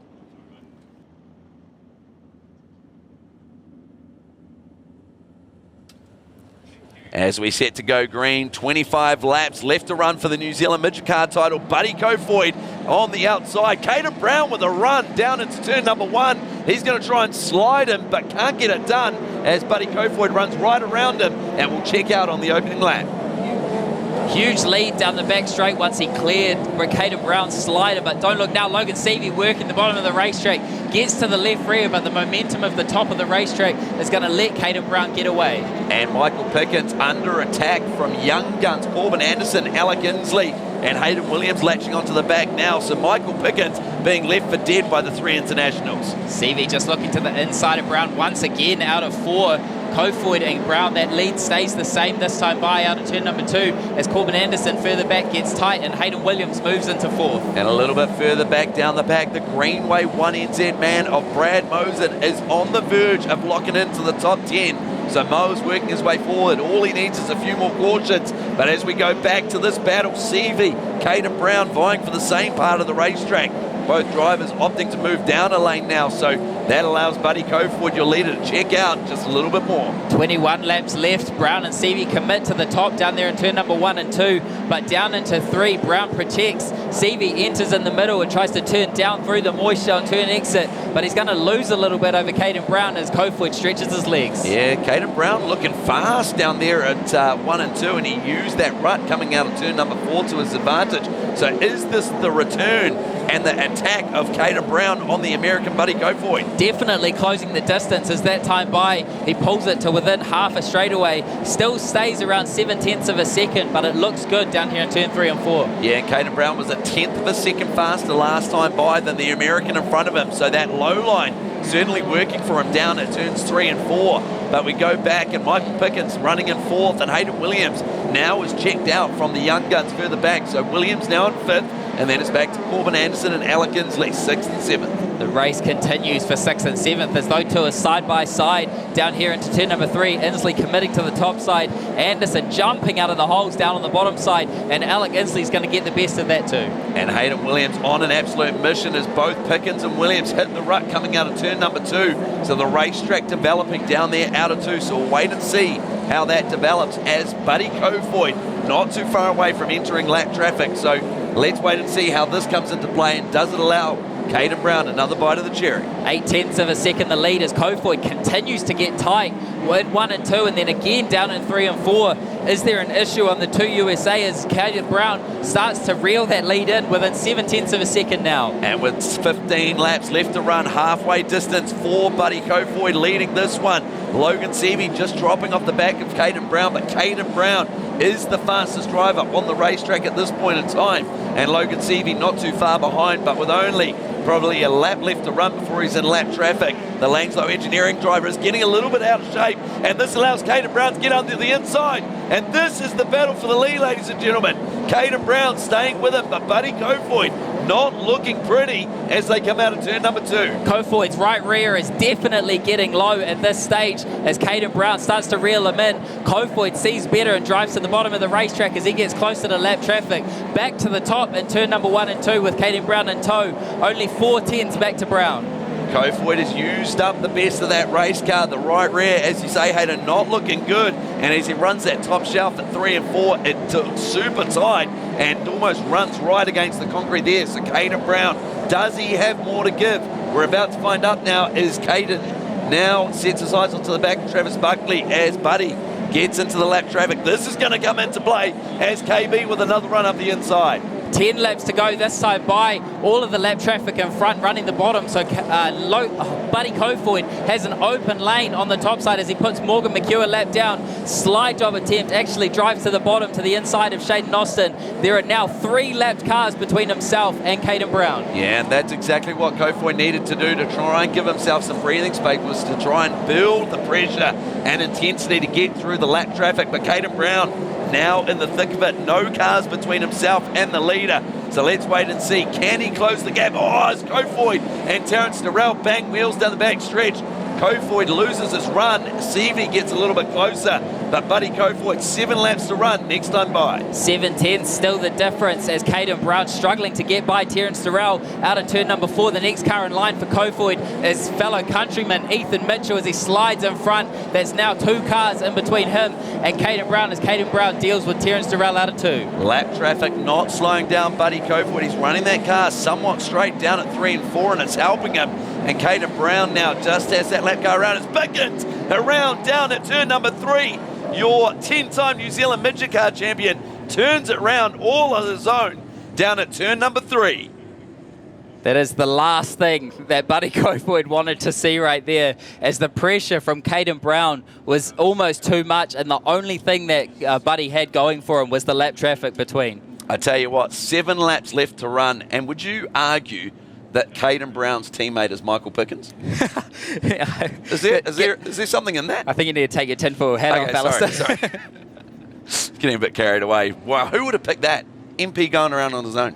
Interesting. We can see the right rear sidewall of Buddy Kofoid is fully covered in mud. It's such a soft tyre, it's rolling right under. So Caden Brown arguably has looked better probably the last 10 to 12 laps, and with only 7 laps the distance. We'll have a look at the right rear as well if we can get a shot somehow of the right rear on Buddy Kofoid's car.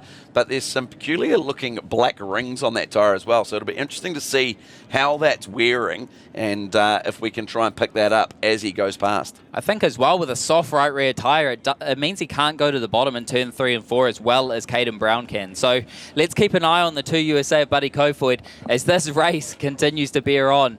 And in third there, Logan Seavey, they just got away from him quite a bit and a big gap back to 4th. That's exactly it. So have we got a whole new race on our hands? I think so. And look at the driver currently running in third is Hayden Williams. There's that. Look at that right rear. That's completely blistered on the, sort of around that mid edge of the tyre. That right rear is toast, ladies and gentlemen. So wait and see. Yeah, look at Brown's one. I'd say it's got a little bit, but nowhere near the extent. Nowhere near the extent. I think to cover for that soft right rear, Kofoid's going to need to try and kind of slide up into the grip. I think we can expect Caden Brown to commit to the bottom down here into 3. So the race is definitely on with 7 to go. Yeah, so interesting to see. So a lot of the drivers would have seen that on the big screen as they were circulating there, the condition of that tyre. And that right rear is looking pretty handy, certainly as comparison. But similar wear as the lights are out and 7 to go for the New Zealand Midget Car title.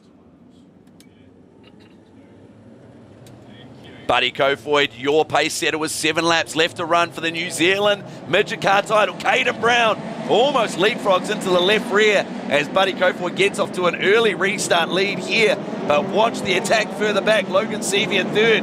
Hayden Williams running in fourth. And Michael Pickens now slots into the third spot. Kofoid very tight through the middle of the corner. And Caden Brown's going to take the race lead. No, Kofoid takes it back down across the start-finish line and covers the middle of the racetrack. Caden Brown shoves the nose out of 2. Yeah, Buddy Kofoid making that race car as wide as you possibly can, and he's trying to use that moisture of running through those ruts to try and help him out, but he's going to have to conserve because he's got to look after that right rear. Caden Brown under thick attack from the One USA of Logan Seavey. Seavey all over the back bumper of Caden Brown. That's one more thing that he didn't need at this stage of the race, as we're within 5 laps to go here. It's only a matter of time before we see a slider out of Seavey for second. Yes, no doubt about it, but can that right rear stay under Buddy Kofoid with the laps counting down? Can he add a New Zealand Midget Car title to his list of championship wins as we see Williams and Michael Pickens get together? But he's got to be careful because Alec Inslee is coming. 7/10 of a second your lead, but he continues to stretch that advantage as long as he continues with the bottom as Seavey. A huge moment into 3, and that allows your front 2 to get away, and it's an equal gap from 1st to 2nd and then back to 3rd. Yeah, and that's that battle for 4th and 5th we spoke about as before with Hayden Williams and Michael Pickens getting together. But Buddy Kofoid now goes to that bottom shelf, as does Caden Brown. So here's the battle, 4 and 5, your 2 New Zealand countrymen going at it, and then there's the young gunner Alec Inslee breathing down the tail tag with 1 to go. But this man, Langslow Engineering, J.A. Russell, 2 USA, Michael Buddy Kofoid is your New Zealand Midget Car Champion. 2nd place going to Caden Brown in the United Truck Parts. Number 97 and the One USA, Logan Seavey, is your New Zealand 3NZ. But ladies and gentlemen, a full international lockout for 1, 2 and 3NZ. Buddy Kofoid takes the win from Caden Brown, Logan Seavey, Michael Pickens, and 5th is Hayden Williams.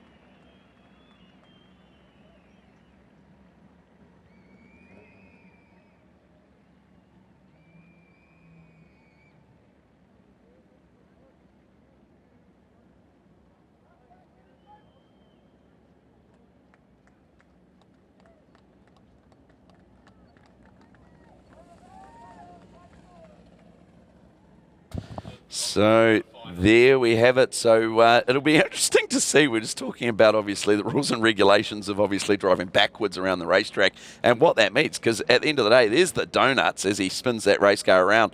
But I don't know if I'd be wanting to risk driving around the track backwards when I've just claimed a New Zealand title. Yeah, I think the enthusiasm's overwhelming him at the moment as he heads down the back straight here in front of the tower. Let's see what happens. We can hear the RPM underneath the Langslow Engineering, J.A. Russell 2 USA. As he's putting on a show down there out of turn number 4 and makes his way to victory lane. He doesn't get up on the boards, but he's close enough, sits in front. He almost gets our cameraman down there, but as he climbs out of the car, ladies and gentlemen, he is an international rock star and double champion, New Zealand Sprint Car Champion, and your newly crowned New Zealand Midget Car Champion, the J.A. Russell Langslow Engineering 2-way machine of Buddy Kofoid.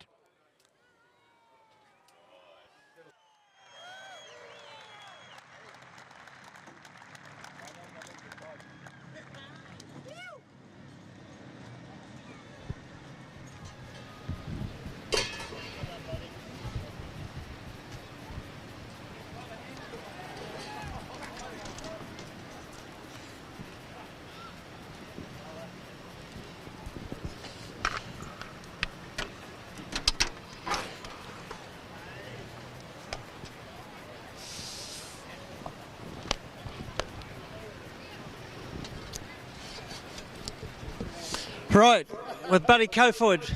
Buddy, first and foremost, here's some money. Second and foremost, here's a trophy. The wing fell off it, but we'll sort that out. Buddy, congratulations. Absolutely stellar drive. You led from start to finish. There was some talk through the race. The camera guy was trying to pick up on your right rear. It looked like it was a little bit blistered, but you managed to still keep driving away.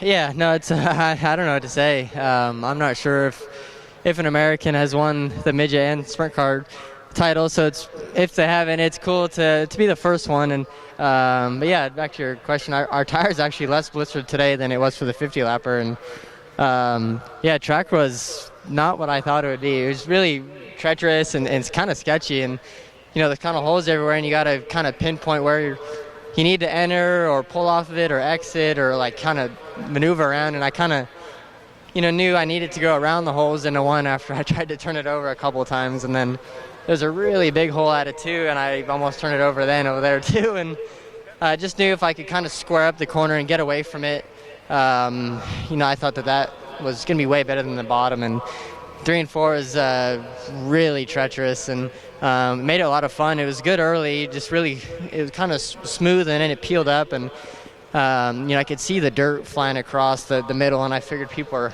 going to be on the bottom, and saw Caden a couple times, and then I'm not sure if they stayed close to me or not, but I felt pretty safe when I moved to the bottom, and that it was less sketchy and just a lot smoother. But yeah, I don't know what to say to, you know, Jason and Linda Way and Trent Way. They give me an amazing opportunity to come down, and there are people that make you feel like family, and you know, for me, coming halfway across the world, that's something that I look forward to, and that you know, that makes it half, you know, the want for me to come down is just good people. So, you know, not only that, in an exceptional car, and then to have Jared Martin come down, and just all our crew guys, Paulie, Richie, Dave, Glenn, John, Stu, all the guys do a hell of a job, and we have an army down there for 2 cars, and they all deserve this. But no, I can't do it without Lang's Engineering, Two-Way Industries, J. Russell Limited, and you know, our Bullet by Spike Chassis, Toyota engine, and FK Shocks owned by Peter Honeybell. It's really good. We've just been solid all week. So again, also just for me being from America, it's just really special to see this place packed. I hope it's not the last time I'm here. I don't know the future of it, but I hope to God that it stays, and if there's any way. But yeah, I just want to thank you guys for coming, and love to see you later. Well, you are the first American to win both the midget car and the sprint car titles. But the last American to win the New Zealand Championship was Spencer Baston. I think that's about 4 years ago or something like that. But certainly well done, and it was huge, you know, to see you here and dominate, really, the 50 lapper in this and the racing all around the place. So again, a huge congratulations. It's quite a special thing to win a championship, isn't it? So just all I can say on behalf of everybody, well done, Buddy Kofoid, and congratulations on being the new New Zealand champion. No, I appreciate that, and it is very special, and you know, I had never won here before the other day, and this was one place that I really wanted to win at, so really special now to get 2 of the biggest races for midget racing here in New Zealand at a place that I've always looked up to. Also, just before we let you go, good luck with the Chili Bowl. You obviously head off there this week, and your teammate Michael Pickens, so all the best with that, with Keith Coons Motorsport, and well done. We hope you do well there. Yeah, no, I'm really looking forward to it, and coming down here is one of the main reasons, you know, to prepare for the Chili Bowl, and I feel it's important to come down here and to race midgets. To, you know, the Chili Bowl's always a place, you know, that everyone wants to win at, so hopefully I can be one spot better and beat Logan this week. Thank you, and thank you, Buddy Kofoid. Second place, and never gave up from the time the lights went, the flag dropped to win your last lap. Effort, excellent effort, the best ever Australian to compete here. That's not taking anything away from your dad and all those. That was outstanding. Well done, Caden Brown. Yeah, thank you. I'm a bit gutted, to be honest. You don't get many better opportunities than that. That last yellow kind of hurt us. We're kind of just hunting Buddy there, kind of staying with him, and started getting through the hole a lot better before that yellow flag, and then I think just a tiny bit of tyre pressure went down, and it was just a bit of an effort from there. But hats off to the track crew. That was a really juice-out cowboy up track. I'm not usually that good on them, but the car was perfect. So hats off to this whole United Truck Parts team, Brian and Annette Theobald for giving me the opportunity to come out here. Sean Inslee, it's just such a good crew chief. Ever since we come over here, I've been comfortable and fast. So hats off to him. My crew from back home, Dad, Mum, my sister, Ronnie, Brad, little Brooklyn, she's right there, she's having a blast. Cooper, Brooklyn, Fleur, Bruce, Peter, all the sprint car team, and all the sponsors on the car. Got my number one fan here, so yeah, just hats off to everyone that makes this possible, and hopefully this isn't the last time this joint's open. Hopefully we can come back next year. Okay, ladies and gentlemen, congratulations and very well done. It was a hell of an effort. Caden Brown, second in the New Zealand Midget Car Championship. Awesome, thank you. And third, Logan Seavey, well done. You were hanging in there, just not quite there though tonight. Yeah, I got going really good there, and I found the bottom early. And, man, I thought I was going to get by Caden, and I passed him for a minute, and he went back by me. And then he got down and then, went up and showed Buddy the bottom, and he got down. So, yeah, you kind of get one chance here with good race car drivers. And, yeah, I thought I made it at the right time. Caden was just able to kind of cross me over down into out of two and get back by me. And that was going to make it tough to get back past him after he found the bottom down in 3 and 4. So I was trying really hard there at the end, running the top, and I nearly crashed a few times. But yeah, overall a great trip. I'd love to get a win here at the Springs, and what might be the last time here. So unfortunate we couldn't do that this trip, but still really cool to be on the podium at this place. This place is really special, and yeah, like I said, I hope this isn't my last time here, but you never really know. So thanks to the whole Green family for bringing me out. This is such a fun trip, and I love coming out here. And it's been almost 5 years since I've been back here, so it's really nice to get out here and run well all trip. A couple of podiums and a couple of fourths. So nothing really to hang our hat on, but yeah, we just got to get a touch better there to race with Buddy. So him and Jarrett were pretty lights out this week, and it's just how it goes. They got on a good run and got going. So yeah, like I said, thanks to the whole Green family, Robin, Wayne, Jazz, everybody for accommodating us, and Toddy and Dave and all the guys back at the shop that are helping us out too. So yeah, overall it takes all of them, and yeah, just came up a touch short this time. Okay, two-time winner of the Chili Bowl we're headed to next week, so we wish you all the best with that. But ladies and gentlemen, third in the New Zealand Midget Car Championship, Logan Seavey. Well, that's it, ladies and gentlemen. The New Zealand Midget Championship, 3-2-1.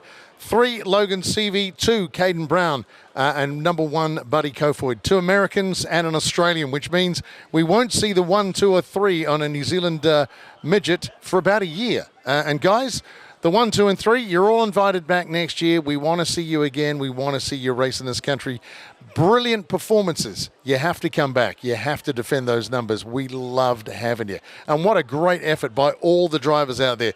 Special mention to number 35, Aaron Hodgson. A blinder of a drive to make the feature, but then not quite making it out. And Michael Pickens chasing the elusive 11. Still the greatest of all time with 10 titles under his belt. And you never know, next year could be changing another one.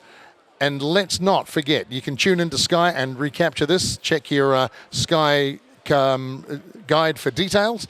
And coming up at Lucas Oil Western Spring Speedway, boy, have we got some stuff coming up for you. We've got sprint car teams racing. We won't be back till the 18th, but coming up, we've got sprint car teams racing. And let's not forget, we did it last year for the first time, and this year we're doing it again. It is the Sprint Car Royale, a 50-lapper in the sprint cars that has a compulsory fuel stop halfway through the race. That is one not to be missed. So enjoy your time, watch us on Sky, and next time you come back to the Springs, let's go racing one more time on the quarter mile.